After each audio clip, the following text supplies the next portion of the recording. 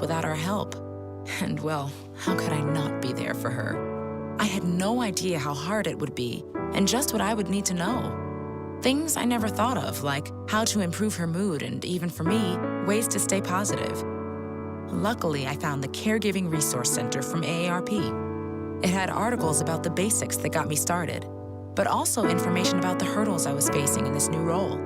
I could even connect with experts and hear from others who had been in my place. I know this road we're on isn't an easy one, but I'm really happy to have the extra help for her and for me. Caregiving Resource Center at aarp.org/caregiving. Articles, tips, and tools to help you both care for your loved one and care for yourself. This message is brought to you by AARP and the Ad Council. WOKV Jacksonville. Listen live everywhere you go on ESPN690.com. ESPN 690, a Cox Media Group station. Every weeknight at 6 p.m., it's Overtime with Kurtz and Middleton, and check us out right here on ESPN 690.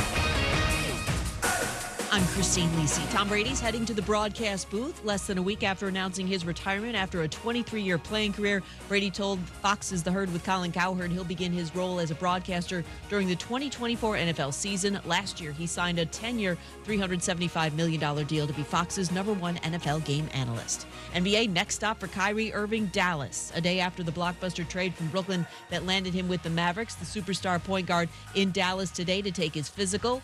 Looking ahead, Irving's fit with new teammate Luka Doncic. One concern for ESPN's Tim Legler. I want to see how Kyrie Irving reacts to Luka Doncic's ball dominance, because this is a guy that handles the basketball and controls the basketball to a greater extent than any player in the NBA.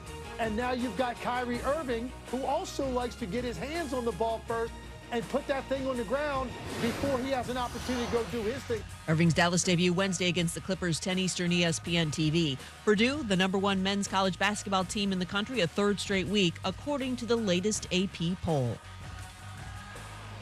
We all know the game isn't over till it's over. So next time your car breaks down, don't call it quits. Head to eBay Motors. They have 122 million parts to take your car into overtime. Get the right parts at the right prices. ebaymotors.com. Let's ride. Broadcasting live from the Anajar and Levine studios. Anajar and Levine Accident Attorneys. Call 1-800-747-FREE. That's 1-800-747-3733. ESPN 690 and Action Sports Shacks presents Brent Friends with Aaron Schachter. I'm all in favor of these two showing their love, really celebrating their relationship. Kasey Kurtz. Yo! Well, what are we doing, bro? Come on! And Brent Martineau. Get him! Get him! Get him! Hit him! Hit him! Hit him! Yeah! Boom! Jack! Boom! Yeah! Boom! Jack! Boom! This is Brent Friends with Aaron Schachter, Kasey Kurtz, and Brent Martineau. On Jacksonville's home for ESPN Radio, ESPN 690.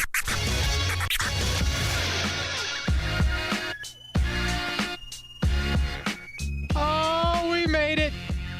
We made it. It's a Monday. We made it through the weekend, and we made it to the end, the final week of the NFL season. How about that? Not necessarily a good thing, but it is the final week that a champion will be crowned in the National Football League.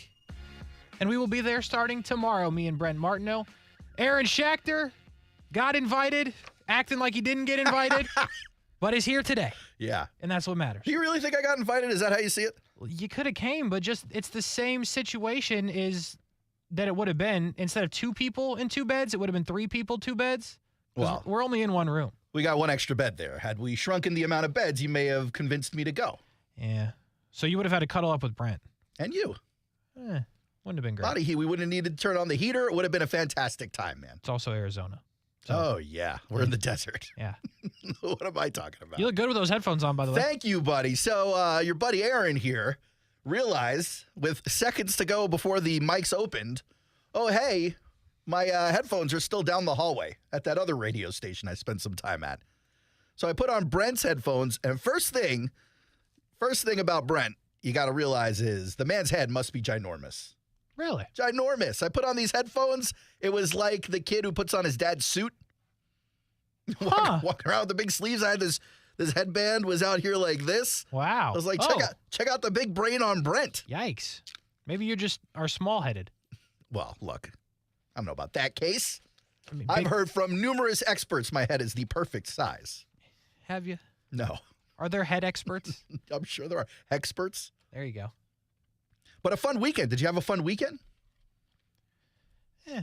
No? I was chilling, bro. Like, right.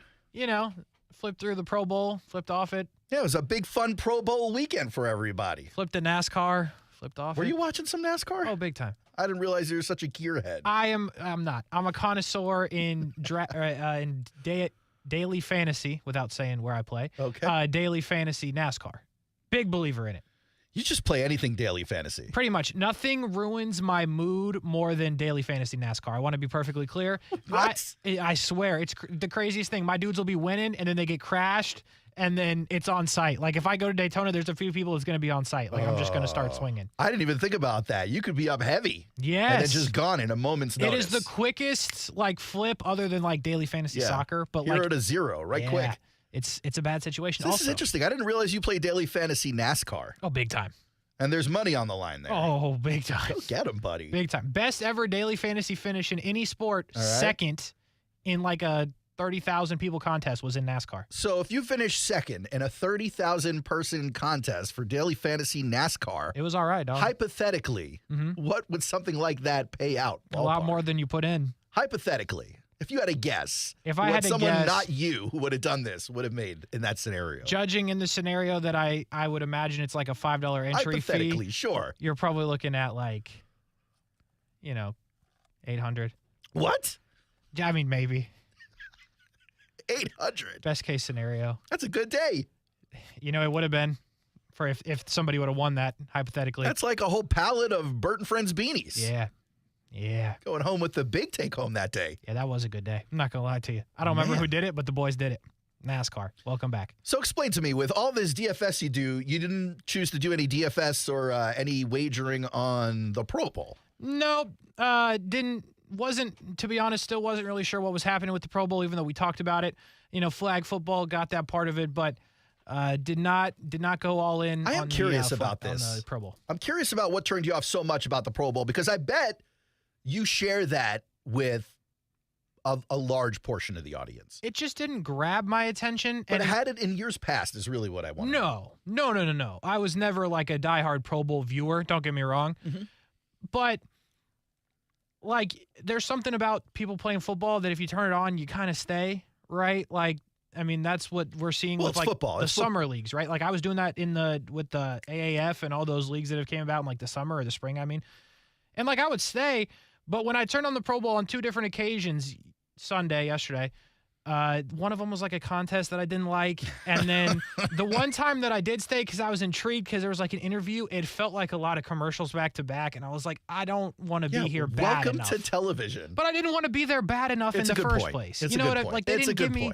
And I didn't know what was going to happen next. Like, I saw Derek Carr throw, and I'm like, all right. Like, if Derek Carr is going to throw, I'm staying. And then they came back, and they're pulling the sled again. I'm like, I'm good. Like, spoiler alert: if you see Derek Carr throwing, just know you're in for 2 touchdowns and an interception every time. Yeah, but I was like, all right, I'm down to see it, and it just didn't grab me. You know what I'm saying? Well, I, like you, weren't necessarily lit up by previous year's Pro Bowl festivities. I remember one year, or for a couple of years, they were trying to do something similar to the flag football game. They were doing beach football. But then, and I forget his name, he was a running back for the Patriots. He ended up tearing up his knee. Oh. He was a starter, too, and that was like a big deal. And they put it away very quick. Well, Myles Garrett got hurt, right? Myles Garrett ended up dislocating his toe at this year's Pro Bowl festivities. How does that happen? Yeah, it's a good question, number one. I don't know. Were there any beds where he could kick the post by accident, or dressers? Was he walking around in the middle of the night in my house? Because that's how that usually happens. Right. But no, I have no idea how Myles Garrett, one of the more important names on the Cleveland Browns roster, dislocated his toe during the Pro Bowl festivities, the Pro Bowl games. But I'm with you, man. I get a lot of people were just turned off. First of all, a lot of people don't enjoy change. That's number one. Then you got the fact that there's a lot going on this year with all those games.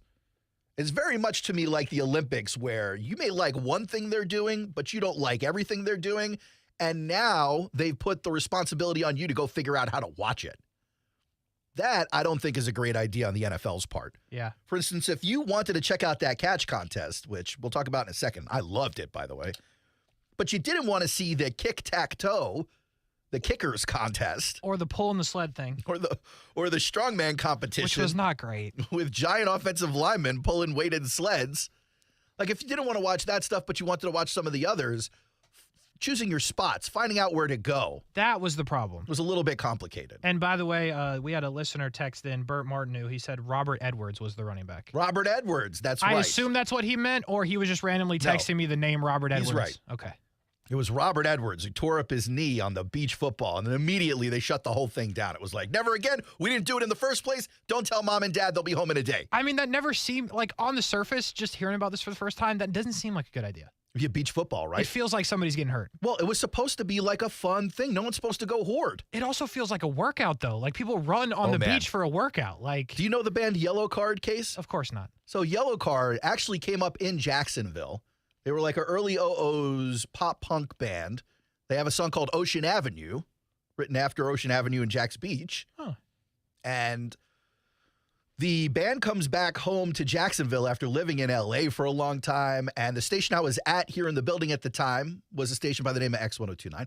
We decide for a fun promo, we're going to Jack's Beach to play football at the beach, and we're going to invite a bunch of listeners with us. I thought it was going to be like this easy, non-competitive, band's going to throw around a football. They came up at Jack's Beach. This will be fun. And instead, it turned into like a real shootout, like a real competitive shootout. I got 3 blisters on my feet that day from the sand. That's how hard you were pushing off in this game. Swim moves and bull rushes. Man, there's a lot of pride on the line. And these weren't elite athletes, folks. These was your friendly neighborhood Aaron Schachter. Well, I was with the band. The band's a bunch of skinny dudes. That's fair. You can make the case that they were in shape. Also, I do appreciate the knowledge you had for the band without having the show prep on it. Like, that piece of information's been in your brain for years. It was a fun promo. And you're just like, I can't wait to bring this up again at some point. I got to take credit for my play. Who knew it would be today at 3:11 p.m.? My point is that any kind of football, whether it's flag or beach, sometimes turns a little too competitive. Yeah. We actually saw that with Jalen Ramsey trying to take out Tyreek Hill. Oh, yeah, Tyreek wasn't happy about that. Well, I saw him tweet, you know. He tweeted a joke. Yeah. Kind of wish Ramsey would have hit him when he was giving that press conference. Instead of saying, you mean the Jits? He would have said, you mean the... Taking a shoulder right to the chin. Tyreek. Jalen and Tyreek. Anyway, did you see the instant replay of it? It looked like Jalen was just kind of running hard and was like, oh, yeah, I'm not supposed to tackle anyone here. Yeah, you know, you get in that mindset. You know, Jalen 0 to 100. Good to see that his back's okay after a couple years After now, a couple of years, it's all healed up. So, yeah, you know, I guess. Good work, Jalen. Good job. But the Pro Bowl, I thought, was kind of interesting in that it had a little bit of something for a lot of people. Not for everybody. You had to be a football fan to really enjoy it, to be honest with you. But it had something for the old guys, had something for the young cats. Had something for the straight-up football fan, had something for the passionate dude, had something for the fringe football fan. It was a fun little set of games. I'm sorry you didn't experience it the way I did, but I understand the criticism. I get it. I'm just glad you liked it, because I'm not going to sit here and pretend like I watched every event, the whole thing, till the end. I think also the part that, and like I said, I was out when Trevor was playing. Yeah. Like, I feel like if I would have known, and maybe this is my fault, because I didn't, seek it out. I kind of thought I'd be able to flip it on and, see Trevor doing something. But if you miss, the first, he played, the first whatever quarter, whatever they're calling it, I didn't see him do anything else again. And again, I was flipping it out. But, I feel like if I would have known when Trevor was on, I would have wanted to see that. Well, you see Trevor ended up throwing a pick. Yeah, I did. So it probably means the future is bleak for you, Jaguars fan. Yeah. This is a bad sign. Not good.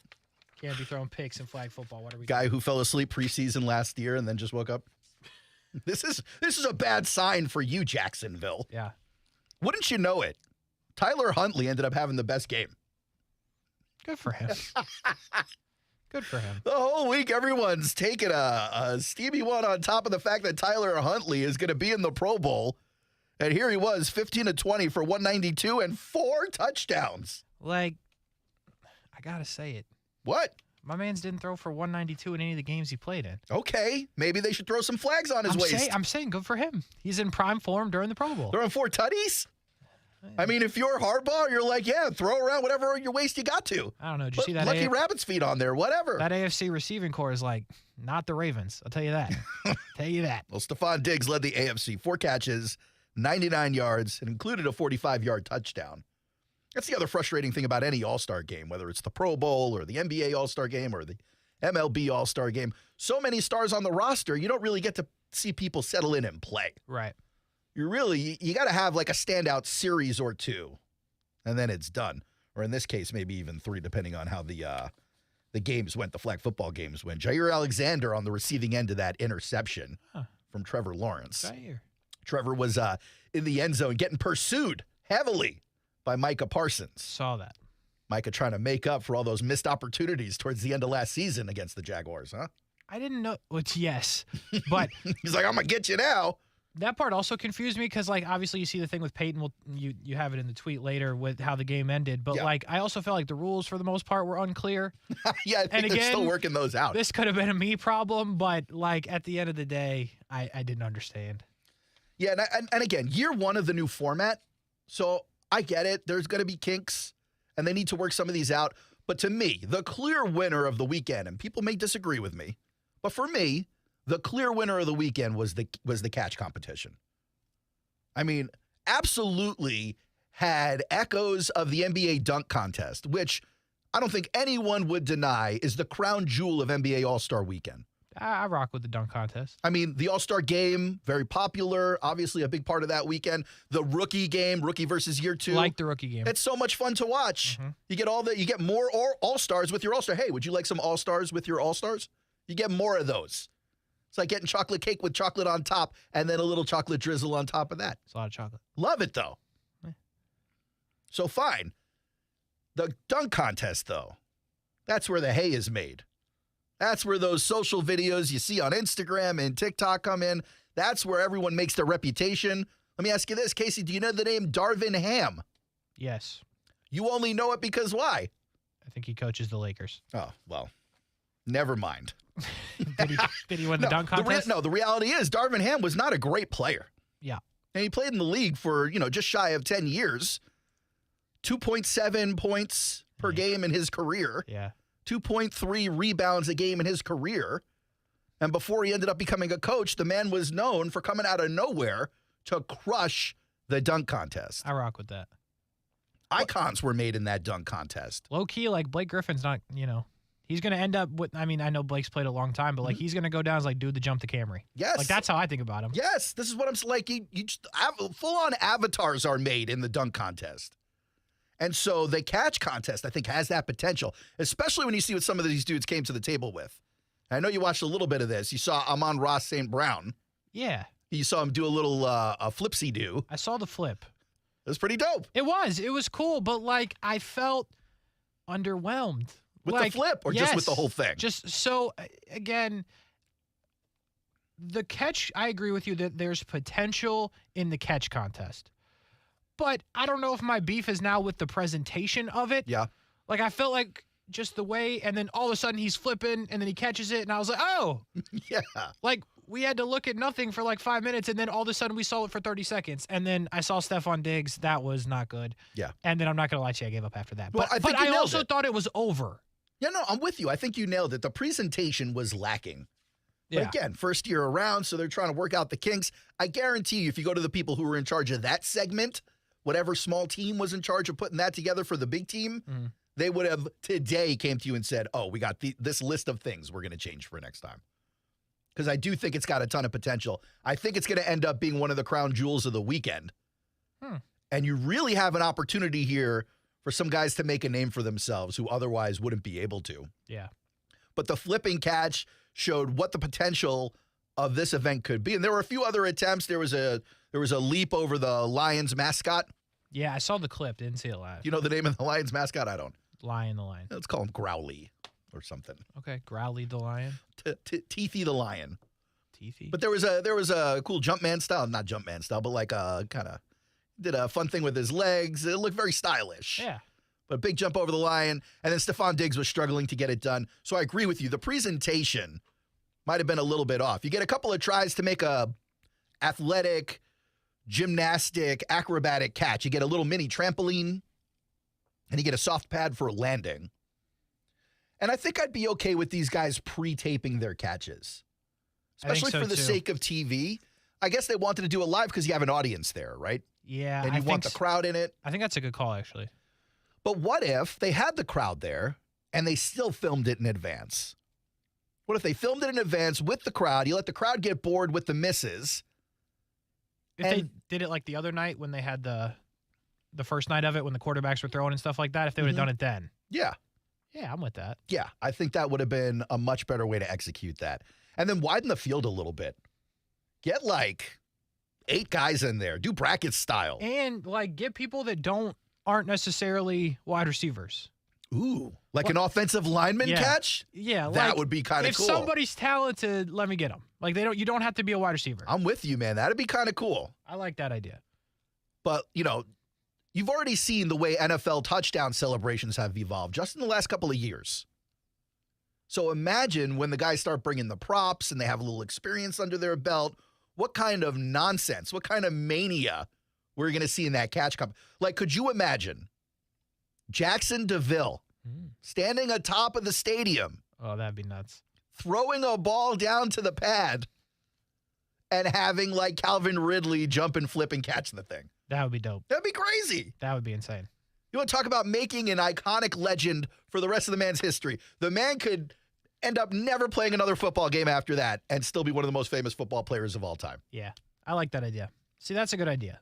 I think it just comes, you're welcome. I think it just comes down to, like, I'm probably going to break some news for some people here.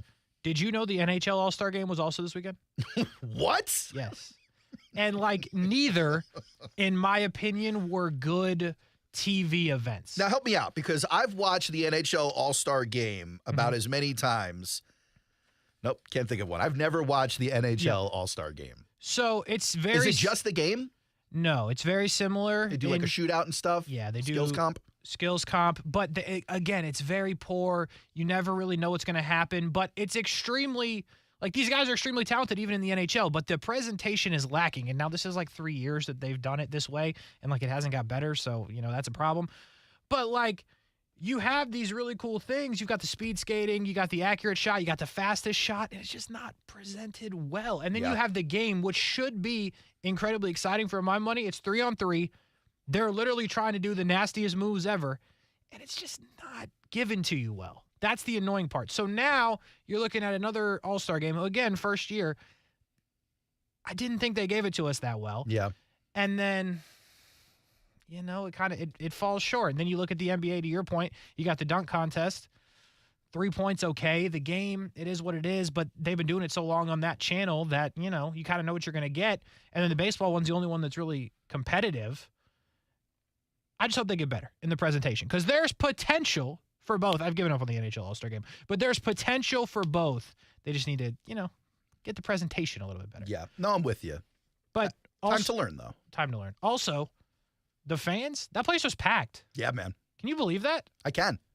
Absolutely. What a fun event for everybody. Yeah, and especially if they're doing like a little time for like player meet and greets and like, because at any of these big NFL events, and those of you who were hanging out around downtown in, I think it was 2005 when the Super Bowl came through. But you'll obviously go see this when you go out to the Super Bowl. Case, this is your first Super Bowl? Yeah. Well, I've been to the event when it was in Tampa. All right. Well, so then like a big part of the festivities for the NFL is activation and engagement of the fans. Yeah. And so you got to imagine with the Pro Bowl, it's the same stuff. You got every business that's associated with the NFL out there with their big tents, and they're giving away freebies. You're walking around with koozies and backpacks and pens and noisemakers, and you're hanging out for 12 hours at the Fan Fest. NBA does a great job of this, by the way. They do. But then let me take another shot at somebody else who's just catching strays here. Orlando's had it the last couple of years. Yeah. I mean, as mid as the day is long. You know what I mean? With that kind of stuff. So I would believe that Vegas did a better job because they kind of know how to throw events. Yeah, you want to talk about a city that knows glitz and glamour. It's going to be Vegas. So I'm going to give them like the benefit of the doubt there. But like the Orlando was not like they didn't really give you a reason to go, in my opinion. Yeah. Now, if I was younger, maybe Like for the kids, they did an okay job, but like hold the phone, because you're a guy who literally last week said he would throw away his burgeoning broadcast career on getting to snap a pic and grab an autograph with Derek Jeter. Yes. And you can't understand how folks in Vegas want to show up to the Pro Bowl to meet some 70 of their icons. No, I get it. I'm with it. I'm saying Orlando did a bad job of it. In the NBA.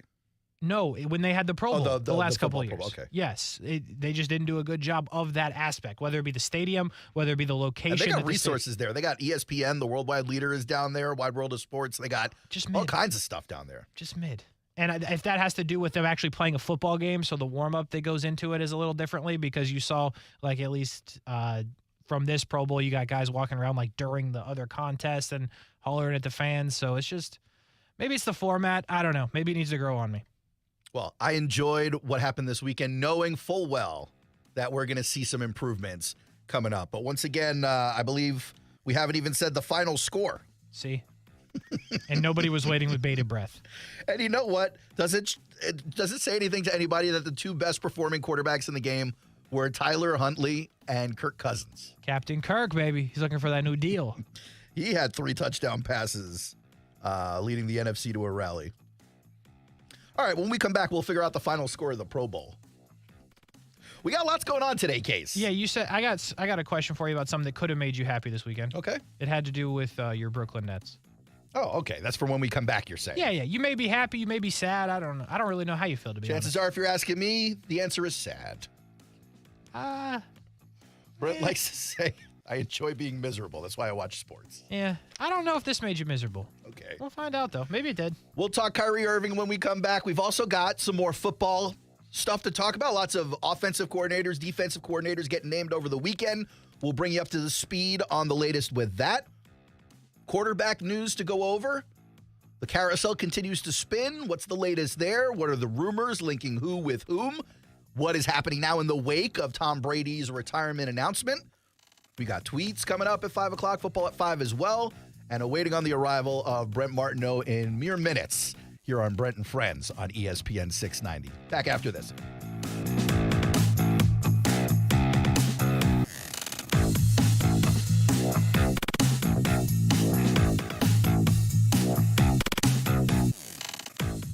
Now, the First Alert forecast on ESPN 690. Mostly sunny skies continue this afternoon. Temperatures reaching the low 70s inland and mid to upper 60s along the coast. It's an 8 on the WOKV weather meter. 50s and 40s this evening. Overnight in the upper 40s for morning lows with mostly clear skies. We're mostly sunny tomorrow on Tuesday, making it back into the mid 70s as we head into the afternoon and upper 70s on Wednesday.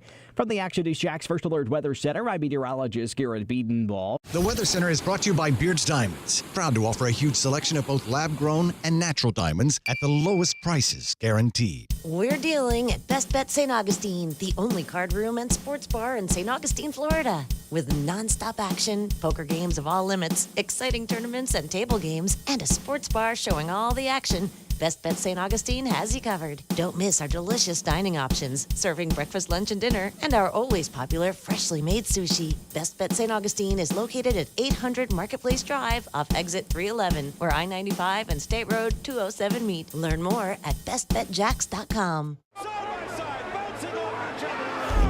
Look around you. There's history being made. Has been. Will be. Just something about those blue skies, high banks and high speed, all coming together in one perfect race. And it'll be here sooner than you think. The Daytona 500 at Daytona International Speedway, February 19th, 2023. Get your tickets now at Daytona500.com. Start the new year off with worry-free water. Discover how good your water can be with a new Connecticut softener and drinking water system. Connecticut's twin tank, non-electric softeners are the most efficient softeners available, and their drinking water systems remove up to 99% of contaminants. If you're not filtering your water, you are the filter. Don't be the filter. The experts at CGC Water Treatment will test your water for free and provide solutions that are right for you and your family, like they've done for my family for over 5 years. Imagine having clean, clear, purified water at your home. No more plastic bottles, no more waste, just great tasting, purified water that you can trust. Call 904-552-1242 or visit cgcwater.com. That's 904-552-1242. Financing options available with approved credit. CGC Water Treatment are proud partners of the Jacksonville Jaguars, and I'm a proud customer of CGC Water Treatment. Your authorized independent Connecticut dealer. Florida license number CFC 1428211. The Gun Show is back at the Maxwell Snyder Armory on Normandy Boulevard this Saturday and Sunday. Buy, sell, trade, and browse a huge selection of guns, knives, ammo, and more. Doors open at 9 a.m. See you at the Gun Show. Rich Jones here. If you're an investor who's interested in doing well while doing good, getting solid returns on your investments while making a positive impact, consider investment funds with DLP Capital. Here's Don Winter, CEO of DLP Real Estate Capital, to tell you more. With the current housing shortage in the U.S., investing in real estate, especially workforce housing, is one of the safest and most reliable places to invest. We invest in affordable housing for hardworking people and generate amazing returns for each of our investors. To get your investor's guide and find out more, dial ** invest from your cell phone or visit highyieldreturns.net. Fields Auto Group is a proud sponsor of the Jacksonville Jaguars, and buying or leasing a luxury car on the First Coast is easy with Fields Auto Group, Jacksonville's luxury auto group. Lexus of Jacksonville and Orange Park, Mercedes-Benz of Jacksonville, Orange Park, Jaguar Land Rover Jacksonville, Porsche Jacksonville, and where my wife leases her car from Fields Cadillac Jacksonville and St. Augustine. If the luxury car you want isn't in stock, no problem. Fields Auto Group will order it and at a fair price. So stop by a Fields store today and see what world-class service really means. FieldsAuto.com. You're pregnant. How far? 1 month, 2. No doctor yet. I can't afford it. Protect yourself and your baby. The health department can help you out. Test for STDs. I don't have diseases. You don't know. You don't always have symptoms. STDs make you and your baby sick. I don't want my baby sick. No one cares more about your baby than you. I'm calling my county health department. A message from the Florida Department of Health, the Florida Association of Broadcasters, and this radio station. ESPN 690 is home for the Florida Sportsman Fishing Show hosted by Captain Rick Riles. Tune in every Saturday morning from 7 to 9 a.m. to find out what's biting now. Fishing so fresh, you can almost smell it.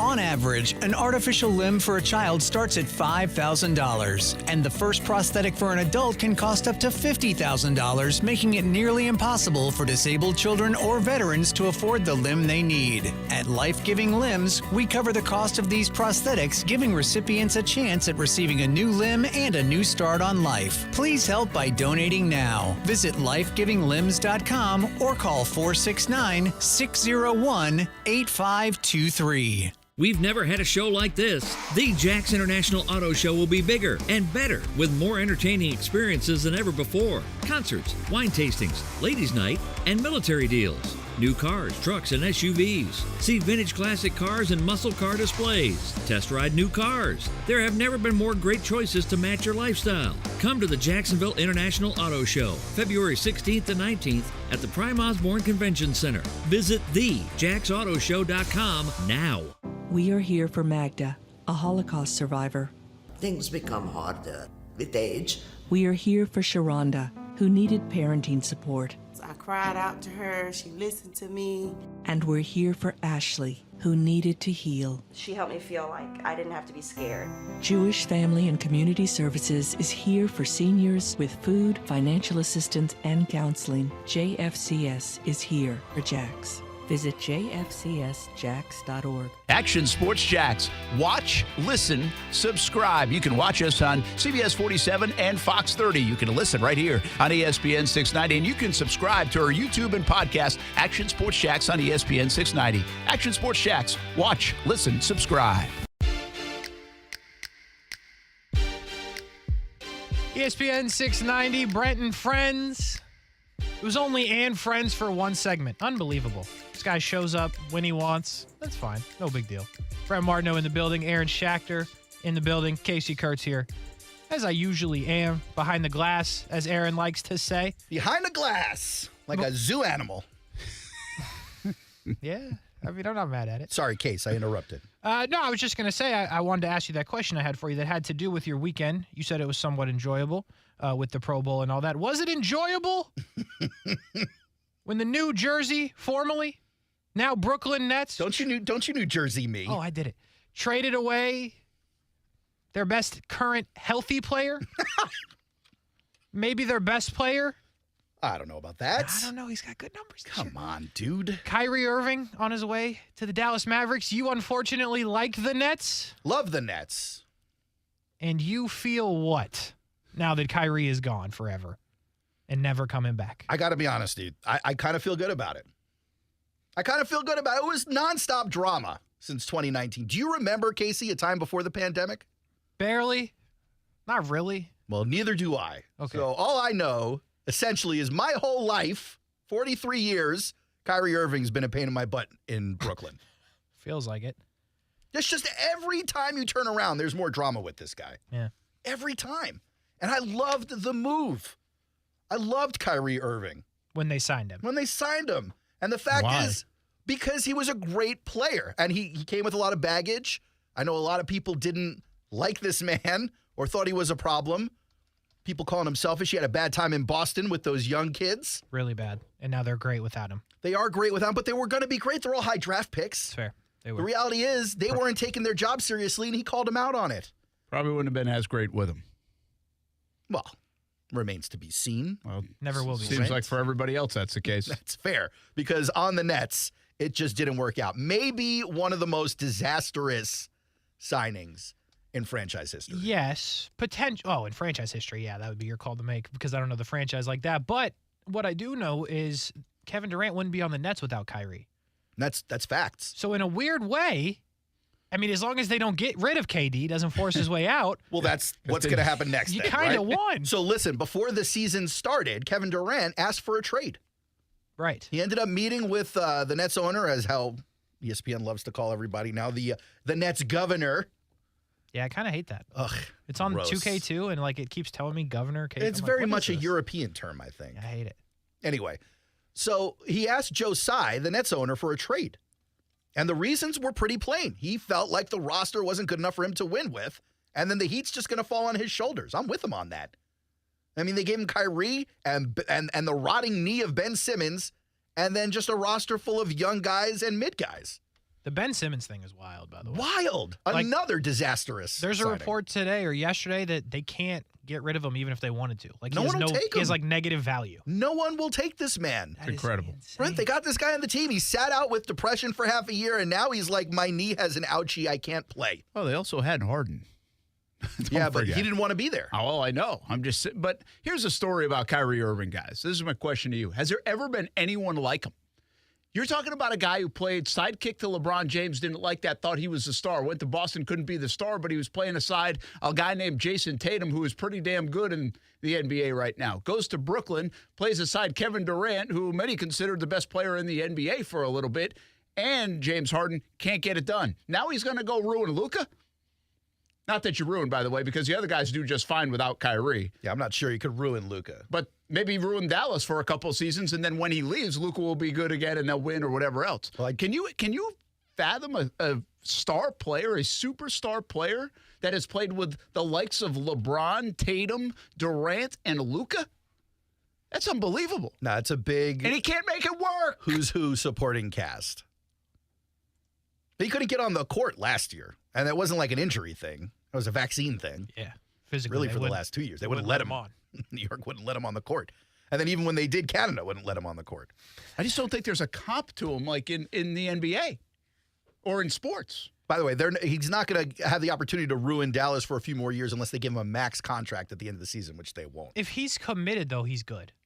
To the team, yes. But when was the last time you saw that in a long stretch? Never. Never. Like, I haven't seen it for a full season, much less a contract. Like, and again, he didn't. The LeBron thing's different because he was a young player then. Super young. And he's looked back on that. And LeBron wanted him said back. He did it wrong. Yeah. Right? So I'll take that one out. And then I know he's been with KD, but like Luka. I'm not saying Luka's better than KD because KD's obviously had a better career. But what I'm saying is Luka is better than KD now. He might be the most talented player that he's ever played with. So can he, being Kyrie, jump on board with that and say, hey, I might actually win now? Here's the only reason I think yes. Kyrie is not a dumb guy. He has dumb theories, conspiracy theories. He thinks the earth is flat. A man's got to get a globe. He thinks spin it around. He thinks dinosaurs were here. What was it, like 5,000 years ago or something? But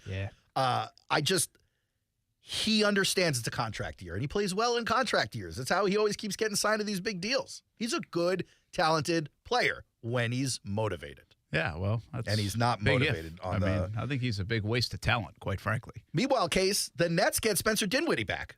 So I think the Nets got better because you don't have to deal with the Kyrie stuff. Like, I know he's averaging like 27, so they really didn't. But Spencer Dinwiddie is like...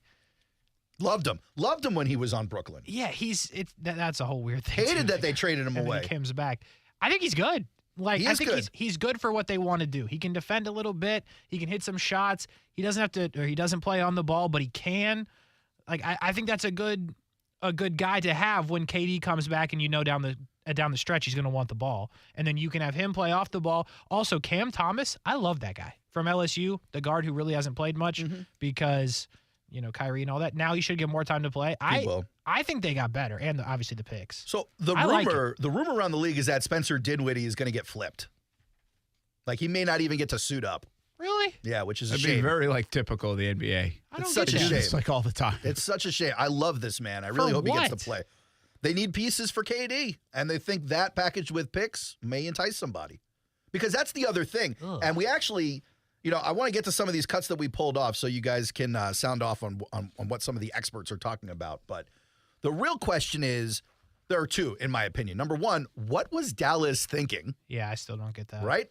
And then number two, can the Nets salvage the relationship with KD? Because like I started to say, at the beginning of the season, he asked out. They convinced him to stay. They told him they want to build around him. I think Kevin Durant's like 34, 35 years old at this point. So this is it. If it's not here, it's one other team, but the career is done wherever he goes next, whatever contract he signs next. So KD's got to believe either the Nets are serious about putting help around him in a hurry, or he's got to go. And you got to wonder who's the one who's going to be serious about bringing KD over. I know the Suns are hot to trot on him.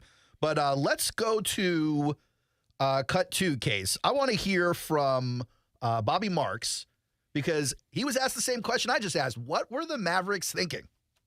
I think what you're trying to accomplish is to win the Western Conference and get to an NBA Finals, and they're comfortable that if it's just a rental and they wipe their hands clean of him come July, that it was worth it to give Luka a shot with this current roster and how open the Western Conference is. And I think they're comfortable knowing that although they traded, with Dinwiddie and Dorian Finney-Smith and an unprotected first and 2 seconds, that they're not boxed into a corner as far as what that next contract's going to be. They don't have to give him a 3 or 4 year contract. They're going to do it on their terms. And if he leaves to go to another team, then they're going to kind of retool with whatever flexibility they have around Luka.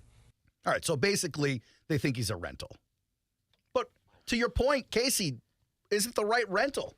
No, they play the same position. Luka and Kyrie. That's the thing. Like, Kyrie, not only do you have to buy into something, which he's bought into nothing, he has to go back to the Kyrie that he doesn't want to be, the Kyrie that doesn't have the ball, the Kyrie that has to wait for someone to pass it to him.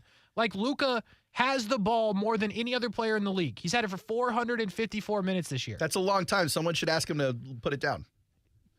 Not really. He's getting like 50 a game, it feels like. Never mind. Luka, hold on to it for dear life. But, average second per touch, he's over 6. Kyrie's right at 5, though. And then front court touches per game, they're almost similar. So, you go get a guy that has to have the ball. Luka has to have the ball, and you're not taking it away from Luka. Yeah. He's great. So, this could turn in, if Kyrie's not bought in, 2 games in, he could quit on him. I believe that. If he's not getting the ball like he thinks he should, even if they're winning. Well, I don't think you're alone in your opinion, especially when we listen to cut 1 that I got for you, because Tim Legler thinks that Kyrie has a mental disposition, not necessarily a mental health issue, but a disposition that's not necessarily conducive to team sports. Cut 1. When I look at what Kyrie Irving has done here now, what he has become, and look, I don't know anything about Kyrie Irving in his interpersonal relationships in his life, so let's separate the two between a basketball player and a human being, because I don't know, how he interacts with the people in his life, but as a basketball player, he's a narcissist. And the problem with that is when you're not accountable or have no obligation to anyone else other than yourself, it's very difficult to win in team sports. And that's how I view Kyrie Irving. And now it's just another stop along this journey. Is he going to be bought in and engaged? I'm sure he's going to look that way initially. How long does it last? Is he even happy watching Luka Doncic play the way he plays and dominate the basketball to the extent that he does? All that remains to be seen. I don't know. I think it'll be interesting to see what Kyrie can do to secure this next contract. Because watching Luka score 50 a night ain't going to do it. Yeah, well, here's the thing, though. For Dallas, what do they have to lose, right? They're sitting there in the 6 hole. They're obviously, the way the West is right now, you're 2 games out of the 3 hole, but you're also a game and a half out of the playoffs. Like, it's that tight. And, I mean, Dinwiddie, Finney Smith, are those guys leading you the way? You're getting 27 points coming in now. And if you can make it work and figure it out, was it really that high risk of a move for Cuban and Dallas to do it? Only in that you could ruin the team with a miss 2 like months? Or for the season if you're trying to make the playoffs, yeah. I don't think what they gave up was like too much. I think the picks or whatever they were. Well, it's unprotected, so that's always an adventure, but you're right. It's not for another second-round picks, by the way, mean nothing in the NBA. Just nothing. Everybody's got to remember that. I know that's a big deal in the NFL Well, the world, unprotected is a first, but it's in 2027. It's like, okay, call me in 17 years when it's ready. Right, but like Dinwiddie and Finney Smith, again, they're starters, though. They are, but to Brent's point, they're role players, especially Finney Smith, who's a good defensive guy, but like he's not winning any championships. And you need 2 to 3 mega stars to win in the NBA right now, right? And I just think that like the Lakers are a mess, even though they've got a couple. The Golden State's injured and way down, so like it's a wide open West. And if they can figure this thing out for like 4 months, I mean, Luka is that good, and Kyrie is talented. Like, all of a sudden now I'm, like, defending this. I think Kyrie's – I agree with Legler more than anything on Kyrie. If he was playing golf, he'd be like Tiger Woods, and that's okay in golf. But it's not okay in the team sport setting.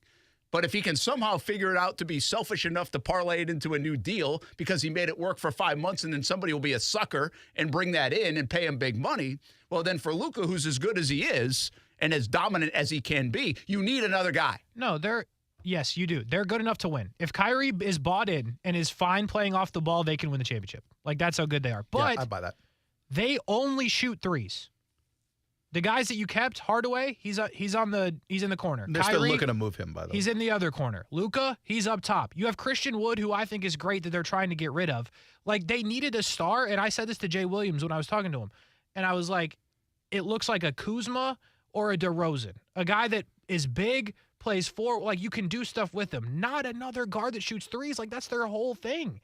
And that's either going to be great or it's not. I actually kind of like the matchup against Denver. If they can get to that point with Jokic down low and you stay away from him, I like that. But it's all or nothing. I honestly haven't watched Kyrie play in a long time, like enough, because, I mean, I forgot about the guy. As a star He's athlete. barely been played. He's played like 30 games in 2 seasons. But I know he'll sit there and shoot threes, but I always thought he was a great finisher around the basket. Like, I thought that was... No, he's great. He was awesome. He's also a good defender. Maybe we'll bring that part of the game. Will he drive? Will he be able to kick out? Like, does it help Luka a little bit if he takes that kind of aggressive nature in this style of ball with Dallas, maybe different than what he was doing in Brooklyn? And again, I'm not going to sit here and lie to you and tell you I've been watching Kyrie Irving play. I just haven't been. But I know when I did see Kyrie Irving play, I thought he was one of the great finishers I've seen in the NBA around the rim. Oh, he's averaging 27 this year. He's also averaging 5.3 assists a game, 5 rebounds, 5.1 rebounds a game, and a steal a game. He's having one of his better seasons he's had in a while. But to your point, I mean, it's hard to imagine it continues with the Mavericks with what they've got in front of them. And then you mentioned the Lakers. You know, the Lakers made an offer on Kyrie. And Joe Tsai, it's thought, the sticking point for him in accepting that Lakers offer, according to the beat writers, is that he didn't want Kyrie Irving to go to his preferred destination. Yes. little stick of tea on the way out the door. Which I'm all for. You know, you're a big toxic workplace guy. I think it's wonderful. Yeah, like I'm all for it as well. I think it's great. But like, I don't understand like that they thought Russ and Katie were going to work. They do not like each other. Well, that's the other part. You said this days ago. When I saw that offer, I was like, no one's mentioning the fact that Westbrook and Kevin Durant are like they are not dislike boys. each other. No, like I don't know how that would have worked. Like I understand you had to do it for the money. So Not like, sure it do would've. they then flip him? Like I just can't imagine that would have been good. The Clippers were another team in on Kyrie. I guess that package paled in comparison to the unprotected pick being offered by Dallas, which a lot of people are saying will get moved along with Spencer Dinwiddie before the trading deadline. I think there's still business to be done in the NBA before that trade deadline. You might see a flurry of moves. Oh, I think you're going to see a bunch of moves. You know why you're going to see a bunch of moves? Because look at the Western Conference standings. That's why you're going to see. Why wouldn't you see a bunch of moves? Who's going to win the West? I mean, Denver's in the lead, by the way, if you don't know the standings. Only Denver's in the lead consistent by team 4.5. is Denver. Memphis is 4.5 back. Sacramento 7, and then it goes Clippers, Suns, Mavericks, Timberwolves, Warriors, Pelicans, Jazz, Blazers, Thunder, Lakers. They're all in it. Yeah. But like, none of them might be any good. That's the thing. Like I think Denver's really good. Before the season, me and Brian, we'd like made the picks or whatever, and I think the Clippers are the team that eventually does it because Kawhi's playing now and he's good. Paul George is doing it. I don't know if there's another move to be made there. And also, in a weird way, depending on what the Lakers do, don't sleep on them. Stop it. Don't sleep on them. I'd sooner pick Phoenix than the Lakers. Well, here's the team If that don't AD's sleep healthy, on. don't And I know sleep I just on said this on the Western Conference front, but how much better are the Nets going to get because they got rid of maybe some of the toxicity in their organization? You know, they're only 4.5 back. They're 32-20. Usually you make a move like this and everything's going to crap and you're like, what the heck? We got to get rid of something. They're right there. Yeah, well, KD's got to get healthy for the Nets to be serious contenders in the postseason. But they got plenty of time. He's the got NBA a little bit season of time. lasts 15 months in the calendar year. You're right. I hope they keep Spencer Dinwiddie. I think that team will play much better defense together, even though Kyrie was pretty good at defense. I think it's a more cohesive unit. To your point, Brent, I think those guys will like each other a lot more than what was going on there. We taking a break? We are. All right. Let's do that. Brent Friends on ESPN 690 on a Monday. Final day here. We go to the Super Bowl tomorrow or tonight. Would have been Whenever nice the heck we leave. to get an invite. You did. But you're going to be back here. We'll be back on ESPN 690.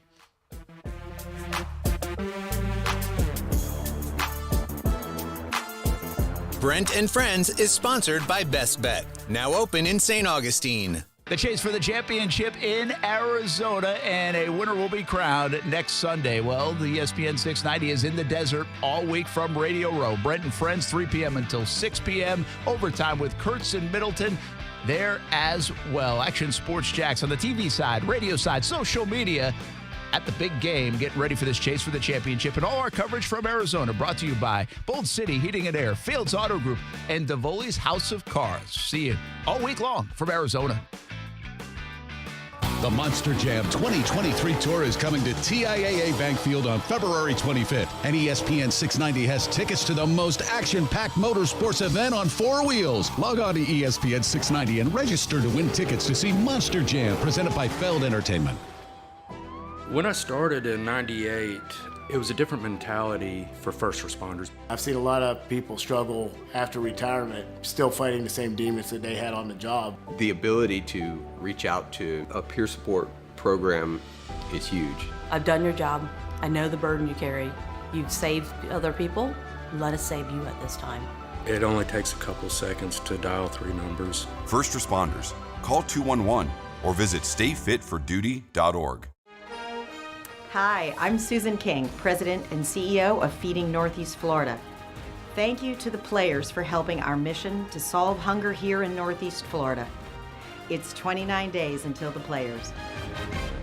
Still overpaying for a razor? In this economy? Gross. At Dollar Shave Club, you can get a top shelf shave at a regular shelf price. We've been hawking shaving products for years online, and we're excited to bring you the same great quality and low prices at a store near you. From high-quality stainless steel blades to super smooth shave creams, Dollar Shave Club's in the business of making your shave easier. Find Dollar Shave Club in the men's razor aisle. Getting your Dollar Shave Club razor wherever you want. Isn't that great? Get in zone, AutoZone. Welcome to AutoZone. Thinking about gas mileage? If your check engine light is on, it may be affecting your MPGs. But the free AutoZone Fix Finder service can help. With the most complete free warning light report backed by technician-verified fixes, you'll know what's affecting your gas mileage and more. And you don't have to drive too far to find the fix. The free AutoZone Fix Finder service is available at all 6,200 stores. Get in the zone, AutoZone. See details at AutoZone.com. O'Reilly. Protect your engine with Syntec Full Synthetic Motor Oil at O'Reilly Auto Parts. Syntec is designed for today's engines to dissipate heat and reduce friction and wear. Get 5 quarts of Syntec Full Synthetic and a MicroGuard Select Oil Filter for just $33.99, plus 2 times O Rewards points. Choose Syntec, available exclusively at O'Reilly Auto Parts. O'Reilly Auto Parts. Today on Hey Culligan, smooth skin and soft hair comes from where? Here's Mike. Hey Culligan, I've tried every conditioner, lotion, and body wash known to man, and my skin still feels like sandpaper. It could be your water, Mike. Oh, that's harsh. More like hard water. Are you interested in smart, high-efficiency water softeners from Culligan Water? Huh? Want baby smooth skin and soft, luxurious hair? Yeah, can you hurry? I have a date tonight. We're already on the way, Mike. Let us help you out with the free in-home water test from a local Culligan water expert at Culligan.com. Shinedown is coming to ViStar Veterans Memorial Arena on April 14th, and ESPN 690 has tickets to the show. Log on to ESPN 690 and register to win tickets to see Shinedown with special guests 3 Days Grace and From Ashes to New.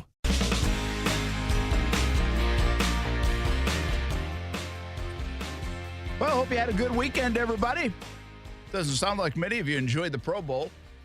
Listening to you guys coming in. Yeah. We'll get more on the Pro Bowl at 5 o'clock. Some interesting things coming out of there. 4 o'clock hour ago, a lot of Jags. Press Taylor was courted a bit by the Ravens, and reportedly Doug Peterson said, nope, he's not going anywhere. That's interesting. Brian Schottenheimer, former Jags coach last year with Urban Meyer, gets a new gig in Dallas. So some of these guys landing on their feet. We'll talk a little bit more about that. And, Peyton Manning talking Trevor Lawrence is always pretty cool. So that's one good thing that happened from the Pro Bowl. Yeah, insights are always great from a legend. Yeah, especially one that he kind of idolized growing up for Trevor Lawrence, which could have been a cool and should have been a cool thing. Hey, 29 days away from the Players' Championship. We're out at TPC Sawgrass today. Actually, a lot of golf going on this past weekend because of the Haight Invitational. I know you like golf, Kasey, and the John Haight Invitational, big-time players in the college ranks. You know, UNF's a good program. Like, you talk about UNF mid-major-wise in a lot of sports, and you're not talking about the elite of the elite. Well, UNF in golf is the elite of the elite. Like, they're one of the top 30 programs in the country, and Nick Gabrocek's one of their guys. He's going to be a pro someday. I don't think people realize that. Nick is so good. Yeah. And he's got all the measurables, the swing speeds, all this stuff that translates. The kid from Vanderbilt's in town this weekend, and they're like number 2 in the country, number 1 in the country, depending on who you look at, what publication.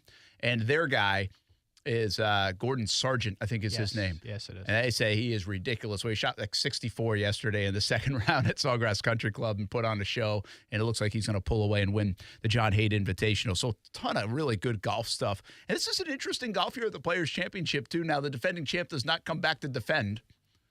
I think we kind of forgot about that storyline a little bit. It's weird. And the other part of this is unique the last few years. Think about what we had at the Players. The move to March, the pandemic. Yes. And then, like, this unprecedented storm last year that moved the finish to Monday. Now we're back to regular sleepy golf. We need more like catastrophes to happen. Is that what you're saying? No, I think they would like normalcy. I bet they would. Yeah. It will be interesting to see like how that goes like early in the week when there's no champion there. Yeah. Who, by the way, missed the cut. Did you see that last week? Cam Smith. At Live? Yeah. Oh, wow. Yeah. I didn't see that. They're playing already? Yes, it was first event. Him and Lefty missed. You know, Yikes. well, Lefty's not surprised. Well, that's what I'm saying. Like, that maybe not shock you, but Cam over there trying to earn that money. Yeah, we'll talk more about it. But listen, the Players' Championship is the Players' Championship. We found that out when Tiger Woods didn't even play for years. It's still a big deal. So we'll have it in a month. The Jags have sped up my clock on everything. Like, everything's coming fast. We're going to Arizona tomorrow. Daytona 500 around the corner. Players' Championship around the corner. 4 o'clock hour around the corner. Brent and Friends on ESPN 690.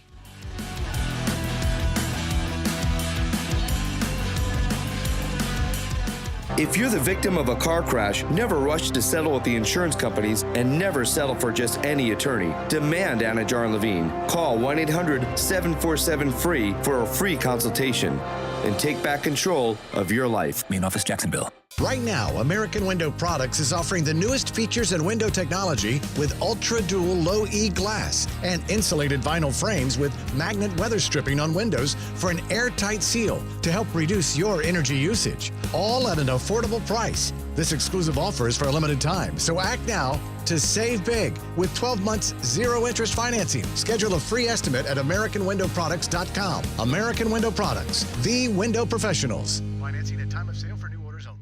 Jacksonville is a great place to live. And if you love where you live, you should invest in it. That's why more and more people bank with 1-to-1 Financial, Jacksonville's hometown credit union. We invest every penny back into North Florida, backing the very best small businesses, nonprofits, and of course the family home. Why put your money with some big out-of-state bank when you can invest in where you love to live? 1-to-1 Financial, we're your hometown credit union. Sign up today at 1to1fcu.org. Federally insured by NCUA. Fields Auto Group is a proud sponsor of the Jacksonville Jaguars, and buying or leasing a luxury car on the First Coast is easy with Fields Auto Group, Jacksonville's luxury auto group. Lexus of Jacksonville and Orange Park, Mercedes-Benz of Jacksonville, Orange Park, Jaguar Land Rover Jacksonville, Porsche Jacksonville, and where my wife leases her car from Fields Cadillac Jacksonville and St. Augustine. If the luxury car you want isn't in stock, no problem. Fields Auto Group will order it and at a fair price. So stop by a Fields store today and see what world-class service really means. FieldsAuto.com. Hey guys, this is Keenan Thompson. I have a problem with you. Yes, you. None of y'all told me that Auto Trader has millions of new and used cars that I can shop from home. I thought we were friends. I put smiles on your face, but I'm not smiling. No one told me that with Auto Trader, a dealer can deliver cars to my home or that I could shop by price on Auto Trader. No one. Consider this friendship that you just learned we had officially over. Finally, it's easy. Auto Trader. WOKV Jacksonville. Listen live everywhere you go on ESPN690.com. ESPN 690, a Cox Media Group station. Hey, it's Brent Martineau. Check out Action Sports Jacks weekdays from 3 until 6 on ESPN 690. This is SportsCenter. I'm Christine Lisi. NFL fans will have to wait another year for Tom Brady in the broadcast booth. The recently retired quarterback told Fox's The Herd with Colin Cowherd he'll begin his role as a broadcaster with Fox during the 2024 NFL season. Last year, Brady signed a 10-year, $375 million deal with Fox to be its #1 NFL game analyst. Kyrie Irving's in Dallas today for his physical with the Mavericks, a day after the blockbuster trade from Brooklyn. The Nets need to use the picks they acquired in that deal to improve their roster ahead of Thursday's deadline, advises our Jay Williams. Frankly, I think if you're Kevin Durant, you're looking at this as an evaluation year. You're saying, hey, look, I took my extension. I am here. Is this team moving in the right direction? Do we feel like I trust in Sean Marks and Joe Tsai to help me win a championship? And by the end of the year, if you don't have better clarity on where that is, you can ask for a trade. Keyshawn, J. Will, and Max co-host Jay Williams on Greeny. Durant, who asked the Nets for a trade last summer, is under contract through the 2025-2026 season. Irving, by the way, set to make his Mavs debut against the Clippers Wednesday night, 10 Eastern, ESPN TV. Do you own or rent your home? Sure you do. Fortunately, Geico makes it easy to bundle your home and car insurance. It's a good thing, too, because having a home is hard work. Go to geico.com, get a quote, and see how much you could save. Geico.com. Easy. Broadcasting live from the Anajar and Levine studios. Anajar and Levine Accident Attorneys. Call 1-800-747-FREE.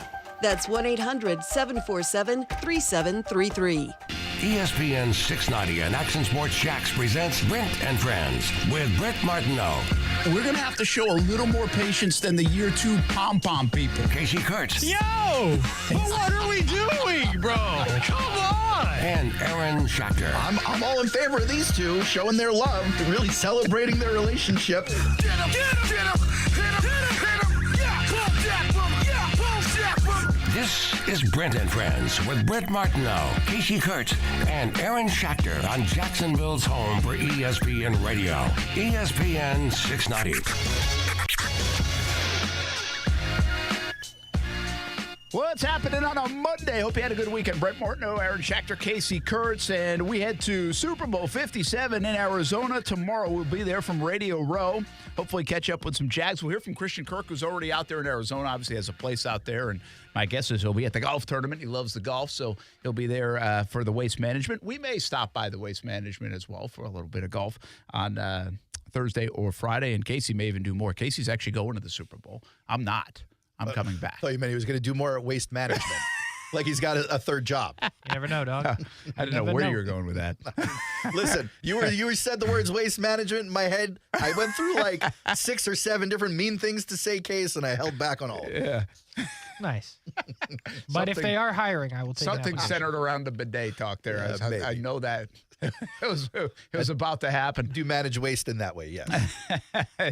The interesting story that just popped on a report out of Baltimore with the Jacksonville Jaguars, and most notably, Doug Peterson, blocking Press Taylor from an offensive coordinator interview with the Baltimore Ravens. That's according to Jeff Zrebiak, who I don't know exactly who he writes for, and I should. How about you buy a vowel, buddy? Looks like maybe it's The Athletic. And that's the report. And so it's kind of an interesting deal, right? Yes. Just think about it in the context of us.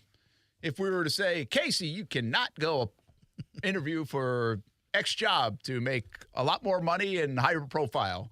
I wouldn't feel good about that. Yeah. I mean, they literally do that all the time.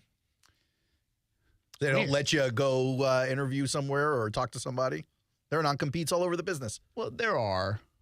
But I think this industry is one of promotion, right? Help out, like in the NFL and coaching industry. In the it's NFL, like, yeah, sure.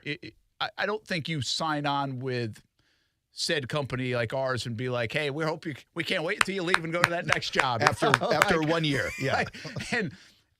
But I'm going to tell you right now, I like this from Doug Peterson. And I'm okay with it. And even if Press Taylor was here, and I bet Press Taylor's okay with it. And I bet Press Taylor knows, listen, these jobs are coming down the line. He's a young guy now. He's in his early 30s. And he's going to be a head coach, I think, someday. I think he's got the chops for it. But the Ravens seem like they're doing extensive interviews, like long interviews. The chances of him landing that job without calling plays for the Jags last year, I would say are slim. So I don't think that would have happened. But opportunities and interviews and all those things also are a big deal for young coaches. But my guess is Doug probably put this staff together and in part named Press Taylor the OC and said, hey, listen, we need continuity here in Jacksonville. We need to build around this quarterback. We need to make things happen, and it means we've got to be here for him. Like, unless you have something personally that you've got to go do and you're not going to be here, or you get this opportunity that, like, dream job is just unbelievable, and then I'll think about it. Like Jim Bob Cooter as the passing game coordinator going to interview for some jobs makes some sense. He's more veteran than Taylor. He's also, like, what would you say, third or fourth in line, probably on the Jags depth chart of coaches behind Press Taylor and Mike McCoy, depending on how they would rank them. And so that makes a little bit of sense. But Press Taylor, who's a young guy who can probably relate to Trevor very well, who obviously had a hand in his development and did a very nice job, I don't mind Doug doing this at all. I mean, they need continuity. Doug must have said it 50 times this year. Year two, year two, year two. And he didn't mean year two for Trevor. He meant year two for us in this system is where we can hopefully see a big jump. I remember asking him several times about that in the end of the year news conference. So I think this is important. I think it's important for success in Jacksonville. I kind of appreciate it from Doug for protecting the organization, protecting Trevor a little bit with the idea that, listen, Doug Peterson, if all goes well, will someday find Press Taylor an offensive coordinator job and wants him to be a head coach someday. But I think Press probably understands this. Of course. And you got to imagine when he signed on this staff that if he talks so much about continuity to the media and to everyone who would listen, he talked to them about it first before hiring anybody. And so to have the commitment from the staff is obviously important. I'll tell you why I love it, though.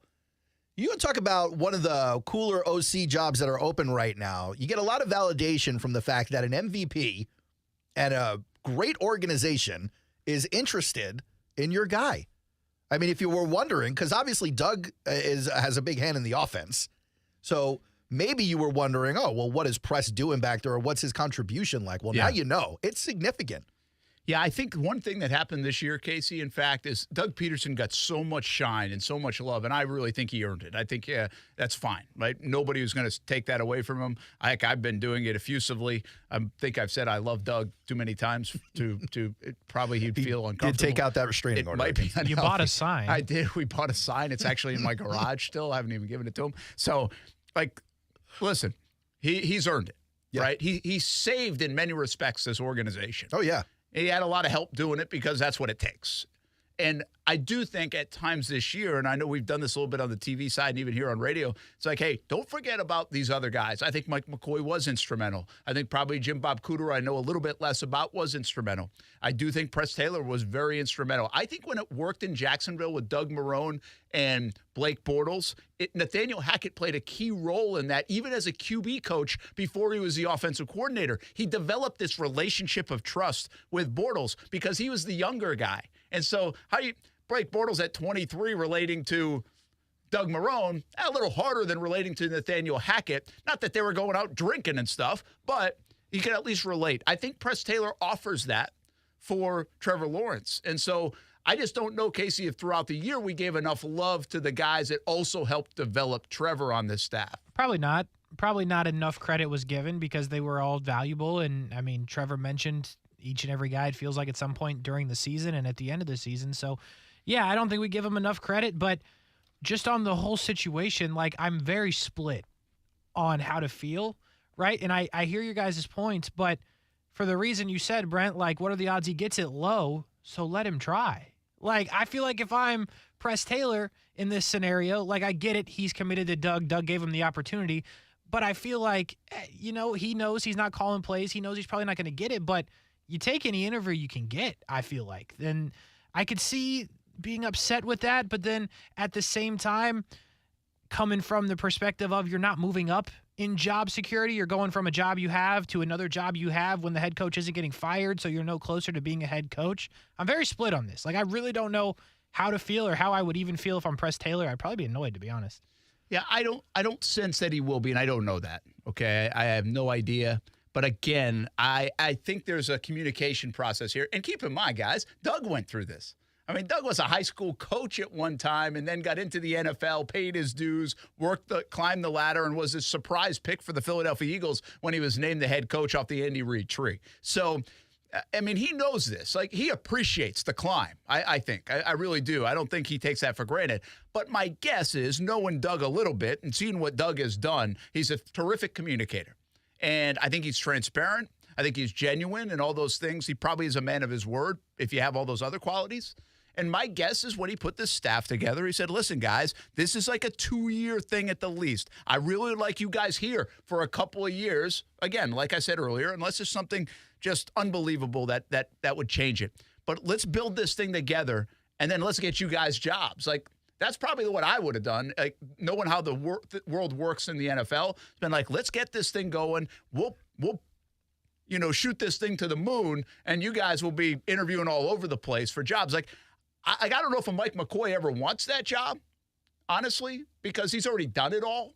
He might be satisfied here in Jacksonville and Northeast Florida with his family, but Press Taylor will want a head coaching job someday. He wants to be the OC calling the plays someday.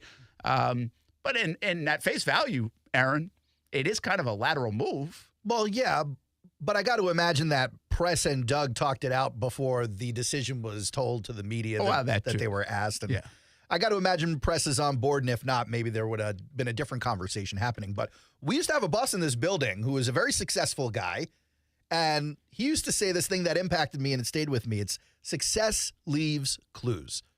And when you look at Doug and what you consider his, Kasey, A+ season, his success, he was leaving clues for that success all throughout the season. And one of those clues, Brent, as you mentioned, was continuity. And he talked about it ad nauseum. He talked about it so much his players talked about it, his coaches talked about it, and he talked about it. So if you're talking about a guy in Doug who's this tremendous communicator, this tremendous leader, you got to imagine his communication is deliberate. His communication is purposeful. And if he's talking about continuity, it means it matters a lot to him, and it means all the coaches were on the same page when they got here. And for Press Taylor, if he's getting sniffed and interest on the Baltimore OC job after 1 year in this role, imagine what another 2 or 3 years will do for the job offers this guy will ultimately get. I think it's important to share, too, and the Fit Club here on Twitter brings up a good point. He said you can stop, I'm trying to, I think he had some typos in here, but you can stop an interview if it's a lateral move, which is what this is. Right? You can block that's that, the point that I do get it. Yeah. That's where I do come from. And so it's not a promotional move. But what we would say, and I think this is why this is viewed as more of a big block, is because it is a promotional move in a sense because Doug's calling the plays. Mm-hmm. Like you would probably go to Baltimore and you'd be the guy calling the plays. It'd be your offense, you're running the offense.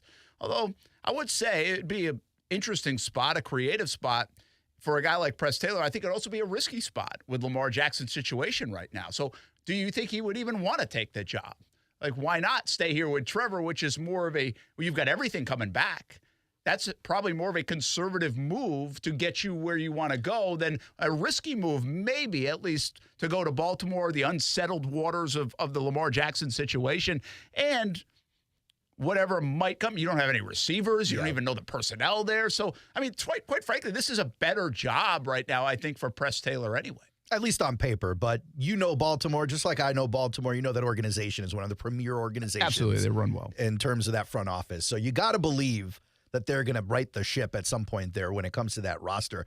I think the thing that's so complimentary for a guy like Press is that you've already heard Harbaugh and the rest of the guys in the front office in Baltimore talk about Lamar Jackson being involved in the decision-making going forward. Yeah.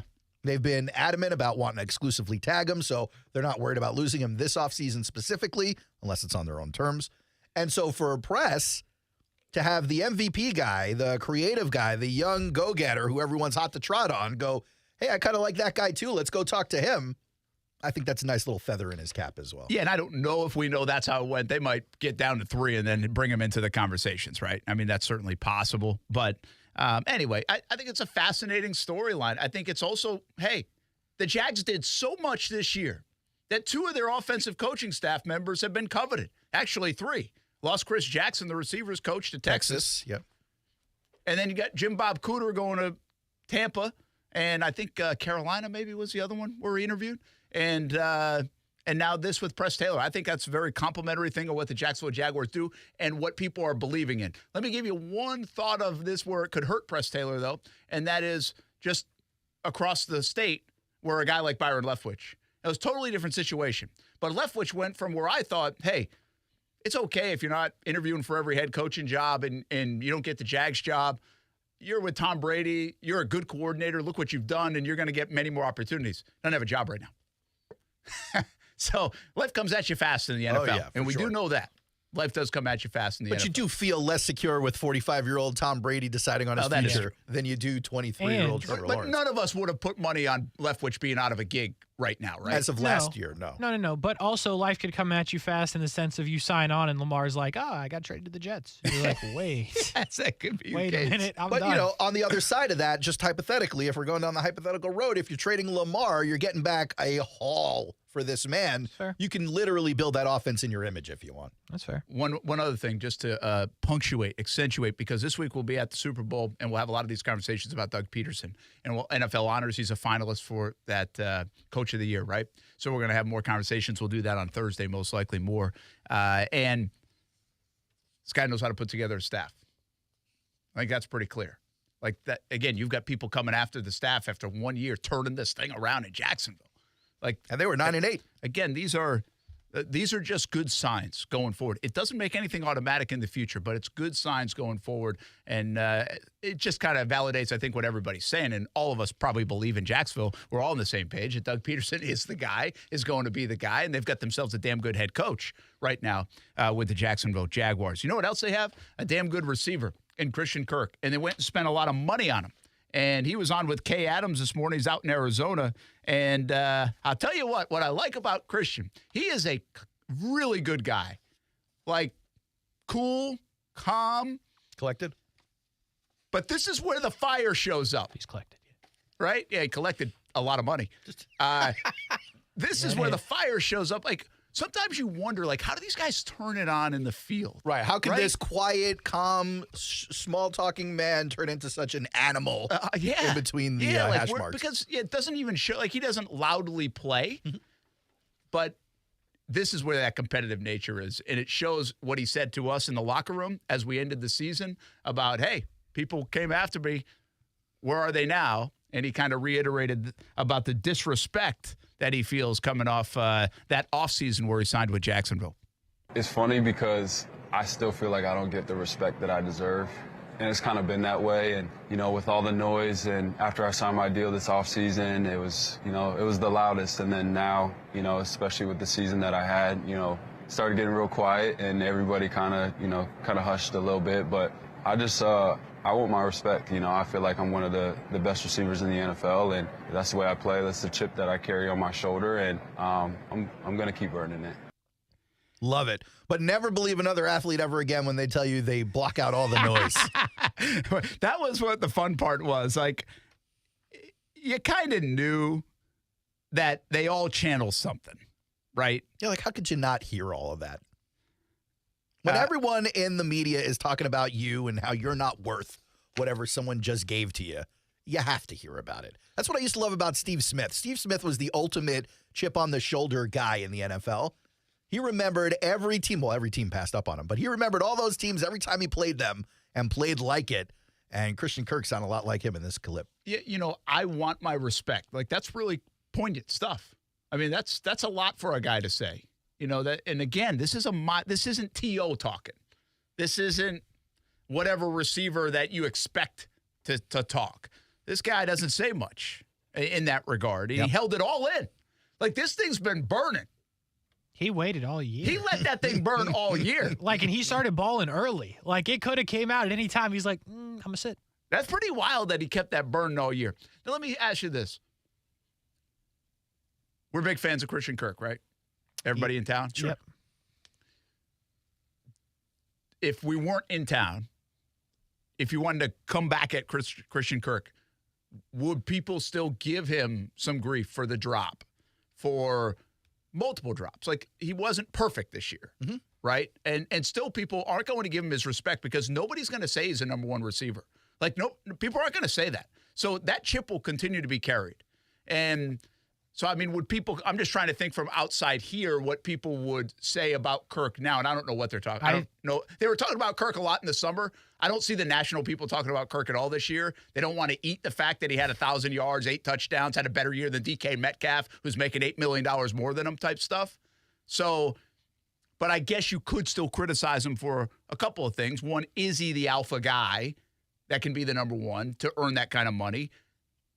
And obviously, he did have some critical drops this year. You can't deny that. I think if we're sitting anywhere other than here in Jacksonville and watching every single play that this man played and being able to correlate their success directly to a lot of what he does to get open and make plays and make other guys open and see from what they had last year to this year, we saw all that. So we understand. And we're like, hey, you know what? He's got a point. I think if we're sitting anywhere else, we're making fun of this man today.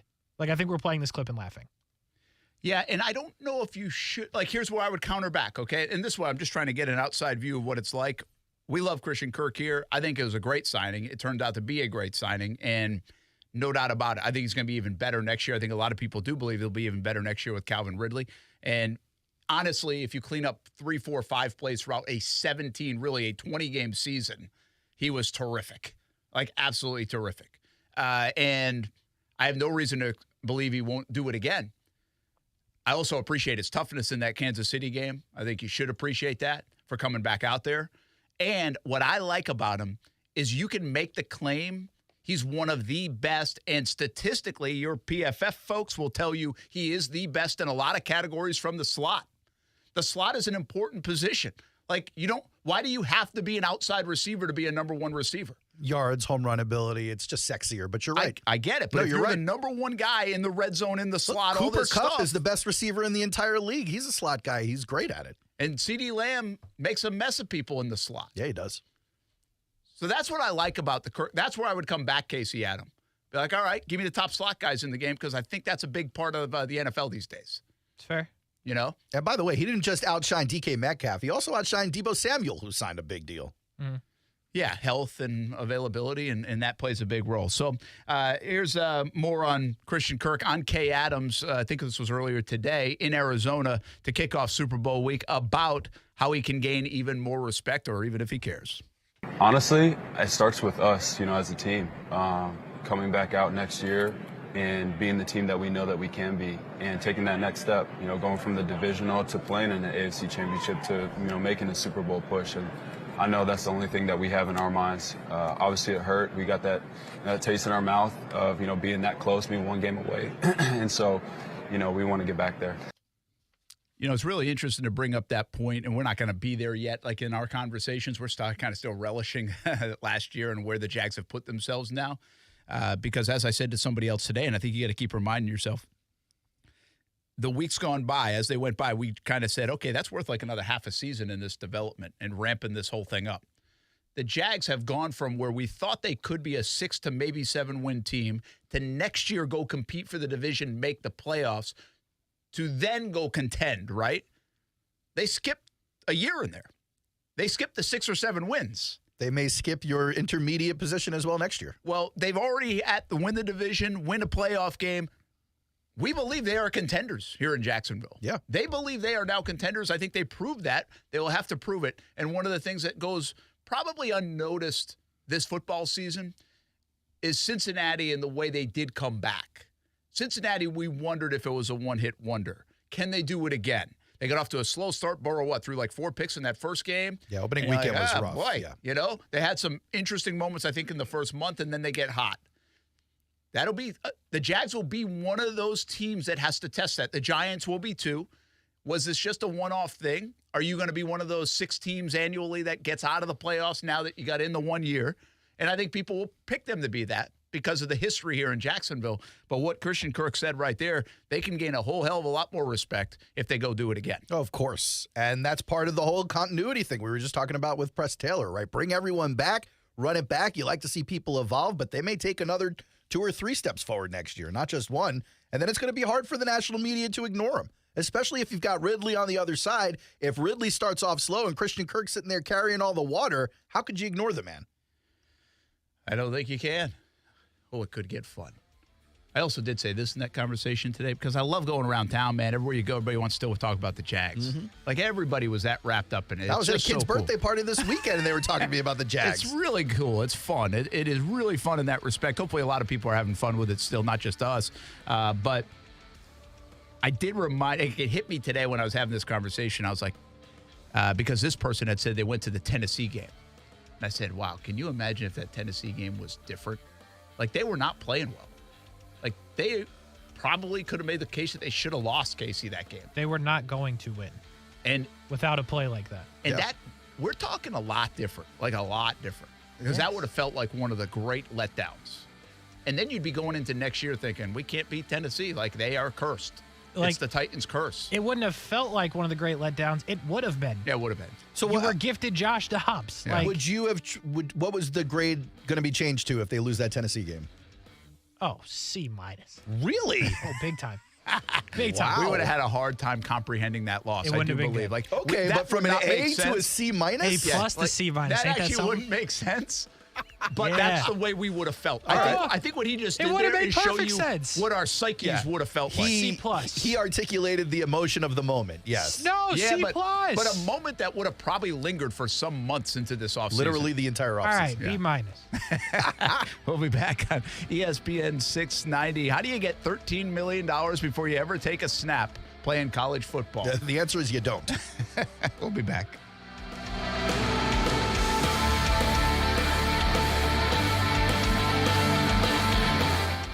Now, the First Alert Forecast on ESPN 690.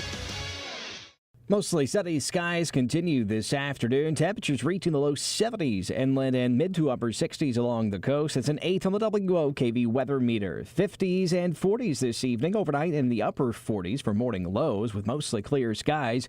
We're mostly sunny tomorrow on Tuesday, making it back into the mid 70s as we head into the afternoon and upper 70s on Wednesday. From the Action News Jax First Alert Weather Center, I'm meteorologist Garrett Biedenball. The Weather Center is brought to you by Beards Diamonds, proud to offer a huge selection of both lab-grown and natural diamonds at the lowest prices guaranteed. We're dealing at Best Bet St. Augustine, the only card room and sports bar in St. Augustine, Florida. With nonstop action, poker games of all limits, exciting tournaments and table games, and a sports bar showing all the action. Best Bet St. Augustine has you covered. Don't miss our delicious dining options, serving breakfast, lunch, and dinner, and our always popular freshly made sushi. Best Bet St. Augustine is located at 800 Marketplace Drive off exit 311, where I-95 and State Road 207 meet. Learn more at bestbetjax.com. Start the new year off with worry-free water. Discover how good your water can be with a new Connecticut softener and drinking water system. Connecticut's twin tank, non-electric softeners are the most efficient softeners available, and their drinking water systems remove up to 99% of contaminants. If you're not filtering your water, you are the filter. Don't be the filter. The experts at CGC Water Treatment will test your water for free and provide solutions that are right for you and your family, like they've done for my family for over 5 years. Imagine having clean, clear, purified water at your home. No more plastic bottles, no more waste, just great tasting, purified water that you can trust. Call 904-552-1242 or visit cgcwater.com. That's 904-552-1242. Financing options available with approved credit. CGC Water Treatment are proud partners of the Jacksonville Jaguars, and I'm a proud customer of CGC Water Treatment. Your authorized independent Connecticut dealer. Florida license number CFC 1428211. The Gun Show is back at the Maxwell Snyder Armory on Normandy Boulevard this Saturday and Sunday. Buy, sell, trade, and browse a huge selection of guns, knives, ammo, and more. Doors open at 9 a.m. See you at the Gun Show. Are you a real estate investor or have considered investing and want to know where you can put your money that offers solid returns and protects against market volatility? It's Rich Jones. I want to introduce you to DLP Capital, CEO and founder Don Wenner. For more than a decade, DLP Capital has delighted our investors with consistent double-digit returns. Through the smart, conservative real estate investment strategy our company is built on, we have been able to achieve this with monthly distributions and tax shelters so our investors can keep more of their returns. Dial *invest on your cell phone or visit highyieldreturns.net.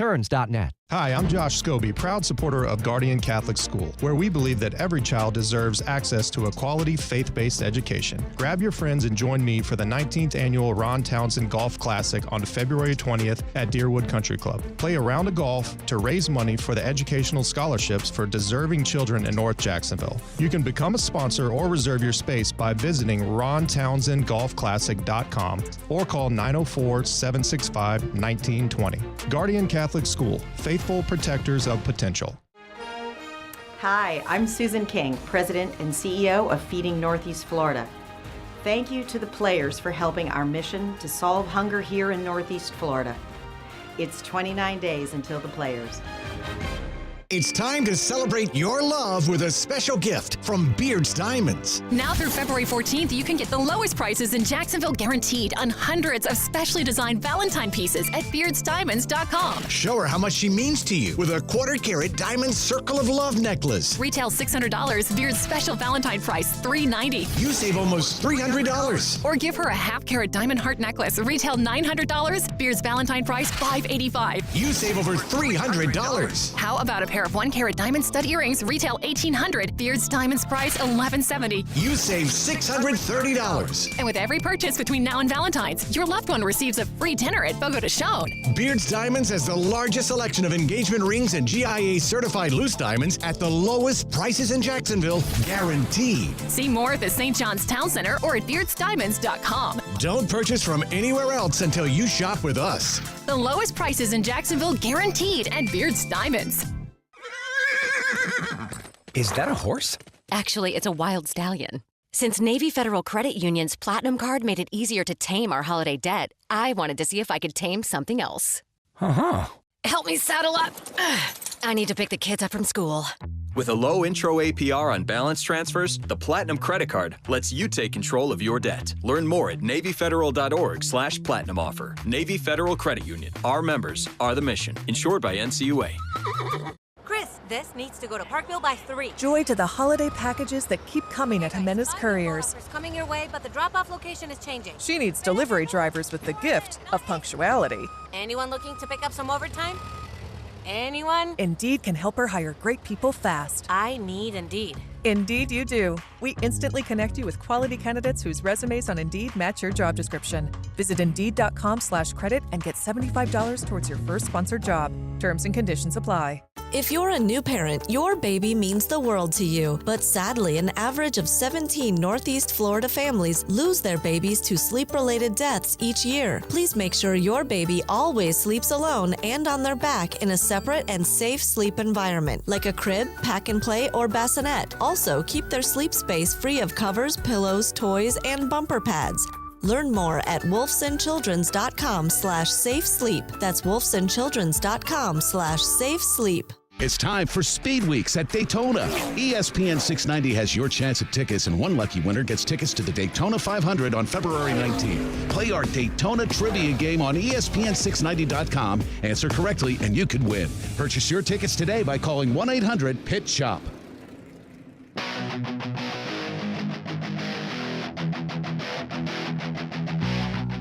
ESPN 690, it's the Brent Friends radio show. My name is Aaron Schachter. Across from me at the table is TV's Brent Martineau. And behind the glass, like some animal, who hangs out at Waste Management in his free time. Yeah, baby. It's Kasey Kirk. I'll be there this weekend. The Red Menace. Man, why don't we just have him do this all the time? It's a nice little intro. It is good. Your boy is lazy. Well, not a radio show, though. Brent, have you seen I hung new black curtains up?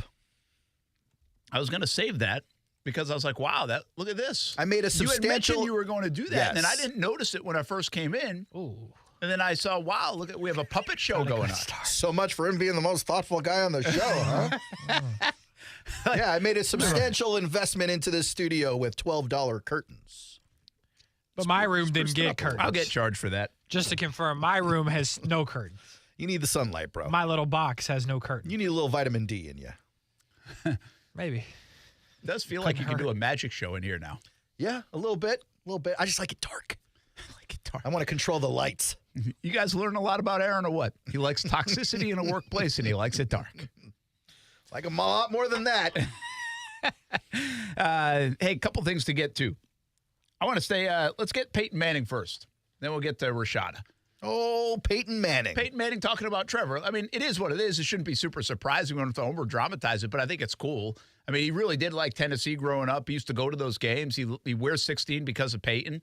And if we get a chance to catch up with Trevor this week at the Super Bowl, which who knows if we will or not, but we're going to try. I mean, I really do want to ask him about this part of it. This must have been pretty neat for him to be coached in this game, make the Pro Bowl, and have Manning right there around him. And he knows him. They've been in contact, so it's not like this is starstruck in awe. But I mean, it's pretty neat when you have a relationship with the person you admired growing up as a kid. Totally. And you've kind of turned into somebody that people think can be him. If not better. And hey, here in Jacksonville, we've drawn the comparison. He built that place in Indianapolis, Manning did. Trevor has a great opportunity, Kasey, to do the same here in Jacksonville, and the dirt's already moving. Yeah, he absolutely does. And I definitely want to comment on that, but when you said the thing about the Colts, it kind of set me off. Why? Does it feel, because I've had this thought in my head, not in a bad way. Oh. Does it kind of feel like to you that Peyton, since retirement, is leaning more Broncos? Like, he's always in the Broncos videos and he records stuff. He's with the Broncos. Like, what's going on there? Come on. I'm serious. No, go look at it. Like, he's always doing stuff at Mile High, and then the Colts are like... What do you think, there's beef there? I think there's beef. I swear I think there's beef. They did jettison this man when he had neck issues. They just put up like a national graphic with like all the quarterbacks who like the end of the era when they put the Brady graphics up. He's always in Denver stuff. Yeah, I don't know if you remember, Case, is up. 34th year of his life. He plays for the Colts, ends the season, can't feel his fingers. He's got neck and disc issues. And then suddenly he's off the team. You think he's still heated about it. Something is afoot. Well, here's what I think. About the afootness, or back to your point that I totally blew up? No. I think to your point, I think it's two things. He's raising a family, right? And Denver's a good place to do it. Indianapolis isn't a bad place, but I think he likes Denver a lot. I love Denver. Denver's amazing. And so I think that's part of it. I also think there's a part of me that wonders, and I don't know this. Peyton's a smart guy, right? There's beef. Does he not trust Irsay? There's beef. Right? So do you separate yourself Yes. from, there are just people in life where you tell your kids this too. It's like, listen, they're not bad folks. It's not, you don't have to be, you can be friendly with them, but how close you are with them, how associated you are with certain people, you might want to watch that a little bit. Yes. Because it could be dangerous. Well, Maybe. Irsay's that guy. But how can he burn Peyton? Hypothetically. I don't know. Yeah, but maybe Peyton doesn't either, and he doesn't want to learn. He doesn't want to find out. I think it is part of that. I think it's I don't think there's dirt on Peyton. I don't think it's that. But I think weird things happen with shady people. So I think Peyton's I was on the Colts, but I was also on the Broncos though. And won a Super Bowl on the Broncos. I think it's Super Bowl. I think also too. Keep in mind now. One thing that keeps you close is Peyton. I look at him way more as a Colt, but they haven't been able to figure out the quarterbacks thing in Denver since he left. They actually did figure it out in Indianapolis with Andrew Luck. Yeah. Right? And now there's been 6 quarterbacks there, and they've been somewhat successful at times in Indianapolis. Denver really hasn't been successful at all since Peyton left. So I think there's something to that, where you're still revered even more because we can't replace you. Yeah. But in Indianapolis, we love you, of course. We adore you. But we did replace you for 6 years with a pretty good player, too. And it made sense when they did it because everyone was talking about Andrew Luck like he was the next coming. But ultimately, it didn't work out. It didn't, but he actually was probably the next guy. Okay, but Peyton won a Super Bowl after I Indy. understand. He didn't get the Super Bowl. He didn't play long enough. It didn't work out in the end, but it actually did work out in the beginning. A little bit. He did make people forget about Peyton Manning. Sure, he was good. It's great. And on the way to an amazing career. And that's where the conspiracy continues because also Andrew Luck doesn't really claim the Colts. He really doesn't. He just kind of. But he doesn't claim football at all. No, he doesn't. It's really wild. Yeah, but I told you, I think I shared with you guys, it was a great story this year about Luck. It was an excellent story. It was great. And he is not as public about it, but he's in the building and around those things and has been more often than. Especially when I think Frank Reich was there. Yeah. That's where all the rumors start whenever he's around the building. I think he's around it more. Kasey, I just think he's less in the public eye than Peyton is. But listen, I don't think I think it's crystal clear. I don't think I'm that far off. I don't think you are either. I think being around Irsay, man, it's kind of like this dangerous thing sometimes. And I don't even think they don't like. It's not that they don't like him. I just think I don't know how much association they want right now at this point. With him. And I could be wrong, but I think I might be onto something too. This is about Trevor, though. Yeah, we'll get back to that. I was going to say, Peyton had my favorite moment of Pro Bowl weekend. It had nothing to do with this moment, which is awesome. But we'll get into it after it. This is Peyton Manning talking about Trevor Lawrence and saying all nice things, so let's listen. Yeah. Look, Trevor, the sky's the limit for this guy. I've known him since he came to our football camp years ago and stayed in touch with him. Trevor wore number 16 because he was a Tennessee fan growing up, and I wish he would have gone to Tennessee, but we've gotten past that. But like the way he carries himself, he's got a great knowledge of the system. I think Doug Peterson and he could be a tough combination for a long time, for years to come, and really happy for him. I like when a head coach is calling the plays often because that means there's continuity in the offense, and even if Doug's not calling them, it's going to be the same system, and that's good for a quarterback. Quarterback's having to learn a new system every single year. That's difficult. So I like the situation that Trevor's in, and they had great success this year, and kind of sent a message to the rest of the AFC that Jacksonville's here, and I expect great things out of him in the next years. So this is interesting, having nothing to do with his assessment of Trevor's skill level, that he says he always preferred the head coach to call plays. Do you think most quarterbacks prefer that? Yeah, he did add some context, in my opinion, from what I saw. Because I saw that too, and I was like, okay, that's kind of interesting because he talked about continuity, but really hasn't had continuity yet. He has had 3 different systems the last 3 years. But what he means by that is the coach is always calling the plays. What he means by that is exactly kind of tying our last segment into this segment. If this is an offense that's being called by Press Taylor, well, then Press Taylor gets a head coaching job. You switch it up. Now again, he's gone, and now you got to bring the next guy in. You run into that with defensive-minded coaches.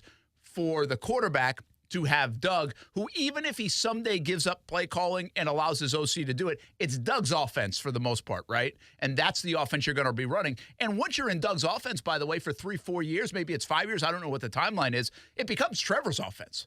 We will make a transition at some point that this is no longer Doug's offense, even though he was the architect of it. It's Trevor's offense. We never gave Charlie Weiss credit after a bit for Tom Brady's offense. Yeah, well, it's the same with Lamar. Wherever Lamar goes, it'll be Lamar's offense. Wherever Aaron Rodgers goes, they're not going to force Aaron Rodgers to play a style he doesn't play.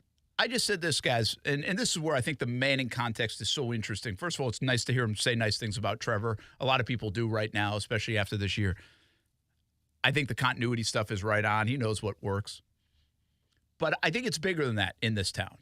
I think what we saw, we hoped back when he got drafted, that lead up to getting drafted in 2021, when we knew it was happening and we knew the pick. They didn't have to go to turn the card in. Is that this was his town. Like, we had graphics made. It's Trevor's town. And that's what you want. This was this guy. Well, I think what this last weekend showed me again and just validated again, and what we don't remind ourselves of enough, is that Trevor Town, there's dirt moving. There's a new facility being built.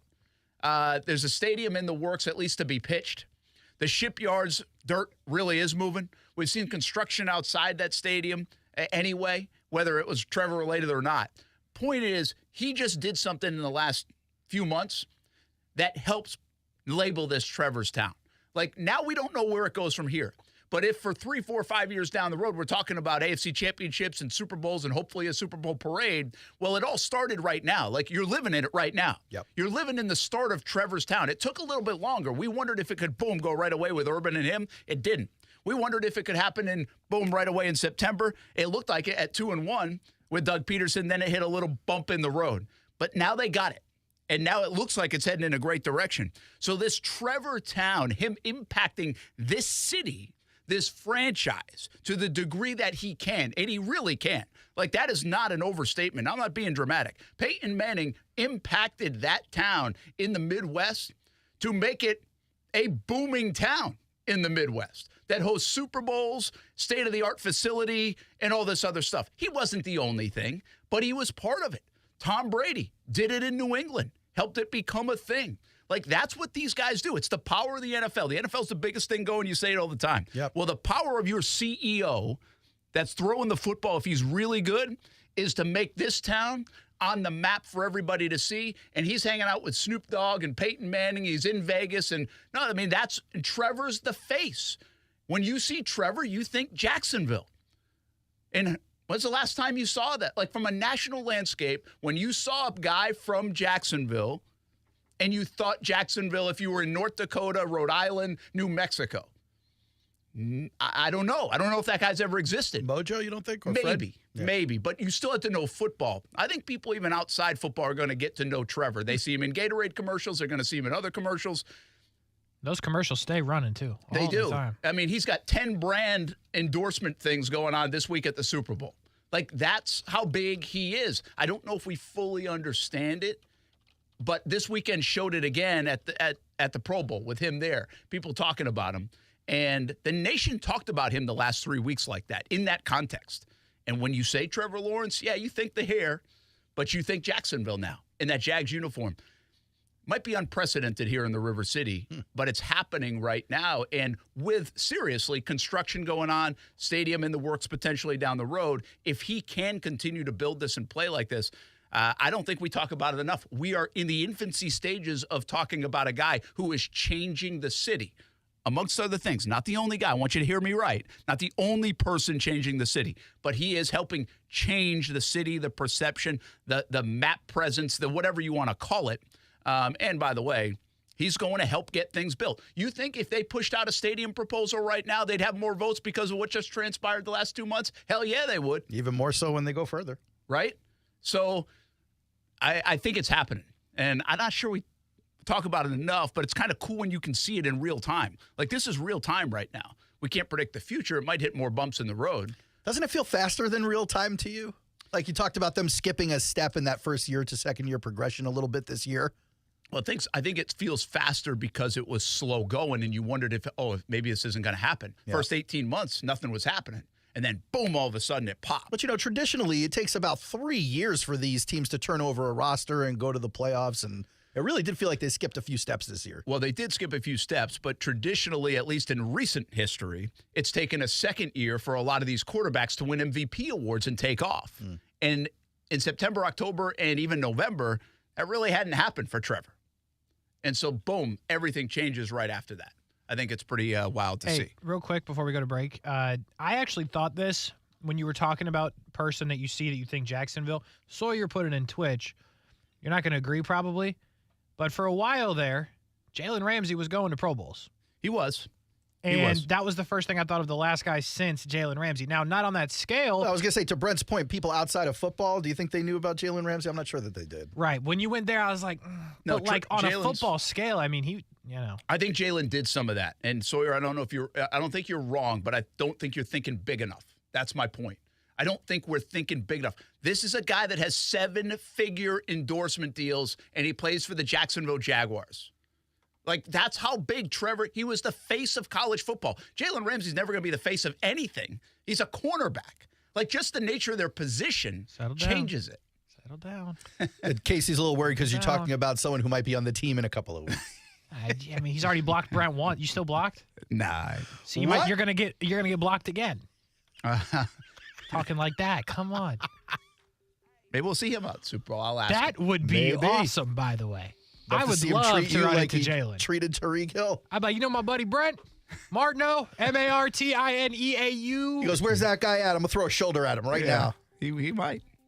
No. But good relationship. Aaron, if you haven't heard, if we haven't talked about it since you've been here. No, you haven't. Jalen is the reason for most of Brent's Twitter followers. That's great. I love it. He might be. He I is. never thought about it in that What was the context. thing you said? I'll send him a thank you note. Not to drag up old toxic tweets, but what was the thing you said? I didn't say anything bad. He said something about Steve Smith that now has like 2.2 million views on it. To you? Well, in a locker room setting. Got it. Kind of like the Dewey Wingard one that took off. Got it. So it was like that.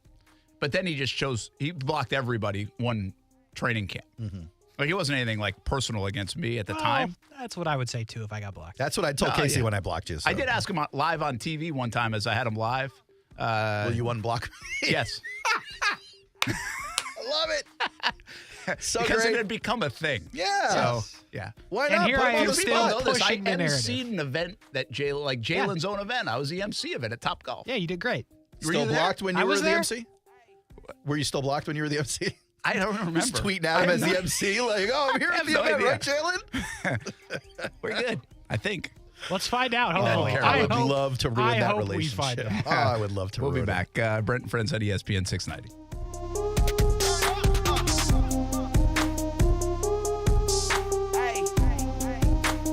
Brent and Friends is sponsored by Best Bet, now open in St. Augustine. Earn more at Community First Credit Union. We make it easy with great rates, fewer fees, and accounts that deliver returns, like CDs and IRAs. With short and long-term options, we can help you reach your goals now and in the future. So save confidently and just be yourself with Community First.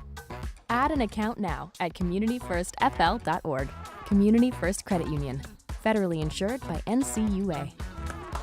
Anyone with a pet knows that they are truly a member of the family. I know my family and I would go above and beyond for our black pug Arlo, which is what the best veterinary practices understand. People need to be able to trust whose hands they are putting their pets into. So when they're looking for a new veterinary practice, one of the first things they do is look at the practice's online reviews. At Cox Media Group, we help ensure that your online reputation and reviews are strong. So let's embark on improving your digital reputation. Head to cmg.com to find out more so we can see how Cox Media Group can help you boost your website's traffic.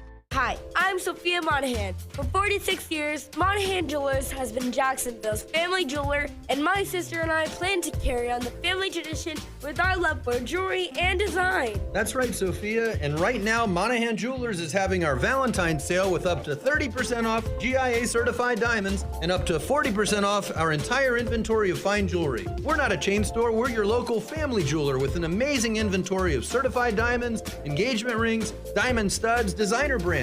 Monahan Jewelers has it all, and we personally pick out each and every piece. Monahan Jewelers has jewelry for every budget, and with interest-free financing for any purchase, you can have the beautiful piece you've always wanted with a low monthly payment you can afford. Support your local family jeweler this Valentine's, where you'll get friendly service and big savings on GIA certified diamonds and great discounts store-wide with interest-free financing available on any purchase. Finish it up, Sophia. This is the time to shop at Monahan Jewelers in Atlantic Beach.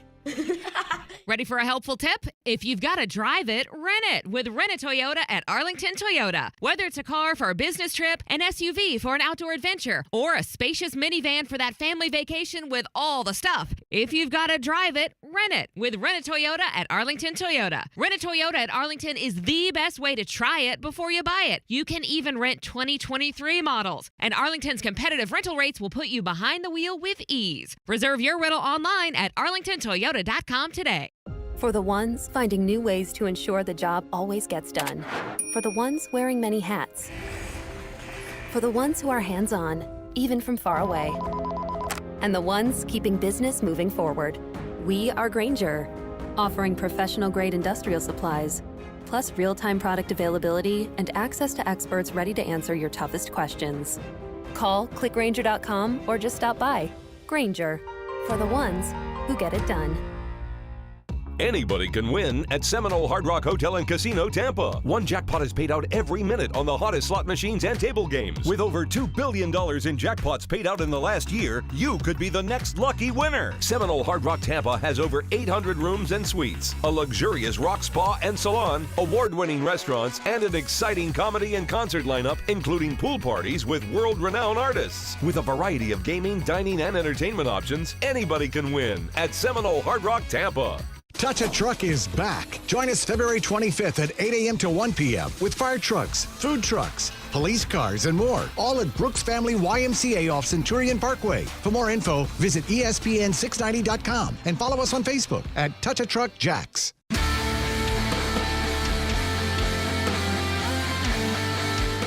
Let's get on this real quick. Maybe have to carry over a bit. We only have a couple minutes. But the Jaden Rashada stuff is really wild, isn't it? It's crazy on multiple levels. So if you don't know the Jaden Rashada story, is the guy who really was on campus or was he campus? No. Did he get to campus yet? I don't think No, he did. He was committed to Florida. Yep. He was committed. He was committed to already an early enrollee. He was committed to Miami and then committed to Florida. Yeah, he was not an early. Florida thought they had him. And so they did. But it cost $13 million to get him with the NIL stuff. And well, it turns out that one IL collection group had certain money and ready to go, and then another one came in and said, hey, we can give you even more, and they didn't really have the dollars to do it. Ended up terminating the deal. Yeah. Which then he asked for his release, and now he's, Arizona State? Yes. Yeah. Which is just... That's where his dad went. And we thought that he might end up in Colorado with Dion, right? There was some talk about that. Yeah, it's just odd. Like, just outside of the money part of it and the $13 million recruitment part of it.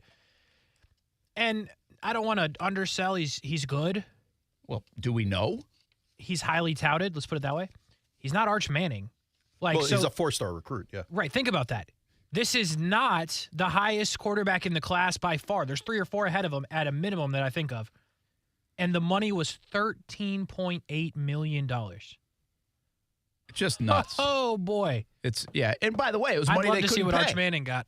It was money they couldn't pay. What I'd like to know, and I don't think it says it in this article, which was a terrific job in the article. It's a lot of numbers in this athletic story. Like, it won't play well on radio if I sit here and read you the numbers. I will read you some numbers in the 5 o'clock hour that show the breakdown, and we'll try to simplify it. But how much did he get to go to Arizona State then? Nothing. Well, he had to get something. It's being reported he's got no NIL in place. So he stayed away from it. Or it's just not being offered to him. Well, that ain't. I mean, I don't think that's happening anywhere around the country.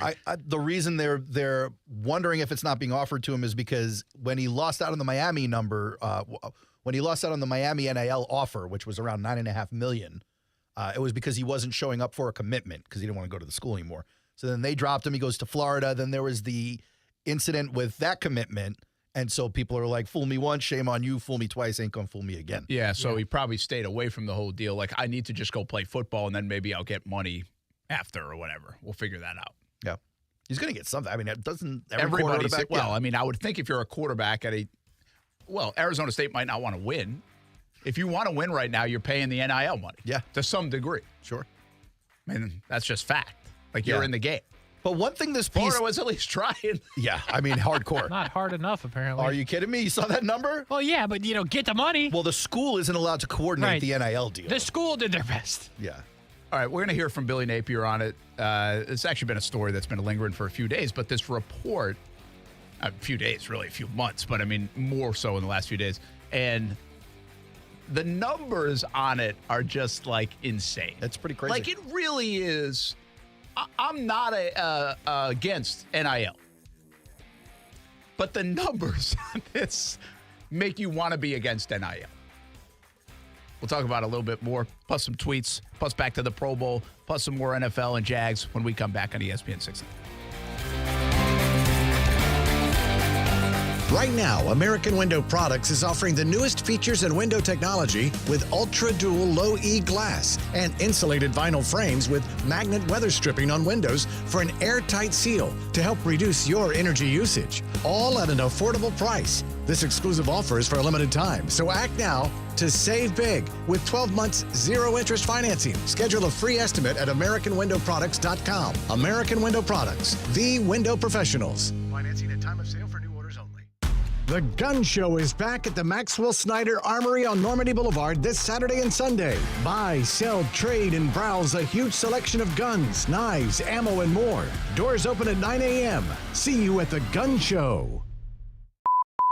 Men, if you're struggling with erectile dysfunction or PE and frustrated taking pills that don't work, Prime Men's Medical Center offers breakthrough medical treatments that effectively treat your problem. 98% of patients experience immediate results during their first office visit. And for a limited time, your initial consultation and first treatment are completely free. Listen to a specialist in men's health. I'm Dr. Rubinsky.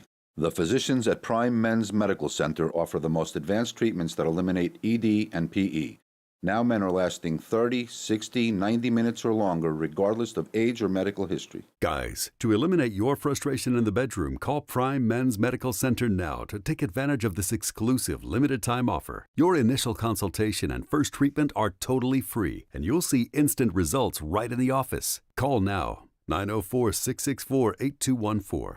904-664-8214. That's 904-664-8214. It's go time at UNF Arena for the Ospreys as the calendar is flipped to 2023. ASUN action is underway in men's and women's basketball on the campus of the University of North Florida. If you haven't seen a game courtside or from the new suite, it's one of the best seats in Jacksonville. Swoop with the Ospreys as they build toward a run in March. Buy a ticket, see a schedule, get a score at UNFospreys.com. Be a part of the momentum at the University of North Florida. Hoop it up, swoop it up. UNFospreys.com.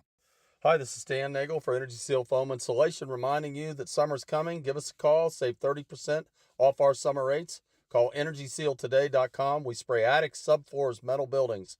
EnergySealToday.com. 888-306-3626. WOKV Jacksonville. Listen live everywhere you go on ESPN690.com. ESPN 690, a Cox Media Group station. This is SportsCenter.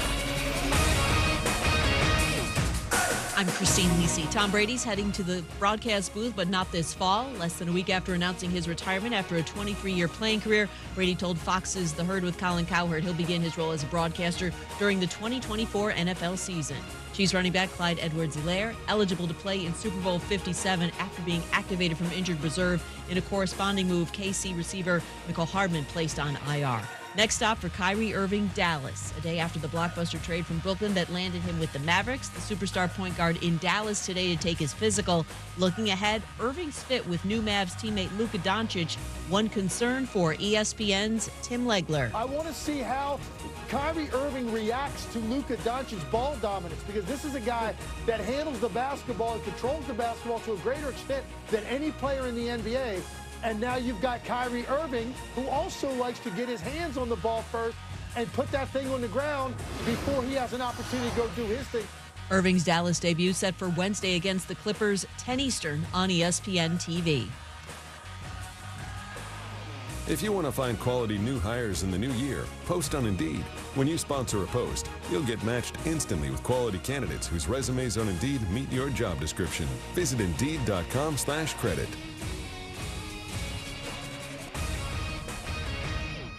I'll second guest dinners with friends because they can be interrupted by diarrhea, gas, bloating, stomach pain, or oily stools. It turns out I have EPI, or exocrine pancreatic insufficiency, which means I'm missing the enzymes needed to digest food. My doctor prescribed Creon, pancrelipase, an oral prescription medication that replaces pancreatic digestive enzymes. Creon treats EPI due to cystic fibrosis, chronic pancreatitis, pancreatectomy, or other conditions. Creon may increase your chance of fibrosing colonopathy, a rare bowel disorder. Tell your doctor if you have a history of intestinal blockage or scarring or thickening of your bowel wall, if you're allergic to pork, or if you have gout, kidney problems, or worsening of painful swollen joints. Call your doctor if you have any unusual or severe gastrointestinal symptoms or allergic reactions. Take Creon as directed by your doctor and always with food. Do not chew capsules, as this may cause mouth irritation. Other side effects may include blood sugar changes, gas, dizziness, sore throat, and cough. These are not all the side effects of Creon. Creon is the #1 prescribed EPI treatment. Ask your doctor about Creon for EPI and visit creoninfo.com or call 800-633-9110 to learn more. That's CREONinfo.com. Broadcasting live from the Anajar and Levine studios. Anajar and Levine Accident Attorneys. Call 1-800-747-FREE. That's 1-800-747-3733. ESPN 690 and Action Sports Shacks presents Brent and Friends with Brent Martineau. We're going to have to show a little more patience than the year 2 pom-pom people. Kasey Kurtz. Yo! Well, what are we doing, bro? Come on! And Aaron Schachter. I'm all in favor of these two showing their love, really celebrating their relationship. Get him, get him, get him, hit him, hit him, hit him. Yeah, pull Jack from him. Yeah, pull Jack from him. This is Brent and Friends with Brent Martineau, Kasey Kurtz, and Aaron Schachter on Jacksonville's home for ESPN Radio, ESPN 690. Does Brian Middleton have a relative named Pearl? No. Are you familiar with Pearl Middleton? Yeah, we've done this. Oh, you have? Me and you have done this. We have? Yes. Aaron can only see Pearl's chats because she or he has been blocked in a restream chat. Oh. Yeah. We don't play that. Ooh. Why was Pearl blocked? Probably some dumb stuff. I don't remember fully, but definitely blocked. Good for you, Pearl, going out and asserting yourself. But we have confirmed no relation to Brian Middleton, although I consistently ask, but I don't really get a good answer. Let's just assume that the relationship, let's just say it's his ornery mom. See? No? I would hope not. Like an angry chatting mom? Like if how it was about you stay away from how about you go like an aunt? Yes. Okay, fine. Aunt. In that case, I'd be like, yeah, I get it. It happens. Pearl is Brian's ornery aunt. Yeah, I'd be like, I get it. You know. You never know, like on the chat. So I do this on Twitter sometimes too, right? You don't know if they're kind of joking. Oh, you can't read sarcasm, right? Yeah. Yeah. I learned that the hard way on Twitter early on. It's like you had to put like start fighting with somebody. And that's how I got blocked by Jalen. Well, you better put like back in that you would put laugh out loud. Yeah, or like a laughing emoji. Yeah, sure. Well, now you can put the laughing emoji, but as long as whatever you do, if you're kind of even semi-serious, and as long as you put the laughing emoji or laugh out loud, LOL, then you're fine. You think so? Yeah. LOL's fighting words now. I don't know if you know. I know. I meant back in the day. Oh, okay. So like but you're fine. Like it can be couched. It can be understood. But if you don't get do insulted, that, people will, I think, take it as like it can't pick up your sarcasm. And sometimes I kind of get it. I think it would be hard to pick up on the sarcasm. I still get insulted if someone's saying something that's like a blast or a diss, a roast, and then they throw an LOL or a smiley face on it. I'm like, oh yeah, tough guy. It's easy to trigger me, I think. I kind of like it. I like going back and forth a little bit. Yeah. As long as you can have a discussion. When you can't have a discussion, I never really understood why people swear much on social media. Does it set you off in a bad way? That doesn't set me off. I just don't think it's good grounds for me being able to have a discussion with you. Yeah, it's really aggressive. I mean, like, hey, if you want to drop a little, but I'm talking like aggressive swearing. Yeah, like go do this with yourself or something. Yeah. So, but then it's like, well, I don't really want to entertain that. Yeah. But otherwise, I'll entertain conversations. I like going back and forth. I don't think aggressive online fights when I think TV's Brent Martineau. No. I think like a nice, affable guy. But I used to go back and forth. I mean, I'd get hammered quite a bit now. There were a lot of emotional Jags folks that didn't think I was helping the team win enough. Yeah. You really aren't. There is this thing now with a lot of fan They've bases. won 0 games because of you ever. And you've been here like 20 years. It's like Monday night therapy thing on Twitter. Like at 9 o'clock, we would just have therapy after Sunday games. And I'd get blasted pretty good in there. But I appreciate it. Like it was good. I like the engage. My favorite thing about social media is that you feel like you're engaged. Yeah, you're part of the whole thing. Yeah. And you can have discussions. I always think the weird thing about social media is I've probably seen a lot of these folks and I have no idea who they are. Yeah, that's a little weird. Or like when you do know who they are, but you're not friends with them. Like there are tons of listeners. I know their faces very well, and they have no idea. So that is a little bit creepy. Weird, but that is creepy that Yeah. you know these people. But then I'll turn to my wife and I'll be like, oh my God, it's so-and-so from social media. It's like a celebrity you just saw. Speaking of, I don't know. I forgot to ask you guys Meanwhile, people would be doing that to you, but you're like, well, that's the listener. I forgot to ask if we can do this. I thought it happened to you. Yes, just over the weekend, yeah. It did happen to you. We got to do this. All right. Yeah, so what happened? Give us a story. It's not a big deal. Weren't you about to talk about it? I was at a kid's birthday party, and someone was like, hey, I was going through YouTube, and I saw your face come up, and then we started talking Jags. And you were uncomfortable with that? Well, it's uncomfortable because it's like on the one hand, I'm not ashamed of what I do for a living. Sounds like it. Nah. Especially this part of it, though, seems to be the part that really has you uncomfortable. Like the other parts are fine, but it's this part, which I don't get because this is our whole thing. I don't love like talking about what I do. I'd much rather talk about football for an hour than being on the radio. Talk about being on the radio talking about football. I don't love talking about the radio. It's a little weird for me. This is your whole thing, dog. I know. Like your whole career the whole time. Not just my career, like it makes up who I am. I've been doing this for 20 years. I mean, you talk about being on the bidet, and you don't like people talking about you on the radio. I'm not embarrassed to talk about the bidet. If my wife didn't have ears, I would talk about way more embarrassing stuff. If she didn't have ears. Yeah, like her dad listens. Actually, right now he might be listening, but that would be Thanks for listening. That would be easier for me to do than to like talk with a friend about the radio. You think we could, between you and your father-in-law, get enough dirt on your wife that she would never know that because she's not listening, most likely. Right. But we would just be talking about her at times and having fun at her expense. Totally. I honestly think we should do that, especially because I don't have enough problems in my house. No. But, you know, she's been here like 35 years. She knows everybody in the neighborhood. It's so funny. Wherever we go to like Publix or anywhere, she's like, oh, I went to high school with that person. Oh, I went to high school with that person. I solely left the town that I lived in, because I was not doing that. I made that decision. I'm not doing that for the rest of my life. Oh, yeah. I'd be fine never seeing those people again. Oh. I mean, you didn't have to go that far. Well, that's how I feel. But I kind of agree with, like, I like going home. Nope. And, you know, people always wonder, like, are you going to go to Boston or do you want to go to Boston? Like, no, I don't want – I like home. I love home. I love everybody back home. But, I mean, this is home now. And I like that part of it. I was in Providence for 2 years. Nope.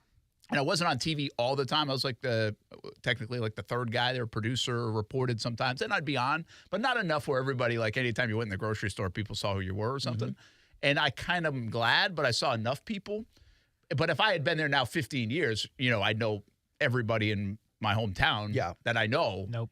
And I wouldn't like that. I'd be uncomfortable with So- that. And obviously there are people in town that have that, but I'm not envious of that part. I would not want to see everybody I went to high school with that knew Brent when he was 13 being a dumbass or something like that. Like I would much prefer that to what this is now. No. Yes. No.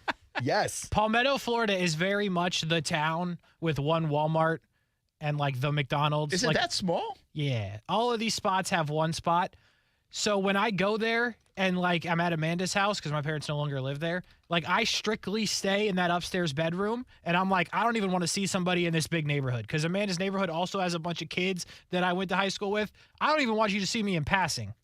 I want to be a fictional figure to those people, only alive on social media. But I do want to say I love most of them. Oh, that's good. Good backtrack. No, it's true. Some of those people are like I my don't want to best friend. see you for the rest of my life, but I love you. I have great memories with those people. However, You want to that's keep where them the memories. memories stop. Yeah, you don't want them to They be are present-day memories thoughts. for a reason. Yes. Text me and I won't reply. All right. Hey, there's I got to give this guy a shout out, first of all. Mm-hmm. But I forgot to ask you in the break. I've got some pictures today. We had Players Championship Media Day today. Mm-hmm. And I'm telling you, our caddy, we could go to Waffle House and they'd think Trevor was there. Oh, he's a doppelganger. Yeah. Pretty good. Like a pretty good. There are other folks in town, like, you know, you get the long blonde hair. I was going to grow my hair out like Trevor. I decided against it, though. But I'm going to give you pictures. I want to see if you guys see it the way we saw it. Okay. So much so that we called him Trevor the whole round. And he was awesome. But the biggest reason I want to give Adam a shout out is he's been listening for 4 years. No Send me the picture. I want to see if we can put it up on the stream. We'll put it up on the stream here in a little bit. All right. So, but he listens on the podcast, so he'll find this. Really? And so he's ace one from day one. He is. Well, I don't know about day one, but close. 4 Fleming years. Island kid. Close enough. And went to, where did he tell me he went? I think he ended up at UNF. Somewhere first and then UNF. And then did he ask you why we didn't throw a birthday party this year? He's been listening for 4 years. I would assume he would want one. He did not, but yeah. So I thought that was fun and that was cool. And who's his favorite? Me, Aaron, or you? What about Austin? Yeah, he mentioned Austin. Of course. He used to work out at the Y with Austin. Austin used to work out at the Y? Yeah, well, because the NFL that guy's players on the get come up, man. The NFL players get the Y for free. He's an everyman. Wait a minute. Free for life. That's pretty dope. Let's move on. What? What's the problem? That's it. Like you can go to the Y for like $9. Well, I'm saying they have free for life. They don't have to pay $9. The Y is great. Yeah, like the Y is great for like us. Underrated facility. Like if Jamar Chase walks into the Y, he's probably disappointed. I mean, it's the dumbest thing you've ever said. I would like to see Jamar Chase next to the 82-year-old man getting a workout. That's what I'm saying. Kind of awesome. Doing swim aerobics with the rest of the seniors. Dude's on the rowing machine. And Jamar Don't Chase mind like, me. Can you get up? So anyway, please? shout out to Adam. Real quick. I'm going to share the picture in a little bit because I want to see if you guys think so too. Did Bert give you a beanie, Adam? No, I didn't have anything. I didn't have my truck today, and so I didn't have anything. I was going to go run him a hat. I didn't have the beanie, but I was going to run him a hat because I had one in the back seat, and I didn't have the truck. I borrowed Steph's car instead, and but I'm going to get him one. I'm going to find a way to get him one. So we appreciate Adam, a.k.a. Trevor. Like I seriously think if we did this, we go to the Waffle House with him. Like, people will stop and think for a second. Then let's set it up. Maybe that's like, a contest. Really will. We should just do a Trevor Lawrence lookalike. Hey, we do it. All right. Yeah. I have some really good ideas about this, but we won't take any more time with it. We'll have to go back and play TPC Sawgrass. No, we just, yeah. To go meet up with him. All right, I got to get to the Rashada numbers. Why can't I find it? I can give them to you while you're looking if you'd like. It's on paper. Yeah, but it's cleaner in a tweet. No. You think it was cleaner on the paper? I think Aaron worked hard on the paper. He did. I see a lot of stuff I didn't highlighted. work hard. I bet it's in the pasted. I bet it's in the highlightation. Right there here. it is. I got it. It's Ready? highlighted right there. Okay, you guys got it similar. $500,000 up front. This is according to this report in The Athletic. It's like a signing bonus. His failed NIL contract at Florida included this: $500,000 up front to come. $250,000 a month as a freshman. A month. That's not for the year. No, that's 12 months times Right. 250. Right. That's just slightly less than what you make. $291,666 a month as a sophomore.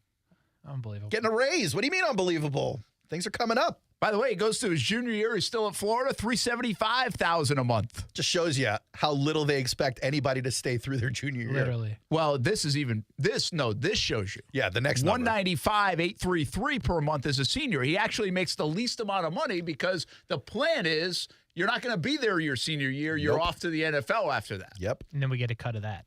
$13.85 million. So that's how they got. But I mean, when you see it, like, it's one thing to hear $13.85 million, which also is astonishing enough. But when you see it laid out in those terms that, like, I mean, I used to work at the college radio station for like $5. You got money?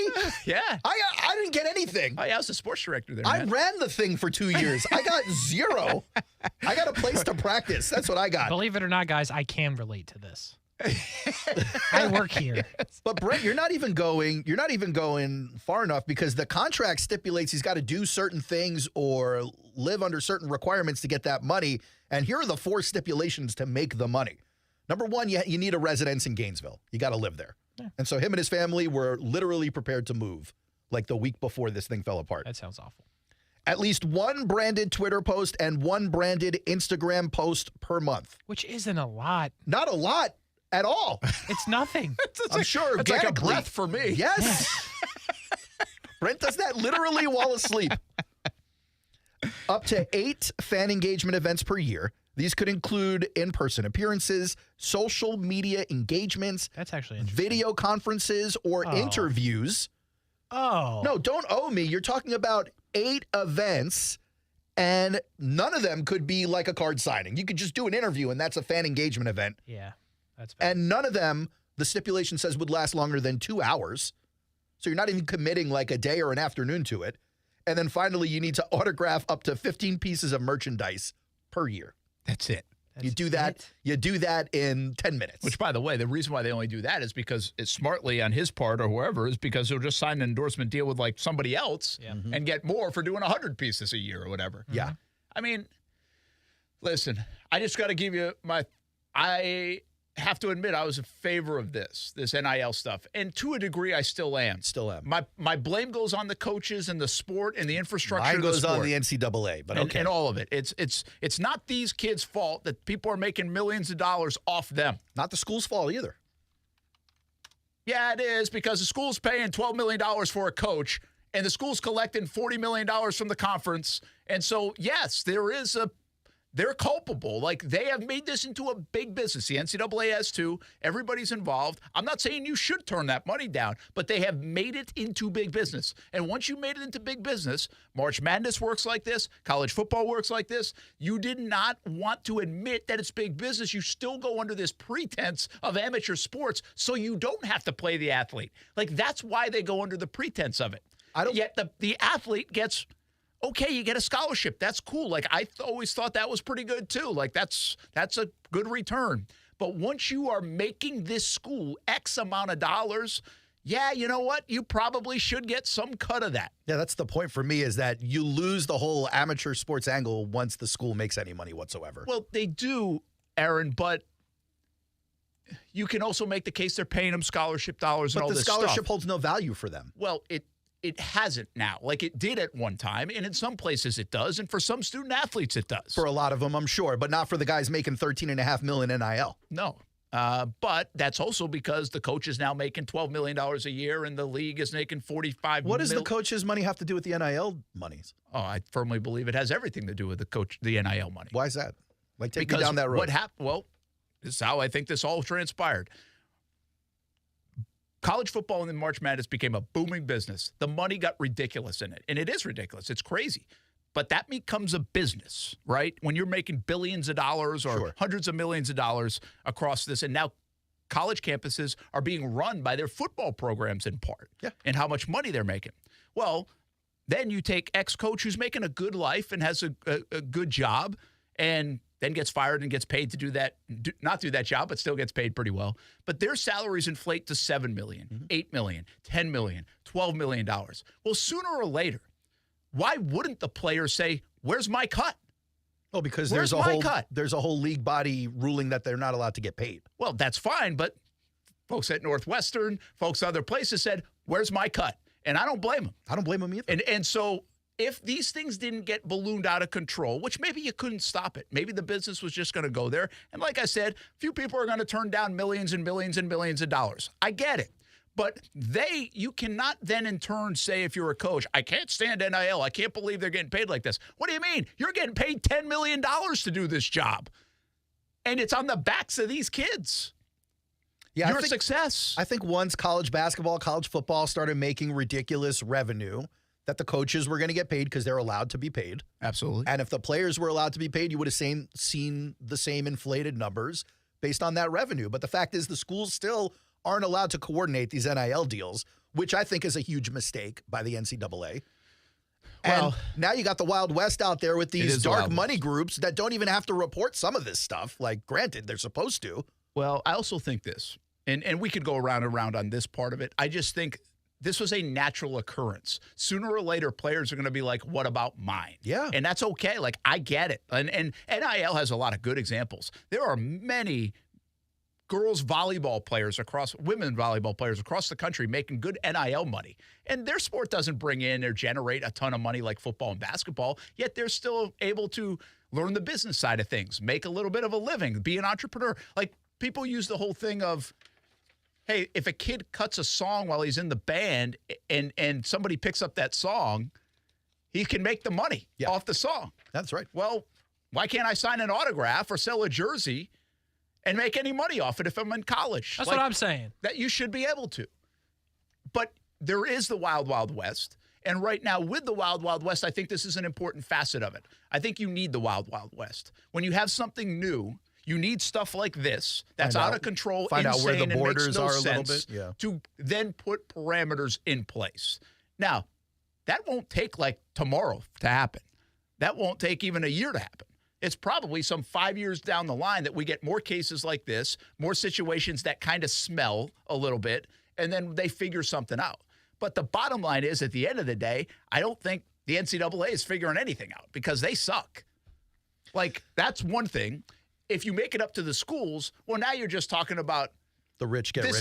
This is like MLB now. This is like New York versus Pittsburgh. Not set a salary cap. Right? So you have to somebody's got to get together on this. The presidents whatever, college coaches, whatever, a commissioner of college football perhaps. No, the NCAA. That would be nice. Sure. No, the NCAA is going to go away at some point because they can't do it. They just can't. They need a commissioner of college football at some point to now set parameters in place, and then maybe they do the same with basketball, whatever. But somebody's got to set the guidelines at some point. And I don't know what those guidelines look like, as long as everybody gets a piece of the pie. The one other thing here, just naturally that's a problem, is the sports that make the money, you can't just pay those kids. You've got to make it kind of uniform. Why? Because you do. That's not a good enough reason for me. Well, because there's student athletes on camp, because you're just going to run into all these other lawsuits and problems like, why is that guy making money and I'm not making money? Well, because that sport makes the revenue. Well, if you paint the picture that way, again, because of a commissioner did that or whatever else, or what's even better is they step away from the NCAA. Like the football world separates from the NCAA, and the rest of the sports, the non-revenue sports or the not as big revenue sports, operate under the NCAA well, then umbrella. You tell me the difference between a quarterback and a volleyball player not making the same money and you and Kasey not making the same money. I would love to hear this. Like, if everything should be uniform, why? I mean, certainly the quarterback on the team is making the school more money than the volleyball player is. Yeah, and I agree with that it should be prorated, especially in your situation. Damn. But it doesn't, it brings more problems on board. Agreed. Problems, fine. But they're the same problems you have in the real world where people make different monies based on their, inherent value. Well, and I'll also say this. I think, and again, I'm not an expert on this, but I think from that standpoint, you'd be talking about sports that are losing money, they'll get none. Oh, yeah. You know what I mean? Sure. Like water polo? Like, how can you justify paying them money? But look, listen, John Ruiz is a big booster down in Miami. He's the one supposedly who is behind the Rashada NIL in Miami that fell apart, although he's saying he wasn't. $9.5 million there, but he said the university in the last year has spent $13 million on over 100 athletes. So it's not just the football team that's getting paid here. Granted, Miami's got a great baseball team usually and, plays some decent basketball sometimes. But to the point, like, it's not just football, but if the majority of the money isn't going there, you got to ask, what are you doing? I think the intention of this stuff is good. The volleyball player example, I said, my kids go to college now and they could run a camp. They couldn't do that before. You can run a local baseball, softball camp or something like that, and you can charge for it. Yeah, couldn't do that. Those old rules were so archaic and stupid. But think about it. You couldn't do that. Why? Run your own camp with your name on it and make money and you're against amateur status. Being an amateur athlete shouldn't strip you of the rights that you normally have as an everyday citizen. So that's why this became a little bit born and blossomed. And I think there are good uses of it. But then we get cases like this in the football world where billions of dollars are out there floating around. I don't even think this case is a bad thing, this Rashada case. I think $13 million before you step on campus is a dangerous thing. In the respect that he hasn't necessarily earned it on the field, and so you don't want to set a precedent where you're throwing huge money at kids who may not prove it. But to that point, none of this is guaranteed. They can terminate the deal at whatever point, and that's a hard lesson to learn as a child, but whatever.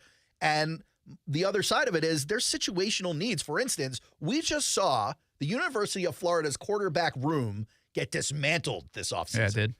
They are desperate for some quarterback and even talent their back there. projected room get dismantled. Yes. So, let's say Rashada was still on board. That would be a hugely valuable signing for UF, whether he was good or not, as long as he was a starter. He might have played. Yeah, he might have played. I just don't know how good he even is. Hey, let's get to Napier on this real quick because I know you pulled that sound. I think this is interesting because Napier's in the middle of it. How these coaches are going to deal with it. Who's good at dealing with it? Who embraces it? We know this. Mike Norvell at Florida State, very good at the transfer portal, man. Very good, it seems to be. But you've got to get a stranglehold on this, and you've got to separate your beliefs sometimes. Even Nick Saban's had trouble doing that a little bit, I think. But they're starting to wrap their arms around it more. I think they've turned down some kids because of the amount of money. They can do that at Alabama. But here's Billy Napier on this whole situation. I wish we could get into the specifics, but we're not allowed to. I think reality is the current structure of NIL,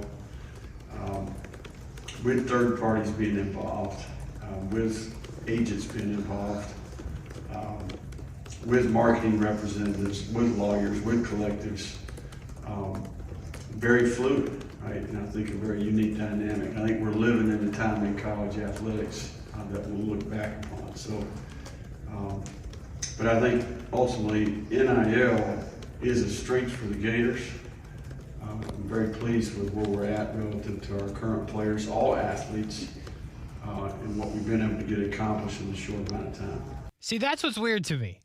You have to say that. We can't talk about it because we totally flopped. Yeah. But we're great at it. You have to say that, right? Like, it's like every coach. Not every coach and program believes NIL is a good thing. They have to say it is. It's good for recruiting. Like, you have to say it. It is good for recruiting. Well, if you do it right, or if you can't, this was not good for recruiting. This was a bad look for Florida. It was the kid being the X factor when it comes to Rashada. It's not like, I understand because the deal wasn't there, then they pulled out. But the reality is the school can't coordinate the deal. So I don't understand what he even means when he says we're good at it. I get it, but the collection part of this, like that group that didn't have enough or pulled out of the deal, like if they're the ones that are, helping you do this thing and helping put big dollars on the table, and they do this, that's a deal gone bad. Well, let me clarify. Just because the school isn't allowed, it doesn't mean I don't think the coordination is happening, whether it's very specific instruction or whether it's assumed instruction. I don't think this deal falls apart because there wasn't enough money to go around. I find that hard to believe. It depends what you believe in part. And so here's the thing. It's wild that the numbers are this high for a kid. These are the facts. This is what everybody's buzzing about. The kid never played it down yet. He's not even on campus. Also had a bad showing in a couple of these showcases. And we already know the projection business is a tough business. Yeah. And $13 million on the table. I mean, how much money really is out there if one guy's getting $13 million that's never taken a snap and might just be okay? That's what I'm saying. Right? And you need a lot more than just one guy to run a program, and you need a lot more studs. So how much are people going to spend on it? And this kind of money's probably ridiculous. It's not the intent of it. Or do something. I don't even know how many followers Rashada has, but like I said, those TikTok videos with the volleyball girls from Fresno State, I think they're like twins. At least they're influencers, man. I mean, they're doing the same thing like the Kardashians are doing. Yeah. I can't believe you pulled that. They play in Miami now, but Oh, do they play in Miami now? Yeah. The volleyball people? If you're talking about the ones that played at Fresno State, they were basketball. Oh, it's basketball? And What about but there's like Livy Dunn at LSU is a Livy big does one. better than anybody. She's gymnastics. Rashada's got 27.3 thousand on Instagram. Yeah. How much Livy got? Millions. Go ahead. Millions. I bet, right? Millions? No, legit. She's like the biggest influencer. So, like, it's not even like that. She's in like old, but here's the thing. She's in like old Navy commercials. Her Instagram is 3.3 million. Yeah. Just like, think about that. But see, like, I feel like that's okay. It's all okay. Like, that part's okay. The Rashada one feels dirty to me. Because he's done nothing. And he doesn't have enough influences to warrant that kind of money. In your argument that you just made, that makes sense to you because Livy, the way that it worked with her is like she didn't get it. She wasn't like a high recruit and they paid her to come. Yeah. She came, she was popular, and then got the money. That's right. So like in your example, it works. But also, I think in the football example, that is what this whole thing, this is what it's going to be used for. We want to see, and by we, I mean boosters and these things. We want to see the top recruits come to our school. We don't care if you're good or not. We want you to come. Yeah, in that essence, it's free agency in March, right? Is what it is. And so, but I do say that's not the intent of NIL. I think the NIL is more the intent of the Fresno State, now Miami basketball player or gymnast or whatever. To put in context, the NIL deal we're talking about, the two deals we've heard of that fell apart for Rashada were $9.5 million in Miami and like 13 point whatever at UF. The highest NIL deal I'm seeing right now is Arch Manning at $3.7 million. And while that seems outrageous, I can live with that. And by the way, he's got 239,000 followers. Yeah. So But like, why this kid? Yeah, why? They're desperate. I guess. Desperate to get a guy on campus. If Miami saw something in him, and so did Florida. If you're going to pay $13 million to someone, pay it to Arch. Yeah. He's good. They might still. We think. It's complicated. It really is a complicated thing, but Caleb, number 2. The Wild West is important in this. I do think. That's the other thing I think it's important to have all these things go crazy bad and what is going on, and that's how sooner or later you'll get a fence around it to some degree, and probably sooner or later we'll get too much of a fence around it. And that's what kind of created the problem in the first place. Agree. But you do need some ground rules at some point. Yeah. It's going to be a fun ride until we get there, though. Well, let's be honest, guys. College sports is the wild, wild west. A little bit. And that's what I mean. Presidents have allowed it. College football, college basketball coaches have allowed it. The NCAA has allowed it. There's no real governing body over college sports. They pretend, but they've got no juice. Yep. They don't have enough people to do it. We'll be back on ESPN 690.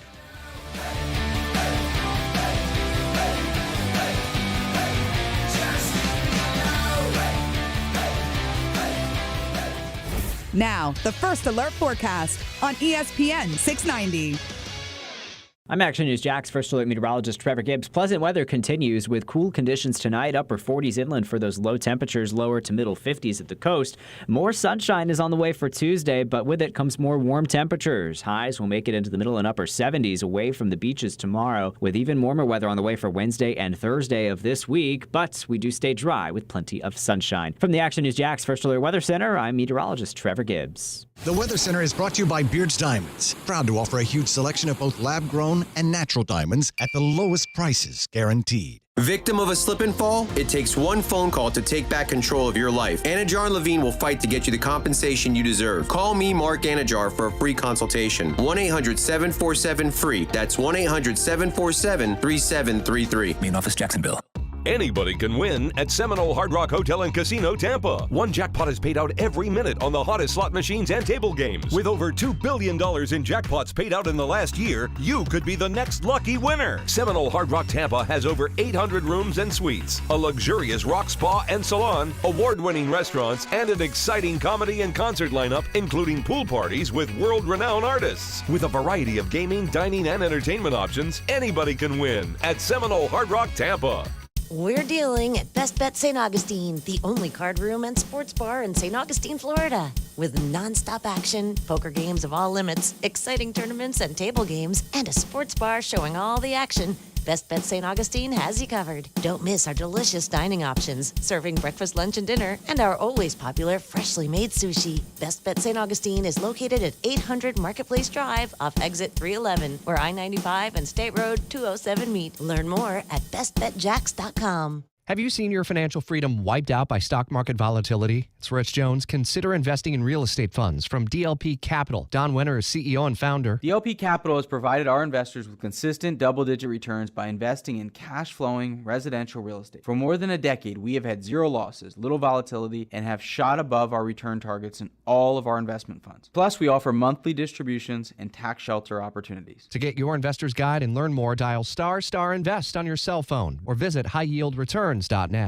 Love is in the air, and if you're celebrating yours, you can save thousands now through February 14th. Valentine's at Beards Diamonds. Hundreds of specially designed one-of-a-kind pieces have been sale priced at beardsdiamonds.com. Like a 6-carat diamond tennis bracelet, retail $10,080. Beards special Valentine's price $65.52. You'll save over $3,500. Or 2-carat diamond solitaire earrings, retail $7,800. Beards Valentine price $50.70. You'll save over $2,700. And just in time for Valentine's, how about a Circle of Love 1-carat diamond necklace, retail $13.50. Beards Diamonds price $877. And with every purchase between now and Valentine's, your loved one receives a free dinner at Fogo de Chão. See hundreds more at beardsdiamonds.com. If you're getting engaged this Valentine's, Beards Diamonds has the largest selection of engagement rings and GIA certified loose diamonds at the lowest prices in Jacksonville, guaranteed. Find out more at the St. John's Town Center or at beardsdiamonds.com. Don't purchase from anywhere else until you shop with us. Get the lowest prices in Jacksonville guaranteed at Beards Diamonds.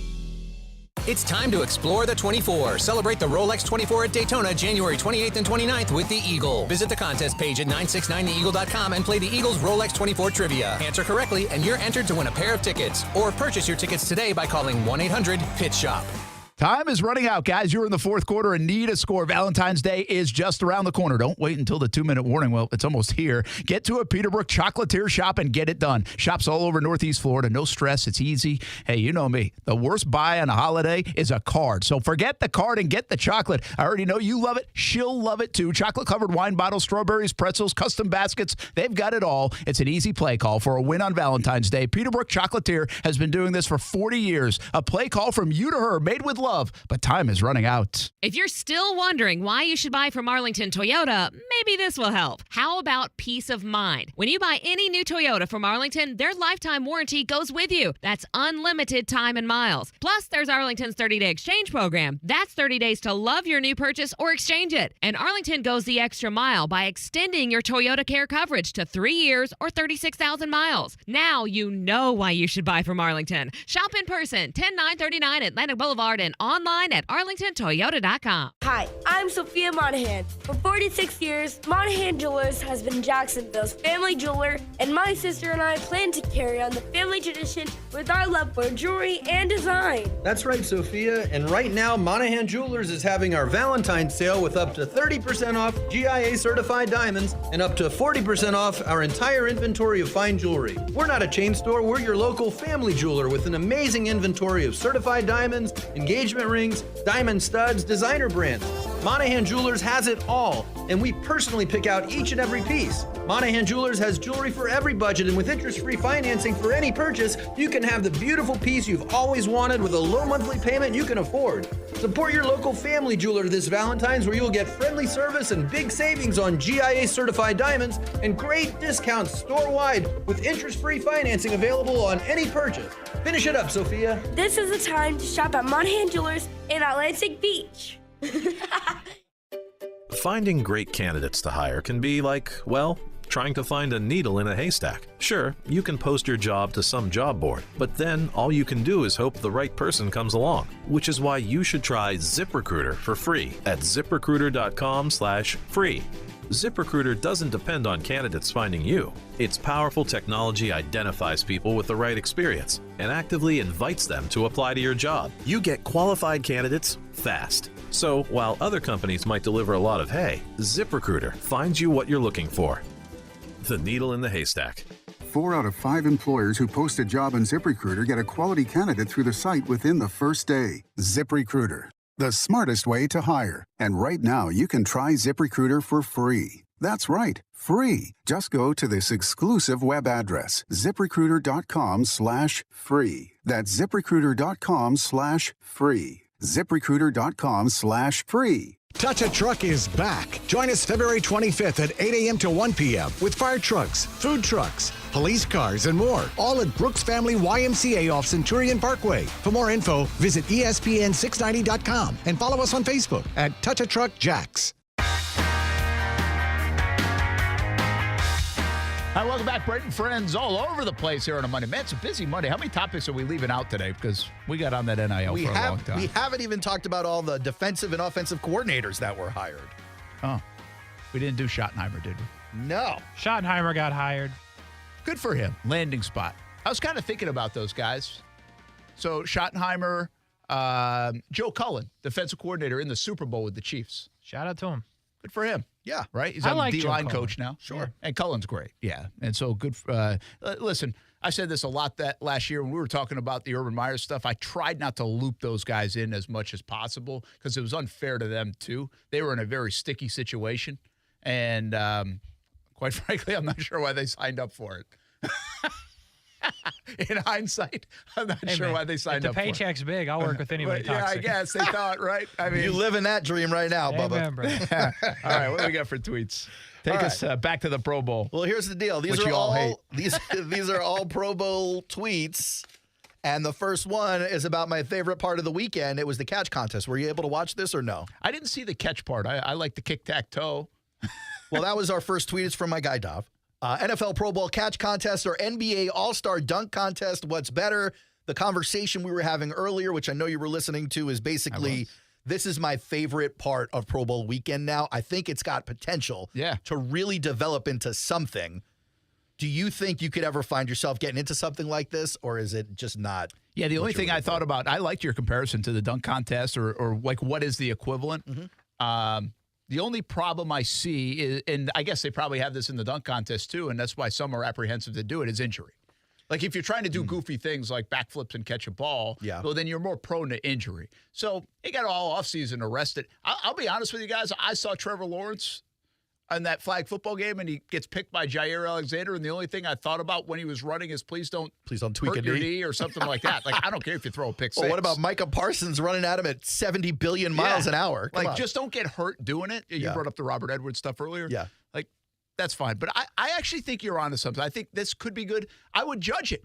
Yes. Right? Yes. And I think you could get creative and fun. You just got to be careful not to get dangerous. Yeah, I'm with you. I also don't think you need to throw the Pro Bowlers out for this event unless they're super athletic receivers like an OBJ. You understand him being out there with his one-handed catches. Nah, that I disagree with. I want to see Vita Vea try to make a play. But I'm with you. No, that's my point is like you don't need the Pro Bowl receivers. You could have like anybody enter as long as, they're picked and whatever. That's what they do in the dunk contest, right? Yeah, like you don't have to be elected to the Pro Bowl. Yes. Like you can borderline just show up. You're Although like, the hey. NBA picks the dunkers and they say these are the high flyers in the league. So I'm okay with the league picking people. But to your point, Case, I do want to see some of these weird entrants. I'm with that. Maybe I want to see Josh Allen diving for a ball or something. See, that would be cool. Like maybe they do like if you have a catch of the year candidate.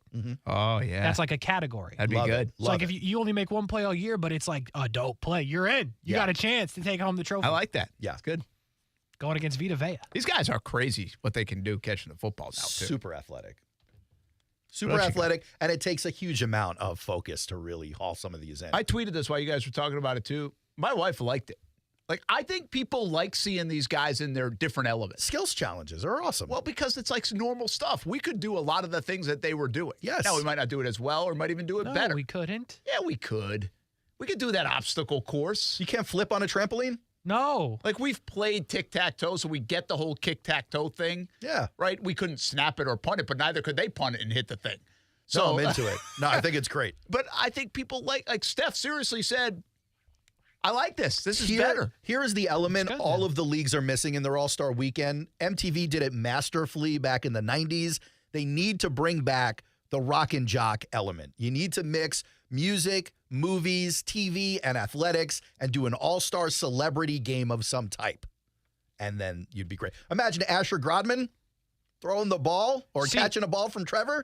That's what I'm for. Yeah. Throw Snoop Dogg out there. Yes. And he's trying to catch a bullet from Trevor. Yeah, or like Bieber taking a shoulder from Micah or Jalen Ramsey. Come on. Yes. Do we have to, are we tired of Snoop Dogg yet? He's an icon now. I want to be perfectly clear. We're likely to run up on Snoop at some point at the Super Bowl. We're definitely talking to him. I know, but it's no, we're not You tired missed of your Snoop. window, Brent. The time to be tired of Snoop was during the 2010s, and you missed that window. And he's back. He's now beloved. He's iconic again. What's the problem with Snoop? It's not like a major problem. Like a little problem with his. I'm a big Josh Scobie fan, so I didn't like all that went down.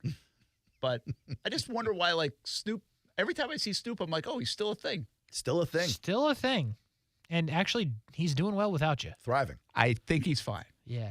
He's not going to be concerned. I just asked that quietly. He's not going to let your hate get in the middle of him and Martha Stewart's relationship. Hate now. It's not a hate. It's not a surprise that you hate Snoop because you hate dogs. Which, by the way, I chased down a stray dog this morning, drove off my route, made a U-turn. Good for you. And got the dog. That's what I would have done. Nice job. Servant leader. I can't tell you how unimpressed the lady was that I saved her dog from playing in traffic. You should have taken it back then. Well, I already got it. You'd be like, you don't want this dog? I'm going to take it. You guys missed a dog today. They had a dog at the office. I know. A very good boy. I got that email as I was chasing this other dog down the street. I'm like, hey, don't play in traffic. He was in this studio with me. Damn. I think he smelled Liv's dog. He was very curious. I can't believe I missed that. I should start coming to work in the morning. It was awesome. What else you got? We go to the NFL for our next tweet. Brent's like anything but dog. The caption is, we've got laterals, but the reality is that's not why I included this tweet. I included the tweet because it's got a still of a video of Jalen Ramsey leveling Tyreek Hill. Tyreek Hill is literally horizontal in this still, while Jalen Ramsey is just kind of down there with the shoulder. Really, I put it on there because I love seeing Tyreek Hill get leveled. But I put it in there because do you think this is going to add to a little more competition in the Pro Bowl, the flag football thing, or do you think it's always going to be just a fun, no pressure? Because you saw some hustle out there. Yeah, I think he saw some guys like in the competition. These guys are for real in competition for as much as they can be. Especially in these I think this was games kind of against this each is other. pretty crazy. I always wonder what stuff is calculated sometimes. And you've got two polarizing guys in the National Football League, and Ramsey pops them. Not great. He didn't pop him hard. I mean, for a flag football game, he hit him pretty hard. Yes, but also this is a guy who has trained himself to chase people down and try and murder them. I have no problem with it. And I don't think they made that big a deal out of it either. The players themselves didn't care, So I mean, Tariq Hill tweeted about it. But. If you watch flag football, it does happen. Yeah. Like, you kind of forget you're playing flag football sometimes and there's contact, right? Sure. So. Just loved it. It was great. That's what you wanted to see. See, that's what more people wanted to see. The diehard fans are mad at this game because there's no violence in it, right? They wasn't mad about that. Football. They want to see football, but that's a diehard fan thing. I think this is for more casual fans, and it's for the players. We forget about that. Like, the NFL made a boatload of money off this thing, probably. The players had fun. The casual fans seemed to enjoy it. And you know what? The diehard fans will be at Super Bowl next week. I mean, the players who you're hearing talk about it enjoyed it as well. But that should count for something. Yeah, for sure. Next tweet is from Demetrius, our guy Demetrius Harvey, tweeting a picture of Jalen Ramsey dapping up Trevor Lawrence. Guys, if you had to power rank all the players that have been rumored to either want to come here or are coming here that we are definitely not going to get, those names are Jalen Ramsey, DeAndre Hopkins, T. Higgins. There's one more I'm not thinking of. Keenan Allen today. Keenan Allen. We didn't even talk about Keenan Allen probably. So go ahead and tell me, out of those four, power rank them from first to fourth. Great question. Possibly could come here and never going to get it, never going to get it, never going to get it, never going to get it. Do you want me to power rank in terms of need or who I think is most likely? Who's most likely? Because I don't think we really, obviously Jalen Ramsey is a higher need than any of those wide receivers, but all of them would be great additions. Most likely, I would put on that list T. Higgins. There you go, Case. Go ahead and tweet it out. Brent says T. Higgins is coming to Jags. 2, I would put DeAndre Hopkins.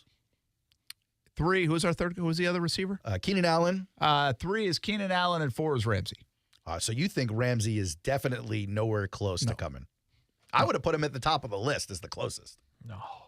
What do you got, Case? T. Higgins. All right. 30 feet of crap, the other 3 guys. You guys believe there's a chance for T. Higgins? No, but out of the options. This was a no chance option. I'm just asking. I think out of the options, T. Higgins, 100%. Yeah, I think it's even. Has Jordan DeLugo tweeted that we're getting T. Higgins yet, or no? Maybe. Just put it up there with the rest of those tweets. And clearly he wants DeAndre Hopkins. You got to wonder, is he now going to look for T. Higgins as well? That's a great question, though. I love that question. Yeah. You can turn that question 2 ways. It's like, one is, who do you think will? Like, what's most likely, which is the way we phrased it. But who would you want? T. Higgins. Out of all then those, you could make the case Ramsey. T. Higgins. Ramsey's definitely the need. Very close second, Jalen. And then that's it. T. Higgins over Hopkins and Allen because of age? Yes. Because I think Allen and Hopkins are better receivers. Honestly, I don't know if I feel that strongly about Higgins over Ramsey's like Ramsey. Right? Ramsey's the best player I ever saw put on a Jags uniform. Until Trevor. Well, hopefully Trevor will be that. What do you mean? We're not hopefully? saying that right now. Sure you are. Oh. Like, I genuinely thought at the end of the day, if Ramsey played here for 10 years, he'd be better than Baselli as a Jag, Fred Taylor as a Jag, Brunell as a Jag, Jimmy Smith as a Jag, Maurice Jones-Drew as a Jag. He didn't. But I think Trevor can be that, but I think we're going to have to see. I think it's very close. Yeah, but Trevor, already.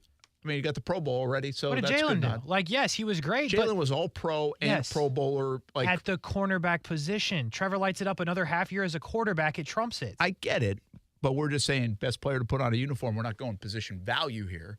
So Jalen's got 2 Pro Bowls as a Jaguar. And an All-Pro. Maybe and an All-Pro. 2 All-Pro. No, 2 All-Pros. Trevor. That's pretty good. Rookie year All-Pro. That's really good. All right, last tweet. Ari So Miriam. he's the old Sauce Gardner. So what? Love it. Sauce got no chance in year 5. Peyton Manning was legit upset at losing the Pro Bowl. Justin Jefferson waving goodbye at him. Again, I put up this tweet because of the still picture, but I'll explain it for the radio listeners. The ref who ended the game on a controversial call is walking up to Peyton Manning thinking he's going to give him a handshake and they're all going to laugh it off. And Peyton Manning is giving this man what for? Holy smokes. Was he in this guy's shirt? And this poor ref thinking he's going to have a nice little moment with a legend is like, holy crap, I am in it now. Manning is funny, man. He's just so intense. These guys, So I think intense. it speaks volumes of their intensity. I think he does that on the Manning cast. People like it. I also would say this about I was fine with the Pro Bowl stuff. Okay. I wasn't locked into it, but I thought it was garbage that it ended on a holding call. Such nonsense, like, right? That was stupid. Like, don't do that. How are there any calls in this game, period? Yeah, well, I mean, he did hold them, but just All right, it's a silly flag football game. I mean, don't tell that to Peyton Manning. He might punch you or something. Like that, those are the things. It's funny. We don't want our games fixed and all that stuff. But like in these settings, we kind of want it fixed. We want to see him like go down the field for 40 seconds to go and have a shot. Not that we have any more time in the show for conversation, but I'm going to start one. Cool. Is it weird? Like, did you foresee Peyton and Eli being like the best combination of anything, media, fun, NFL skits? Like, that's them. Not I want only them that, on everything now. But I felt like Eli Manning accidentally won 2 Super Bowls. Oh, you don't even think he's good? No. Well, and he's low key in Kasey's. Sorry, I'm sure Kaylee said it. It's and fine. Kasey's terminology is really funny and good. Yes, the lowest of keys, actually. Eli. Yes. Eli. Peyton's obviously like great as he was in football, but he plays a great role. And then Eli's a great role player. I'm one of the only people who thinks Peyton Manning is not a funny guy. Really? Yeah, I think he plays off his like dry demeanor, and it just lowers the bar for what makes him funny. He's like, really talented. He can be a 3 on the funny meter, and you're laughing your face off because you expected a -4. I think maybe in the beginning, but I think he's raised the bar now. And again, when he's raised the bar, he's been wearing Broncos colors because there's still something afoot. Hey, Something's afoot. Trey Kennett wanted me to mention the UNF Ospreys sweeping JU over the weekend. Sweep. And I'll say this, the crowds were awesome. Both sold out Swisher Gymnasium, 4,400 plus at UNF Arena. Wow. Biggest crowd since 2016 when Florida played in the NIT. That's like 2.5 sold out JU Arena. Yeah, it really is. good stuff. Yeah, it is. Really good stuff for both schools. That's a big game and good for the city. That was fun weekend of basketball, even though I know both coaches don't love the fact that they played twice when in I 2 days. homer up on UNF, he like backtracks. He's like, good for both schools. Listen, I call the UNF games. Obviously, we like everybody Ospreys, but we cover them both. I like JU. I didn't go to one place or another. And I'm an One we like alumni better. of one. So I'm homering up, baby. Hey, I'll give it a couple more years at least. My kids are still in high school. We'll see where they end up. Yeah, then we can homer up together, baby. All right, that's going to do it. A shout out to Caddy Trevor. Maybe we'll get a picture up tomorrow. I got to show you. I want you guys to see it and see if it's worth a picture to put up. But we know he's listening anyway. His name's Adam. It'll Really. be first thing tomorrow. Aren't you guys in Kansas City tomorrow? No, we're in Arizona. Why do you keep saying Thank goodness you're not my travel agent, but Yeah. we're going to Arizona. Yeah. We'll be at the Super Bowl tomorrow. That one presented by Davoli's House of Cards, Fields Auto Group as well. And Bold City Heating and Air on the road the rest of the week with Brent Friends. Overtime with Kurtz and Middleton. Coming up next for Aaron Schachter, Kasey Kurtz. I'm Brent Martineau. Have a good night. Let's do it. Ready? 1, 2, 3. Duval! Thanks, Doug Peterson. Have a good night, everybody. Brent and Friends is sponsored by Best Bet, now open in St. Augustine. At Morgan & Morgan, America's largest injury law firm, we know the importance of giving our clients more. More experience, more results, more than 800 lawyers ready to fight for you. Need more reasons? We have recovered more than $15 billion and have more offices nationwide. But don't take our word for it. Check out any of our more than 28,000 five-star Google reviews from our clients. So, if you've been injured at work or in a car accident, remember, you deserve more. And we at Morgan & Morgan are ready to fight to get you just that, more. Don't wait. Dial Pound Law or visit forthepeople.com for an office near you. I'm John Morgan of Morgan & Morgan. When you call America's largest injury firm, you get the backing of a national firm, along with a dedicated team from your community, handpicked by us. When you need a fighter, you need us. Call America's largest injury law firm. Call Morgan & Morgan. forthepeople.com. Start the new year off with worry-free water. Discover how good your water can be with a new Connecticut softener and drinking water system. Connecticut's twin tank, non-electric softeners are the most efficient softeners available, and their drinking water systems remove up to 99% of contaminants. If you're not filtering your water, you are the filter. Don't be the filter. The experts at CGC Water Treatment will test your water for free and provide solutions that are right for you and your family, like they've done for my family for over 5 years. Imagine having clean, clear, purified water at your home. No more plastic bottles, no more waste, just great tasting, purified water that you can trust. Call 904-552-1242 or visit cgcwater.com. That's 904-552-1242. Financing options available with approved credit. CGC Water Treatment are proud partners of the Jacksonville Jaguars, and I'm a proud customer of CGC Water Treatment. Your authorized independent Connecticut dealer. Florida license number CFC 1428211. Finding great candidates to hire can be like, well, trying to find a needle in a haystack. Sure, you can post your job to some job board, but then all you can do is hope the right person comes along, which is why you should try ZipRecruiter for free at ziprecruiter.com/free. ZipRecruiter doesn't depend on candidates finding you. Its powerful technology identifies people with the right experience and actively invites them to apply to your job. You get qualified candidates fast. So while other companies might deliver a lot of hay, ZipRecruiter finds you what you're looking for. The needle in the haystack.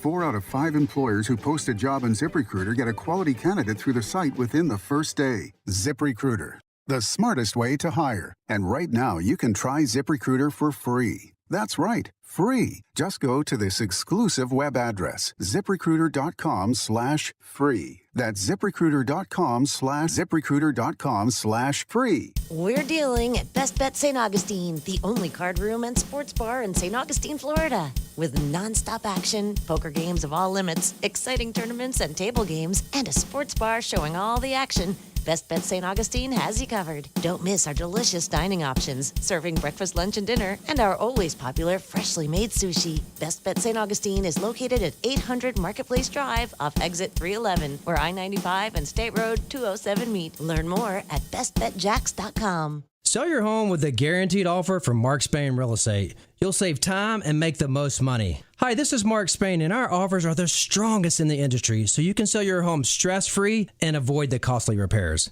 Go to markspain.com to get a guaranteed offer on your home and skip the hassle of constant cleaning. When you get a guaranteed offer from Mark Spain Real Estate, there are no showings, no open houses, and no stress. Our guaranteed offer keeps you in control. One of our clients, Jimmy, said, Mark Spain Real Estate's guaranteed offer was a home run for me. The whole process was very smooth, and our offer was more than I expected. I highly recommend them to absolutely anyone selling their home. I've been in business for nearly 30 years and have served over 44,000 satisfied clients, and I know what matters most: a quick sale and maximum profit. Find out what your guaranteed offer would be. There's no obligation. Call 855-299-SOLD or go to markspain.com to get a guaranteed offer on your home today. That's markspain.com and start packing. Broadcasting live from the Anajar and Levine studios. Anajar and Levine Accident Attorneys. Call 1-800-747-FREE. That's 1-800-747-3733. This is SportsCenter. I'm Christine Lisi. NFL fans will have to wait another year for Tom Brady in the broadcast booth. The recently retired quarterback told Fox's The Herd with Colin Cowherd he'll begin his role as a broadcaster with Fox during the 2024 NFL season. Chiefs running back Clyde Edwards-Helaire, activated from injured reserve, is eligible to play in Super Bowl 57. In a corresponding move, Kansas City receiver Mecole Hardman placed on IR. Kyrie Irving in Dallas today for his physical with the Mavericks, a day after the blockbuster trade from Brooklyn. The Nets need to use the picks they acquired in that deal to improve their roster ahead of Thursday's deadline, advises Keyshawn, J. Will, and Max co-host Jay Williams. Frankly, I think if you're Kevin Durant, you're looking at this as an evaluation year. You're saying, hey, look, I took my extension. I am here. Is this team moving in the right direction? Do we feel like I trust in Sean Marks and Joe Tsai to help me win a championship? And by the end of the year, if you don't have better clarity on where that is, you can ask for a trade. Jay Williams on Greeny. Durant, who asked the Nets for a trade last summer, is under contract through the 2025-2026 season. ESPN Radio is presented by Progressive Insurance. At Progressive, they're making things even easier. They'll help you bundle your home and car insurance together so you can save on both. Learn more at Progressive.com or 1-800-PROGRESSIVE. WOKV Jacksonville. Listen live everywhere you go on ESPN690.com. ESPN 690, a Cox Media Group station. I always wanted to learn Spanish, but I never thought I'd have the time. Then I discovered Babbel. Babbel's lessons are fun. They only take like 10 or 15 minutes, and in 3 weeks, presto, you're starting to speak another language, like magic. I love that Babbel's lessons aren't just robots talking. They're voiced by native speakers, so you get the pronunciation just right. If you want to learn a language, there's no faster, easier, better way than Babbel. Babbel. Babbel. Go to Babbel.com to try for free. That's BABBEL.com. Babbel.com. As parents, we all want to ensure that our children are safe, secure, and healthy starting day one. Please make sure your newborn is sleeping safely. Visit wolfsandchildrens.com/safe sleep for infant safety tips. That's wolfsandchildrens.com/safe sleep. Hi, I'm Susan King, President and CEO of Feeding Northeast Florida. Thank you to the players for helping our mission to solve hunger here in Northeast Florida. It's 29 days until the players. Over 2.8 million Americans have served in our military since 9/11. Many have returned home with devastating injuries and few resources for them and their families. This is news correspondent Bob Woodruff. I sustained a life-threatening injury while reporting from Iraq in 2006. The military had my back that day, and they have each other's while serving. It's time we had theirs. Please join us as part of the Got Your Six initiative. To learn more, go to gotyour6.org using the number 6.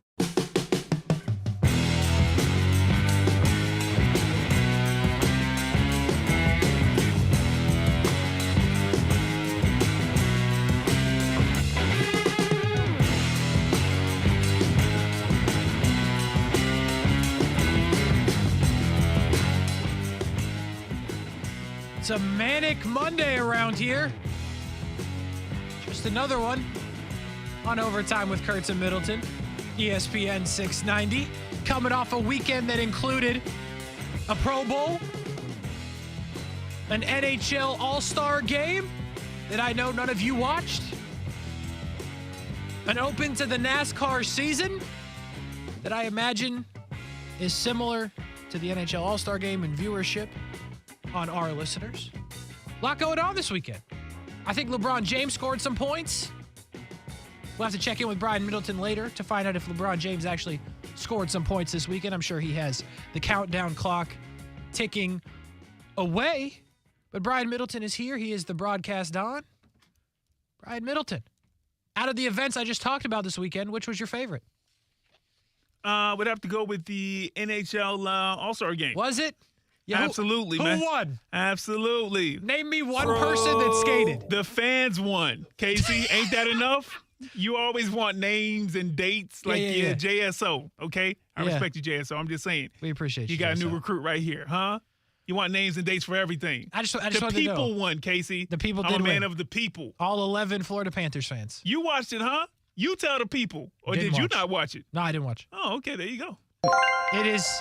It is a great event that is insufferable to watch on TV. They got to do something with that. But that's the most of the weekend. That's what I figured out. We got to do something with that. So those are the big events of the weekend, unless you live in Dallas. You left one off, Casey. Unless you live Doggone it, you left one off. Unless you live in Dallas. I'm getting there. No, you're not. Because this boy, Casey Lamont Kurtz, walks into where I work at prior to coming in here. He walks into that room earlier today. There's traffic. And I got to be real with you. That boy came in and the lineup, his barber, he used a whole razor.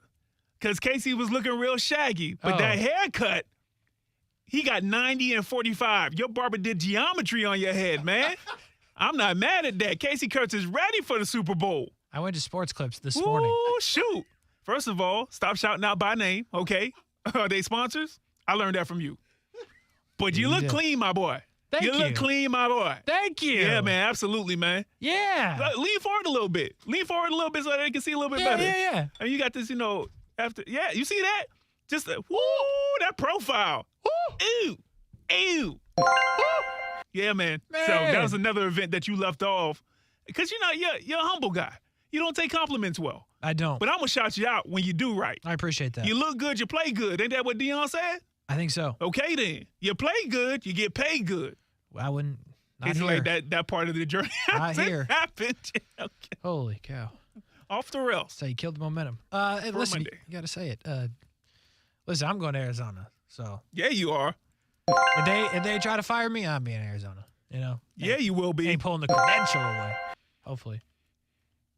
Yeah, that'll be fine. Anyway, did get a haircut. Did that this morning. Let me tell you about the nonsense that happened this morning real quick.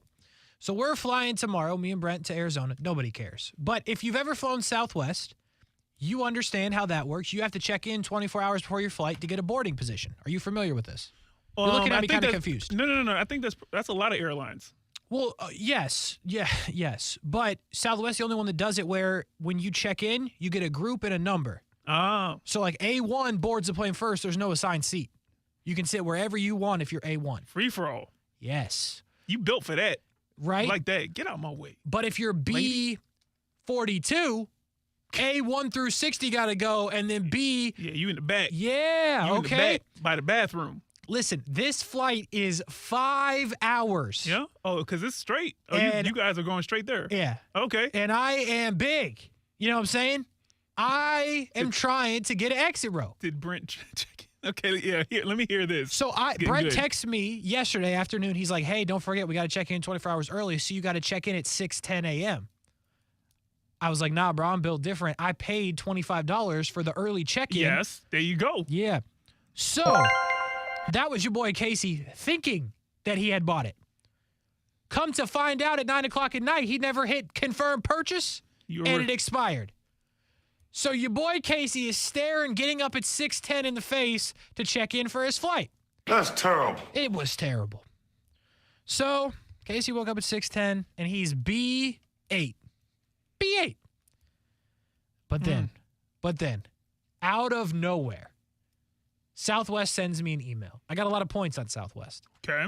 They were like, hey, you can upgrade to the earliest boarding position we have in A1 through A15 because they charge more for that. It's like business select. Yeah. For 2,000 points. I thought it was a scam because 2,000 points is not a lot of points. Not a lot of points. So I confirmed the URL before I yeah, man. did all that. Might be a phishing alert. You are talking to A6. Give me a hell yeah. I'm going to be the 6th person on the plane. My man. My boy. I'm not mad at that, Kasey. This guy's sitting in the exit row, barring a total catastrophe. Which could happen. Okay. But also the first row on this specific plane, it has the extended leg room as well. So either way, I'm locked in because the math says that's 9 seats and I'm A6. Wow. Look at you, Kasey. Yeah, boy. Coming through in the clutch. Yeah, I mean, after boy. you faltered and fumbled it up. After I fumbled. Yeah. Brent doesn't know yet. So he thinks we're sitting together. Oh, yeah. But I'm going to laugh at Brent when he's like B. He's probably like B.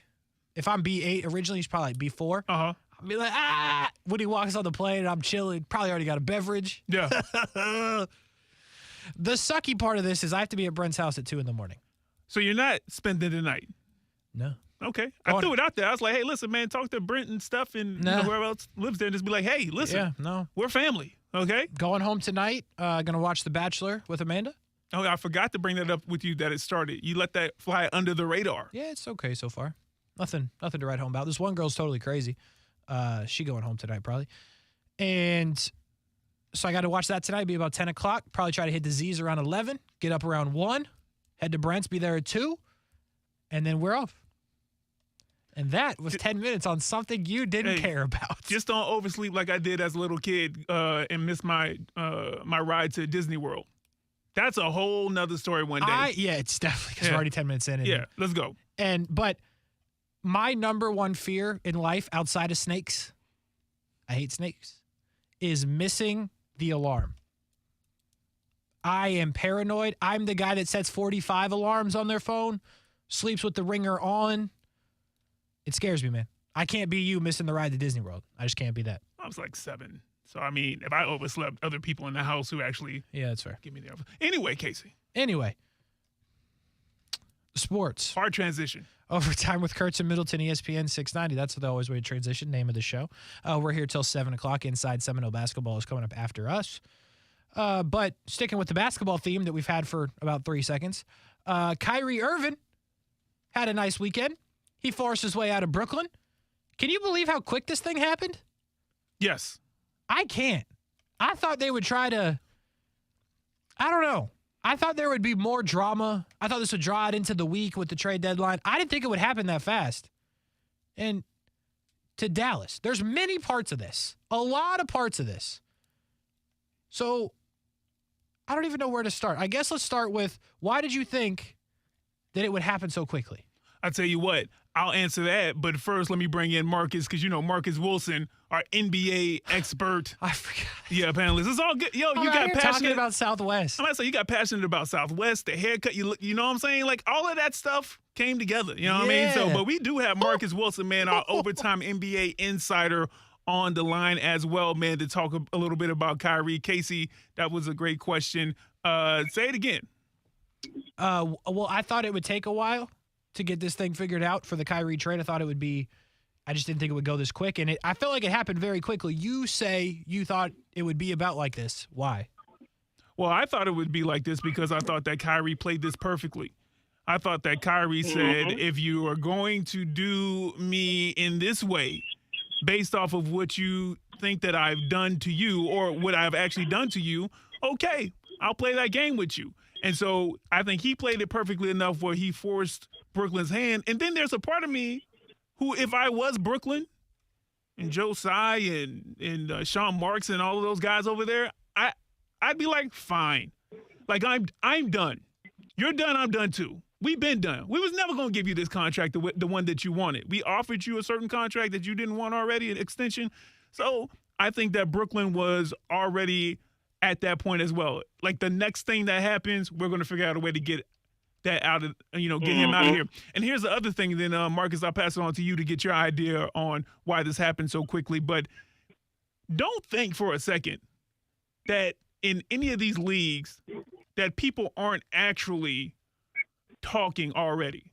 Like, it's hush because it's against the rules. But another reason why this happened so quickly, the official talks have started with, Dallas and the Lakers and the Clippers and whomever else was trying to get, their name in the pot for potentially trading for Kyrie. But these talks, these scenarios, these disaster scenarios are already a part of any organization. The Jags have it as well. What if Trevor just, decides to start blowing up or doing something crazy and he has to go? What does that look like? That conversation, there's a part in any organization that knock on the wood, that or whatever that is, that particle board. Hopefully it would.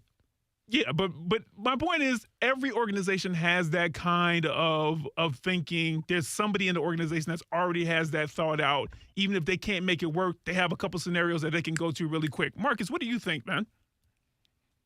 You know what? First of all, hey, I'm happy my guy got his seat, man. That story, man. Listen, you didn't take 10 minutes for nothing, man. I was fully invested. Just want to let you know that. A6, baby. That's me. And then Brian with that Stone Cold sound. I was like, whoa. I was in there. I had a little nostalgia kick, but listen, it's absolutely crazy. Brian hit the nail dead on the head. Because remember, this is a different sport, but remember that movie Draft Day, where the GM, he was getting calls on his personal cell phone from the other GM, and they was wheeling and dealing and what have you. That happens all the time. That's something that is actually real. These GMs have each other's personal numbers, so I guarantee that these talks were already in going. So looking at the Kyrie trade, it happened kind of quick, but I guarantee it was already in the works. My thing is that they had two teams that they had narrowed it down to from what I had did my research on, and it was Dallas and it was the Lakers. And so the actual owner, Joe Tsai, said, no, we're not doing the Lakers. So it ended up being Dallas. Which I appreciate, by the way. I love the pettiness. Like, nah, we're not sending him there. He wants to go there. We're not sending him there. We're sending him to Dallas. So then that's the next part of this. I don't get it. I do not get it for Dallas. He's good. He's great, actually, when he plays. But you have to take all of the stuff, the flat earth stuff, the whatever happened early in the season stuff, the stuff that no longer exists, but the vaccine stuff was a thing, right? You know what you're signing up for. And then strictly basketball, Luka has the ball all the time. Nobody, I looked this up earlier, nobody in the league has the ball more than Luka Doncic. Kyrie Irving needs the ball. This could go great if he goes back to the Kyrie that won a championship with LeBron. LeBron had the ball. Kyrie made plays off the ball. He shot off the ball.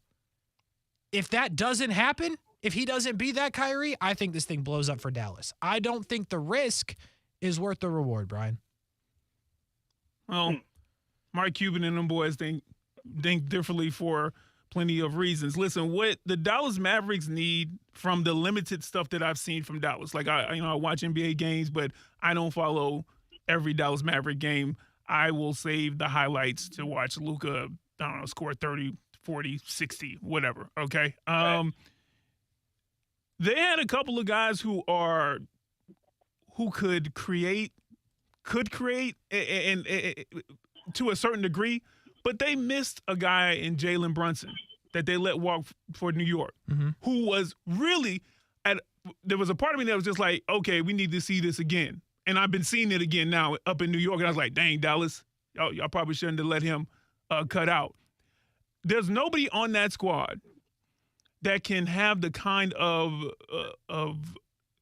making the opposing team guard you, which creates space, which helps out Luka and everybody else, like Kyrie coming to that actual team. Because Kyrie, you're right, okay, he needs the ball because he gets his own shot. But if he's on the floor, and now you're like, okay, we can't just really dime in on Luka. We got Kyrie, and now, again, that makes things easier for everybody, especially Luka, regardless of his usage rate or not. So when you say Kyrie trying to learn how to basically fit that together with Luka, yeah, there needs to be. But his talent and his ability just being on the floor and being able to do what he can do, as long as he stays healthy, like that's the biggest thing that I have with Kyrie right now, not even anything that people may be saying that's off the court. If he stays healthy, which has been a problem when he was in Brooklyn and really, in Boston, and I mean, in Cleveland as well. You think about, those finals runs. Yeah. If he stays healthy, this is going to work for half a season. Like this is going to work because, and here's another thing, and then Marcus, by all means, jump on. Like, I don't know if he's signing with Dallas.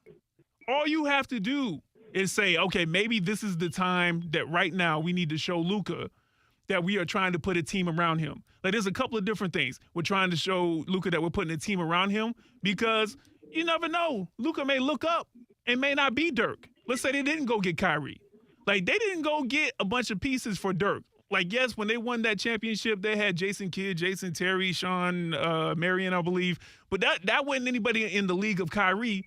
You got to show these guys nowadays in 2023 that you're trying to put pieces around them, or else they'll get up and go themselves. Yeah. So there's a couple of different things. Marcus, what are you thinking? Yeah. Or Kasey, I don't know whoever want to jump in. I'm going to tell you something else why you're wrong, but I want to hear Marcus first and see if he's also wrong. So I wanted to address both things that you guys said.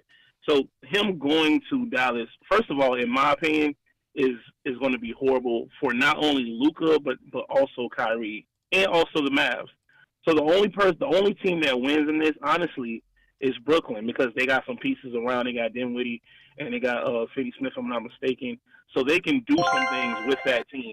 And so we're looking at it as, okay, you got Kyrie. Let me kind of take you back a little bit. Kyrie played with one James Harden, okay? I see Luka, now follow me here. I see Luka as a bigger 6'8", 6'9" James Harden. He's going to ISO you. He's going to take you. He can shoot three. He can make a great pass. It's going to be hard to defend him because of his height and his size. So he's a big ISO player. Sometimes you can look in the Dallas system and you can see where they're standing around, kind of looking at him. Now you bring a player over in Kyrie who kind of does the same thing. He's an ISO guy. He's going to get you open. He's somewhat of a point guard, two guard combo. And so he's going to be going. He's going to drive. He's going to cross over. He might kick it to the corner. He might, kick it out. So the thing is how now I remember that Kyrie said, hey, Harden, you can play the one. You can run the offense in Brooklyn when they were getting along, for a short period of time. And he allowed Harden to do his thing. And Kyrie stood off and said, okay, I will do, my part and you do your part. Is it going to be that same dynamic? Or is it going to be the Kyrie from Cleveland, the Kyrie from Boston that's going to take over? I don't see this working out, in my opinion, because, one, you got him for a rent-a-car. He's basically a rent-a-car. You got him half a season. Just like Brian says, he might not resign. And then, two, yeah, you're showing Luka that, hey, we're willing to get something for you, but look what you went and got, if you understand what I'm saying. Mm-hmm. Like, you got a Christian Woods there. You got a Kyrie now there. You can call them your big three, but when you go up against the rest of those teams in the West, it's not going to fly. So here's my second problem with this. When you look at those other teams, like Denver, like the Grizz, the Clippers to an extent, the Timberwolves definitely, who are behind them in the standings, Dallas is tiny. Luka's big. Kyrie is not. Tim Hardaway is not. Reggie Bullock is not. Christian Wood is their center. He's 6'9", which is a big human, but that's barely bigger than Brian Middleton. Like, when they get into these games in the playoffs where you have to be big and you are trying to defend, if you even get to this point, a Jokic with Aaron Gordon, with Michael Porter. Memphis, Jaren Jackson is big. Steven Adams is big. Brandon Clark is big. Like, they are not big, and their whole game is you got Kyrie in one corner, you got Tim Hardaway in the other, Reggie Bullock's probably hanging out the three-point line, and Luka's dribbling the air out of the ball. Like, I just think this particular move, although Kyrie, when playing, is great, I'm with that, I don't think it fits what they want to do. And Brian, I said this when we talked to Jay Williams, I thought like DeMar DeRozan, I thought Kyle Kuzma, because you get size, you get a little bit of defense, especially with DeRozan. I don't know. Like, they needed a star. I just don't know if this was the right one, but I know you're going to argue with me. But I'd like to hear you defend how small they are, Brian. Yeah, well, there's a couple of things. So because you started talking about guys who are 6'9", 6'10" in shoes, in tennis shoes, depending on what shoes they have. Yeah. The great thing about this iteration of the NBA, you've got guys who are that size across the board. Like, even when you're talking about Denver. Like, I know Jokic is not a small guy. Like, I understand, like, he's one of their bigs. But if you just go down the roster of guys and you look at the rotations that those teams are playing, a lot of them don't necessarily go that traditional, hey, we got a big on the floor for the majority of the game. Yes, they may have one who is there for a certain reason. Maybe they're just there for like a defensive side of the ball, or maybe they're just, a decent enough at rebounding. But for the most part, the NBA lives in like 6'6" to 6'10" territory. That's just what it is. I get it. KD 7 foot, even though he says 6'11". I get it. Joker is 7 foot. I get it. You can point to some guys who are at that size and big, and they can be imposing. But for the most part, you look at the guys that are difference makers, and I would argue it's not a problem that you have another team that is. Maybe they may have a bit smaller lineup to another team that's bigger. Like, this isn't 1985 or 1992 or 2003 where, Kasey, that argument would be spot on. I probably would make it and agree with you as well. Like, oh, they're so small. What can they do? Man, you get out there, and again, when you start talking about spacing, the thing about most big guys, even though, again, there's been a generational change in the athlete. So you got guys who are 6'10", 6'11", 7 foot, 7'1" that can move. That boy that's 7'4", allegedly out in France, Wembanyama, I'm going to chop his name up, but you know what I'm talking about. Yeah. I can't wait till he get in the league. That's ball handling and can move. Granted. But for the most part, if you out there and you 7-something, yeah, you may get a rebound or two on me, but I'm going to give you problems on the other side of the court over and over and over again to the point where you become a liability. So the small ball or the mid-sized ball, I think that's the NBA now.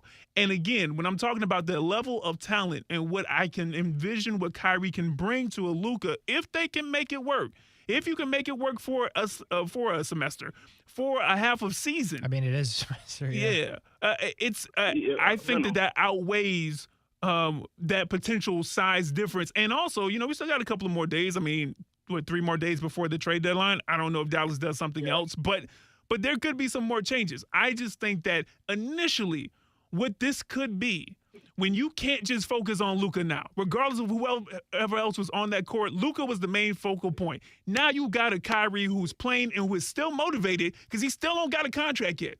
He's still trying to play chess out here and get a contract. I just think it's going to be hellacious for a couple. Nobody wants to see Dallas. I bet you that much. As big as the other team may be, they don't want to see Dallas in that first, second round. Who Denver does? You think Denver? You believe in Denver like that? Nobody in the Western Conference wants to see Dallas. I agree with you, Brian. Oh, look at that. Let me go ahead, Marcus. Let me say this. Let me say this. First of all, Kasey agreed with Brian. First of all, let me say this. So, I see what you're saying. I see what Kasey's saying. I see what Brian's saying. I'm going to try to split down the middle here. This is my thing. You got guys that are 6'9" that make a difference. You look at Golden State. You see what they did, small ball championships. Draymond Green at the 5. Draymond Green's literally 6'8", not even 6'9", right? But now, if you look at what's happening, last couple MVPs, MVP runner-ups, 7-footers. You look at Giannis. Giannis is 6'11". These are the guys that Dallas is going to have to. Even if they, let's play devil's advocate here for the big man, and let's say that Dallas somehow gets to the NBA Finals. You know who he's going to have to play against? He's going to have to play against Joel Embiid, because I believe that boy is having an MVP year, and that they're going to be in the finals, possibly going to be in the finals. So then they're going to have to play a big center. They won't have nothing for Embiid at all. Christian Wood ain't got nothing for Embiid. Nobody on that court can stick Embiid, and he is one of those 7-footers that you talked about that has the ability to step out and guard a slightly smaller player, and he can also knock down 3. He can space the floor. He can hedge on screens and those type of things. And I tell you this right here: when you sit looking at Dallas, the problem that Dallas is going to have is they're going to be playing D'Antoni ball, which is going to be offense, and no defense. You can have fast breaks. You can do all this good old 2K stuff you want to. And I play 2K. Nothing wrong with that. But at the end of the day, who's going to win you a championship is you're going to have to settle down and play some sort of defense. Giving up a guy like Dinwiddie, who plays solid defense, not saying he's a lockdown defender, is going to hurt you because you don't have a lot of other players that are going to play defense. Luka's out here eating pizza and drinking beer. He's not going to play defense. And Kyrie is too small. He's not going to play defense. So there you go. You're going to have an issue with playing defense going down the stretch. It's a good point as well. And real quick, Brian, the reason that I agree with you that nobody wants to see Dallas, I believe that to be true. I believe it has nothing to do with Kyrie. It has to do with Luka. Kyrie helps, but I would have said the same thing either way. Hey, before we go to break, real quick, for the Nets, I originally thought this was good for the Nets. I texted you the Nets are the winner, Brian. I thought Dinwiddie would be good for them. The report now from NBA reporter Mark Stein is that Brooklyn will try to package Dinwiddie and package the picks for Fred VanVleet. Your thought on that? You both hate it. Quickly tell me why, so then we have to go to break. You got it. Really quick, VanVleet is a defensive liability. He plays good defense on small guards. Don't get me wrong. A couple years ago when they won the championship against Golden State, he was really hound dogging Steph Curry, but Steph Curry is 6'3". You have guards in the league that are way bigger than that. VanVleet is going to get you, he's a 3-point shooter. He's going to be able to spot up for you. He's going to give you some time there. But he's going to, once again, I go back to defense. He's a defensive liability. And then Dinwiddie has already been there before, and he's just going back there again. I don't like the trade or the idea of the trade. That's just me. Brian? Yeah, listen, get Ben Simmons healthy and just let him do what he was doing in Philly. Like, you don't got to bring in another point guard. Huh? You got to stop with Ben Simmons. No. This is what I'm saying. Like, no, if he's on the team, listen, I don't want you to shoot anymore. Just dribble and distribute and play defense. Like, can you do that? Are you whatever you're dealing with, mentally wise, are you past that? Is this just a physical thing? And if so, when you get back, can you just do that? Or do we have to trade away Dinwiddie and picks for Van Fleet to run the point? We got somebody here who can run the point, and I would argue could run it better than Van Fleet. Like, no, if you're going to package those picks, do something else. Do something else. Ask KD, what will it take to, for you not to, like, force your way out, even though you got, like, 4 more years on your contract, Kasey? Man, a lot of hate for steady Freddie Van Fleet. No hate, but not for that. Why would I just turn right around and do that? Just 25 and 6? I agree. I agree, Brian. Hey. All right. I respect the opinion. Marcus Wilson, thanks for sliding through to talk some NBA. Sir, yes, sir. Y'all have a good one. Appreciate you, man. Brian Middleton, let's take a break. It's been 32 minutes. I imagine we got a lot of breaks to take. But long break. A good conversation had there about what's going on in the NBA. And I'm going to try to get to the bottom in this break why you don't like Fred VanVleet.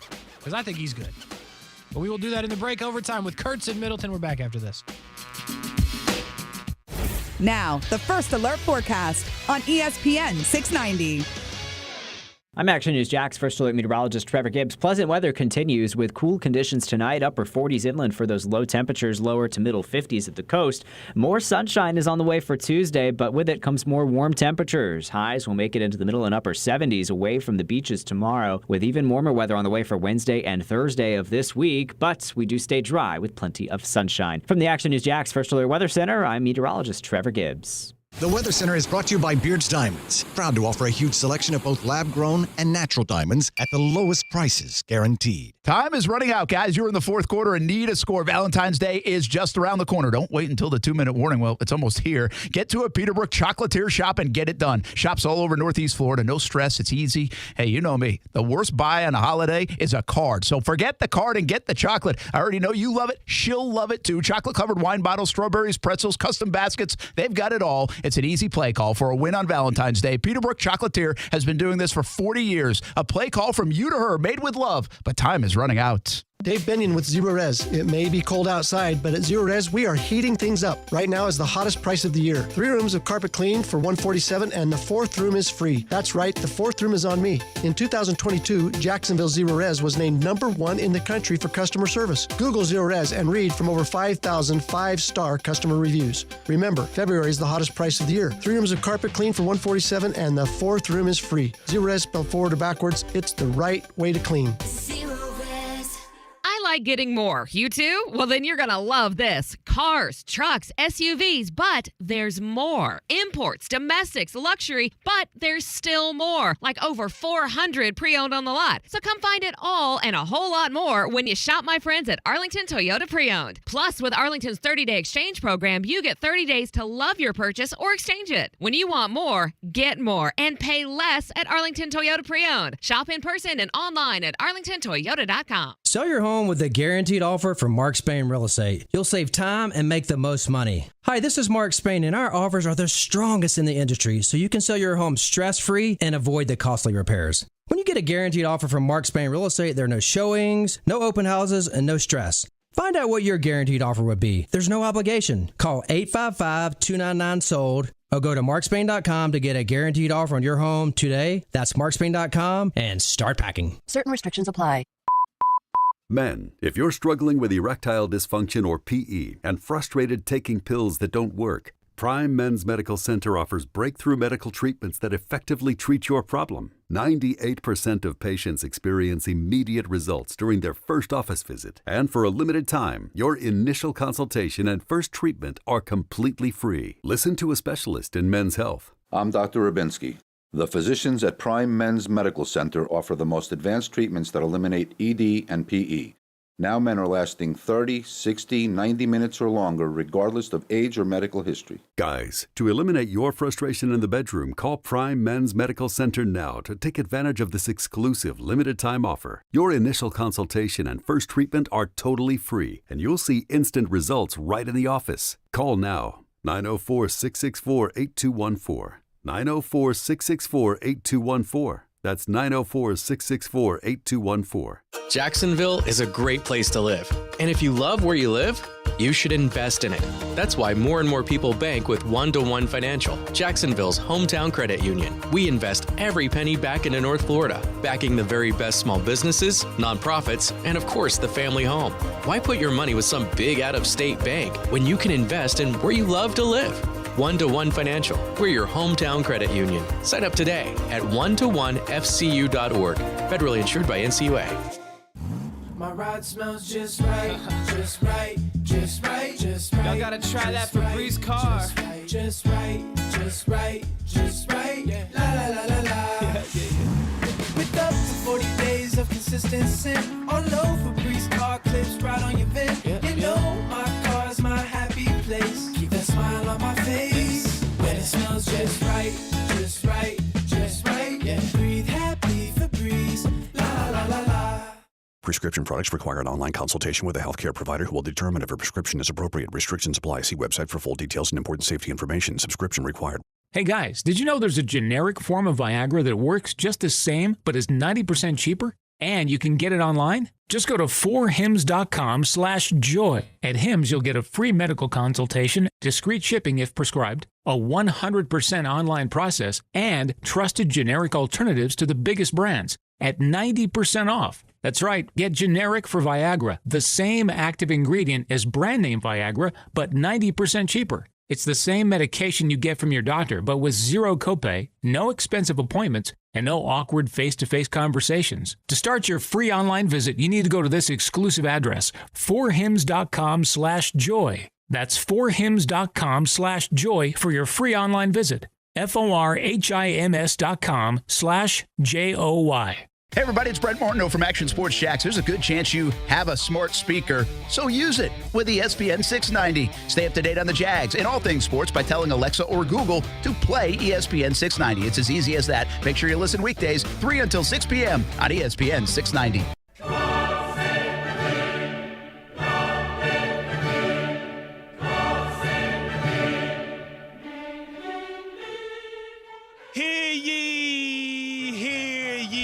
Peasants and paupers alike.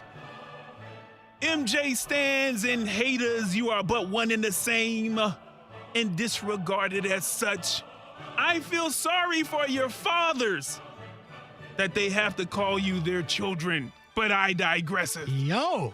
The declaration has been made, and the coronation draweth nigh. In the year of our Lord 2023, on this 6th day of February, LeBron Raymond James Sr. closes in on what's rightfully his, the coveted all-time scoring leader record. He has conquered every foe. He has persevered where others have faltered. Mike Jordan could never. And he has been the living embodiment of perseverance, of never giving up, because the greats don't give up, Kasey Kurtz. They do For not. if George Washington had given up on America, we would be celebrating July 4th with tea and crumpets instead of nachos and horchata. We'd like soccer, though. If 50 Cent would have given up, Ja Rule would have had a happy rap career. If Truett Cathy would have given up, we would have no Chick-fil-A #1 combo with Polynesian sauce. That's tragic. Tragic. I agree. If Chip and Teresa would have given up, we would have had no Casey Lamont Kurtz. That is a true story. But again, I digresseth. For one entire score, what he has done with balls on the hardwood has made him a man amongst men. Pause. Thank you. And for all of you, whether friend or foe, I have but one question. Are you not entertained? Are you not entertained? Verily, verily, I say unto thee, the chosen one finds himself but a residential zone speed limit away from the record like no other. 36 points from being the leader of all. To those fans who have remained steadfast in being a witness, your loyalty will be rewarded. But for those of you who have yet to bend at the knee, your ignorant dissonance shall be met with a most uncomfortable ending. Until then, serfs, I say this one thing. Rejoice, for the coronation draweth ever so closer by this very second. That is all.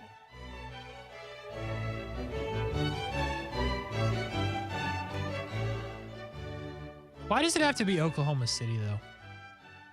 Like, I like Gilgeous-Alexander. I like Josh Giddey.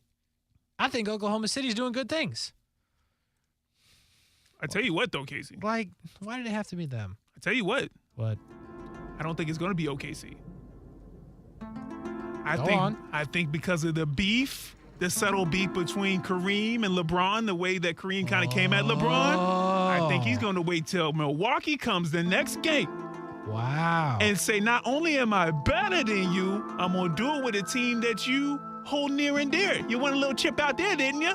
I'm just saying. Great. LeBron petty mode activated. You enjoy petty. Just saying.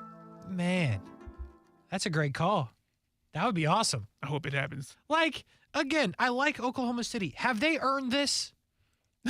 That's where you're going with it, my I'm serious. Like, I like your idea, your conspiracy, because I'm a believer in, like, dude that gives up legendary home run.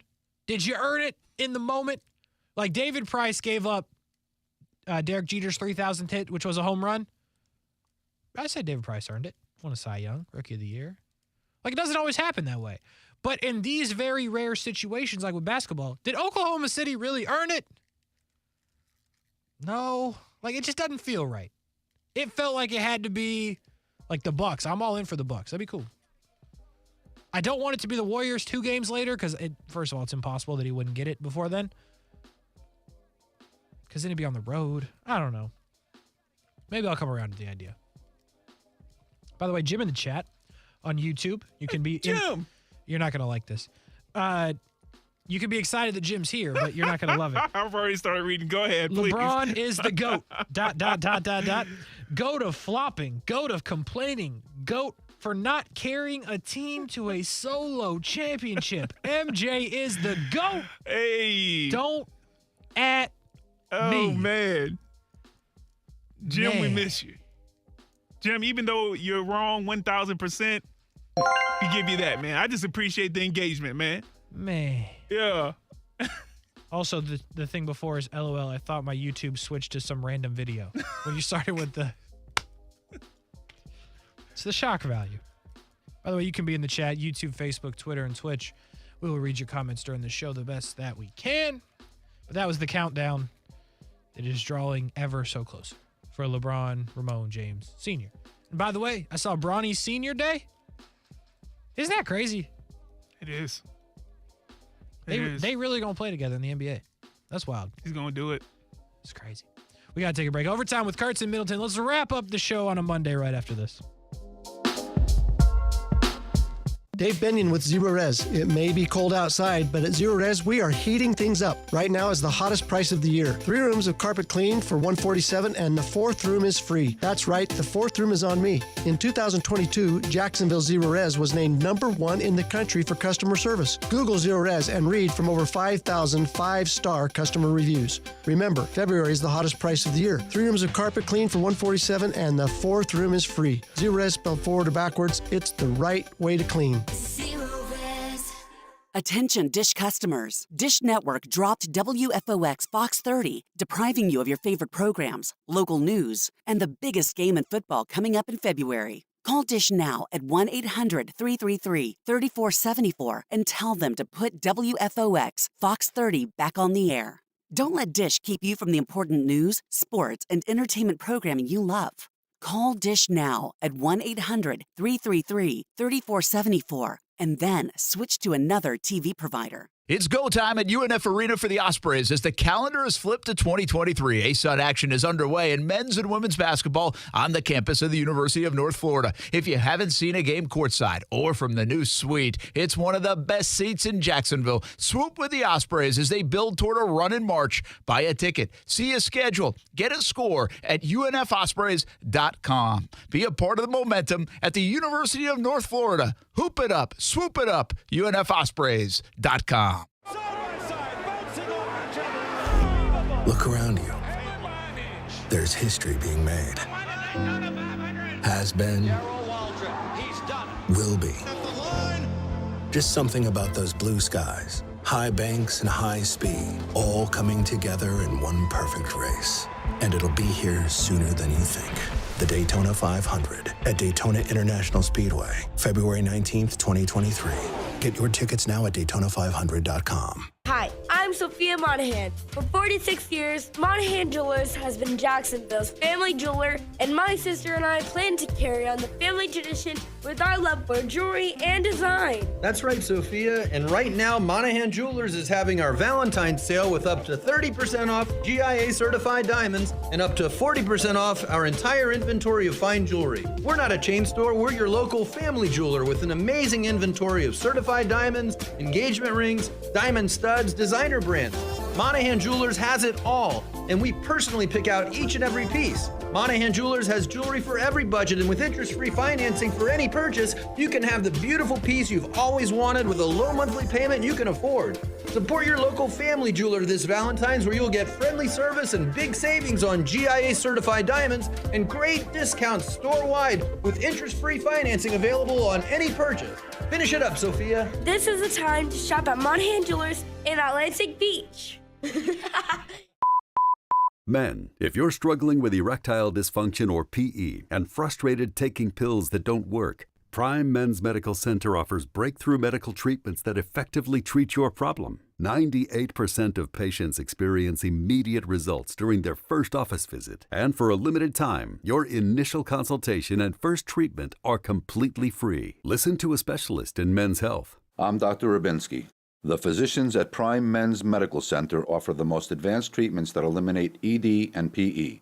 Now men are lasting 30, 60, 90 minutes or longer, regardless of age or medical history. Guys, to eliminate your frustration in the bedroom, call Prime Men's Medical Center now to take advantage of this exclusive limited-time offer. Your initial consultation and first treatment are totally free, and you'll see instant results right in the office. Call now, 904-664-8214. 904-664-8214. That's 904-664-8214. American Window Products offers free low-E coating on select windows at an affordable price that can help reduce your energy usage with 12 months zero-interest financing. Visit AmericanWindowProducts.com for a free estimate. Financing available at time of sale for new orders only. Time is running out, guys. You're in the fourth quarter and need a score. Valentine's Day is just around the corner. Don't wait until the 2-minute warning. Well, it's almost here. Get to a Peterbrook Chocolatier shop and get it done. Shops all over Northeast Florida. No stress. It's easy. Hey, you know me. The worst buy on a holiday is a card. So forget the card and get the chocolate. I already know you love it. She'll love it too. Chocolate-covered wine bottles, strawberries, pretzels, custom baskets. They've got it all. It's an easy play call for a win on Valentine's Day. Peterbrook Chocolatier has been doing this for 40 years. A play call from you to her, made with love, but time is running out. Listen to ESPN 690 anytime, anywhere, on any device. Whether you're at home or on the go, get the latest on the Jags, FSU, the Jumbo Shrimp, and Action Sports Jacks on Odyssey.com. That's AUDACY.com or on ESPN690.com.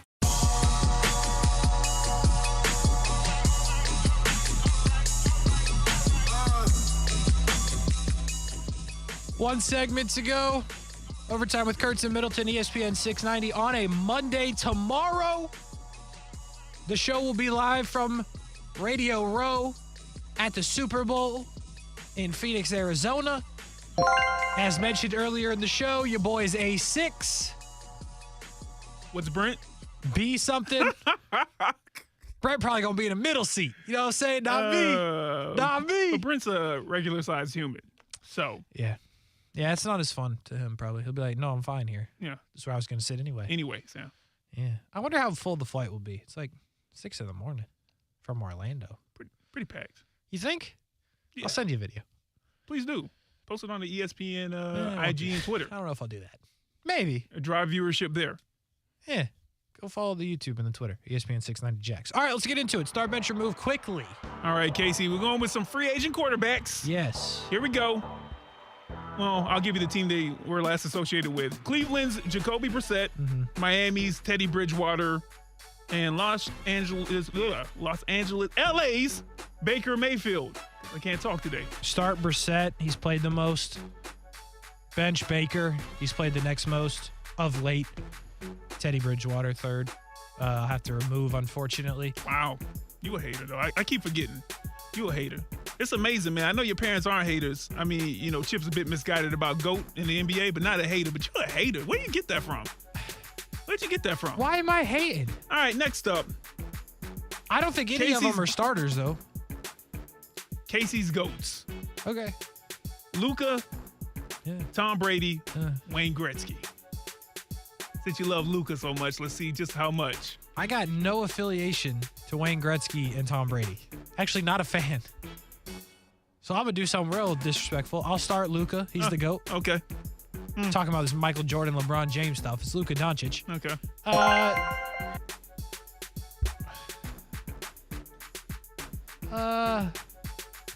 Probably Tom Brady, right? You tell me. It's Kasey's GOATs. Yeah. I'll bench Tom Brady. Sorry, Wayne. Love you, dog. Yeah. All right. Conor McGregor's my GOAT. Or Connor McDavid. I've done that twice now. Free agent defensive lineman for the offseason. Fletcher Cox, Javon Hargrave, Arden Key. Line, rusher. Is this a Jag specific one? No. Okay.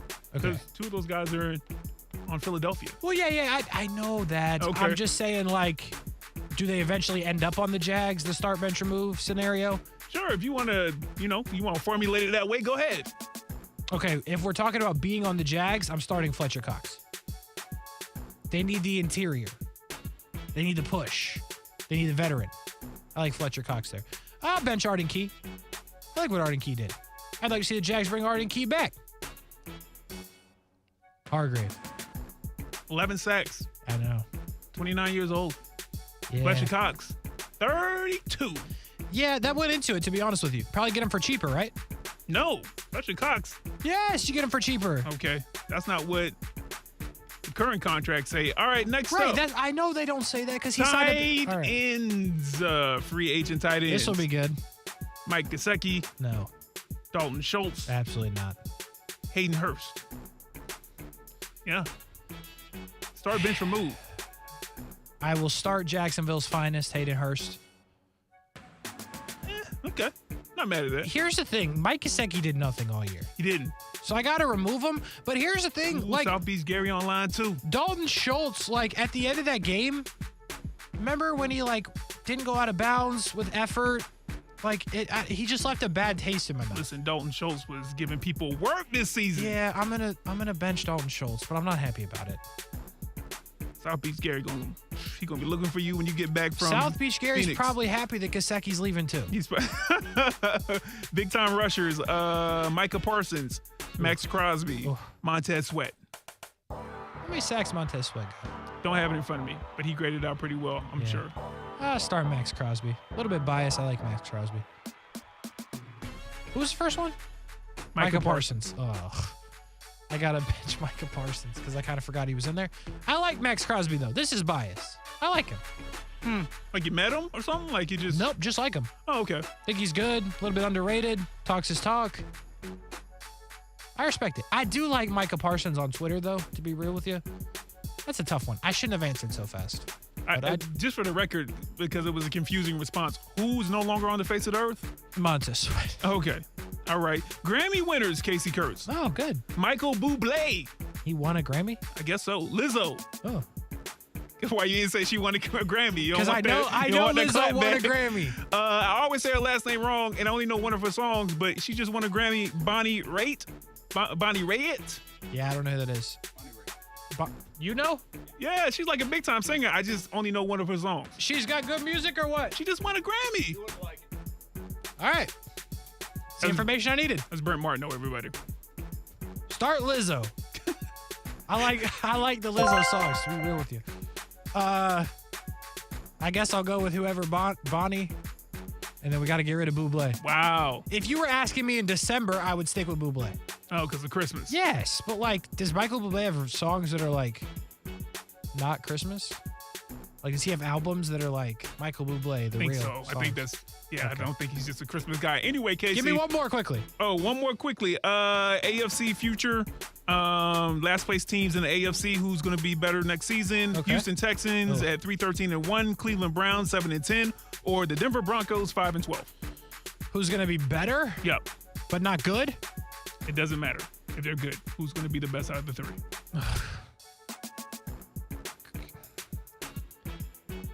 Denver, I guess. But like, I don't believe it.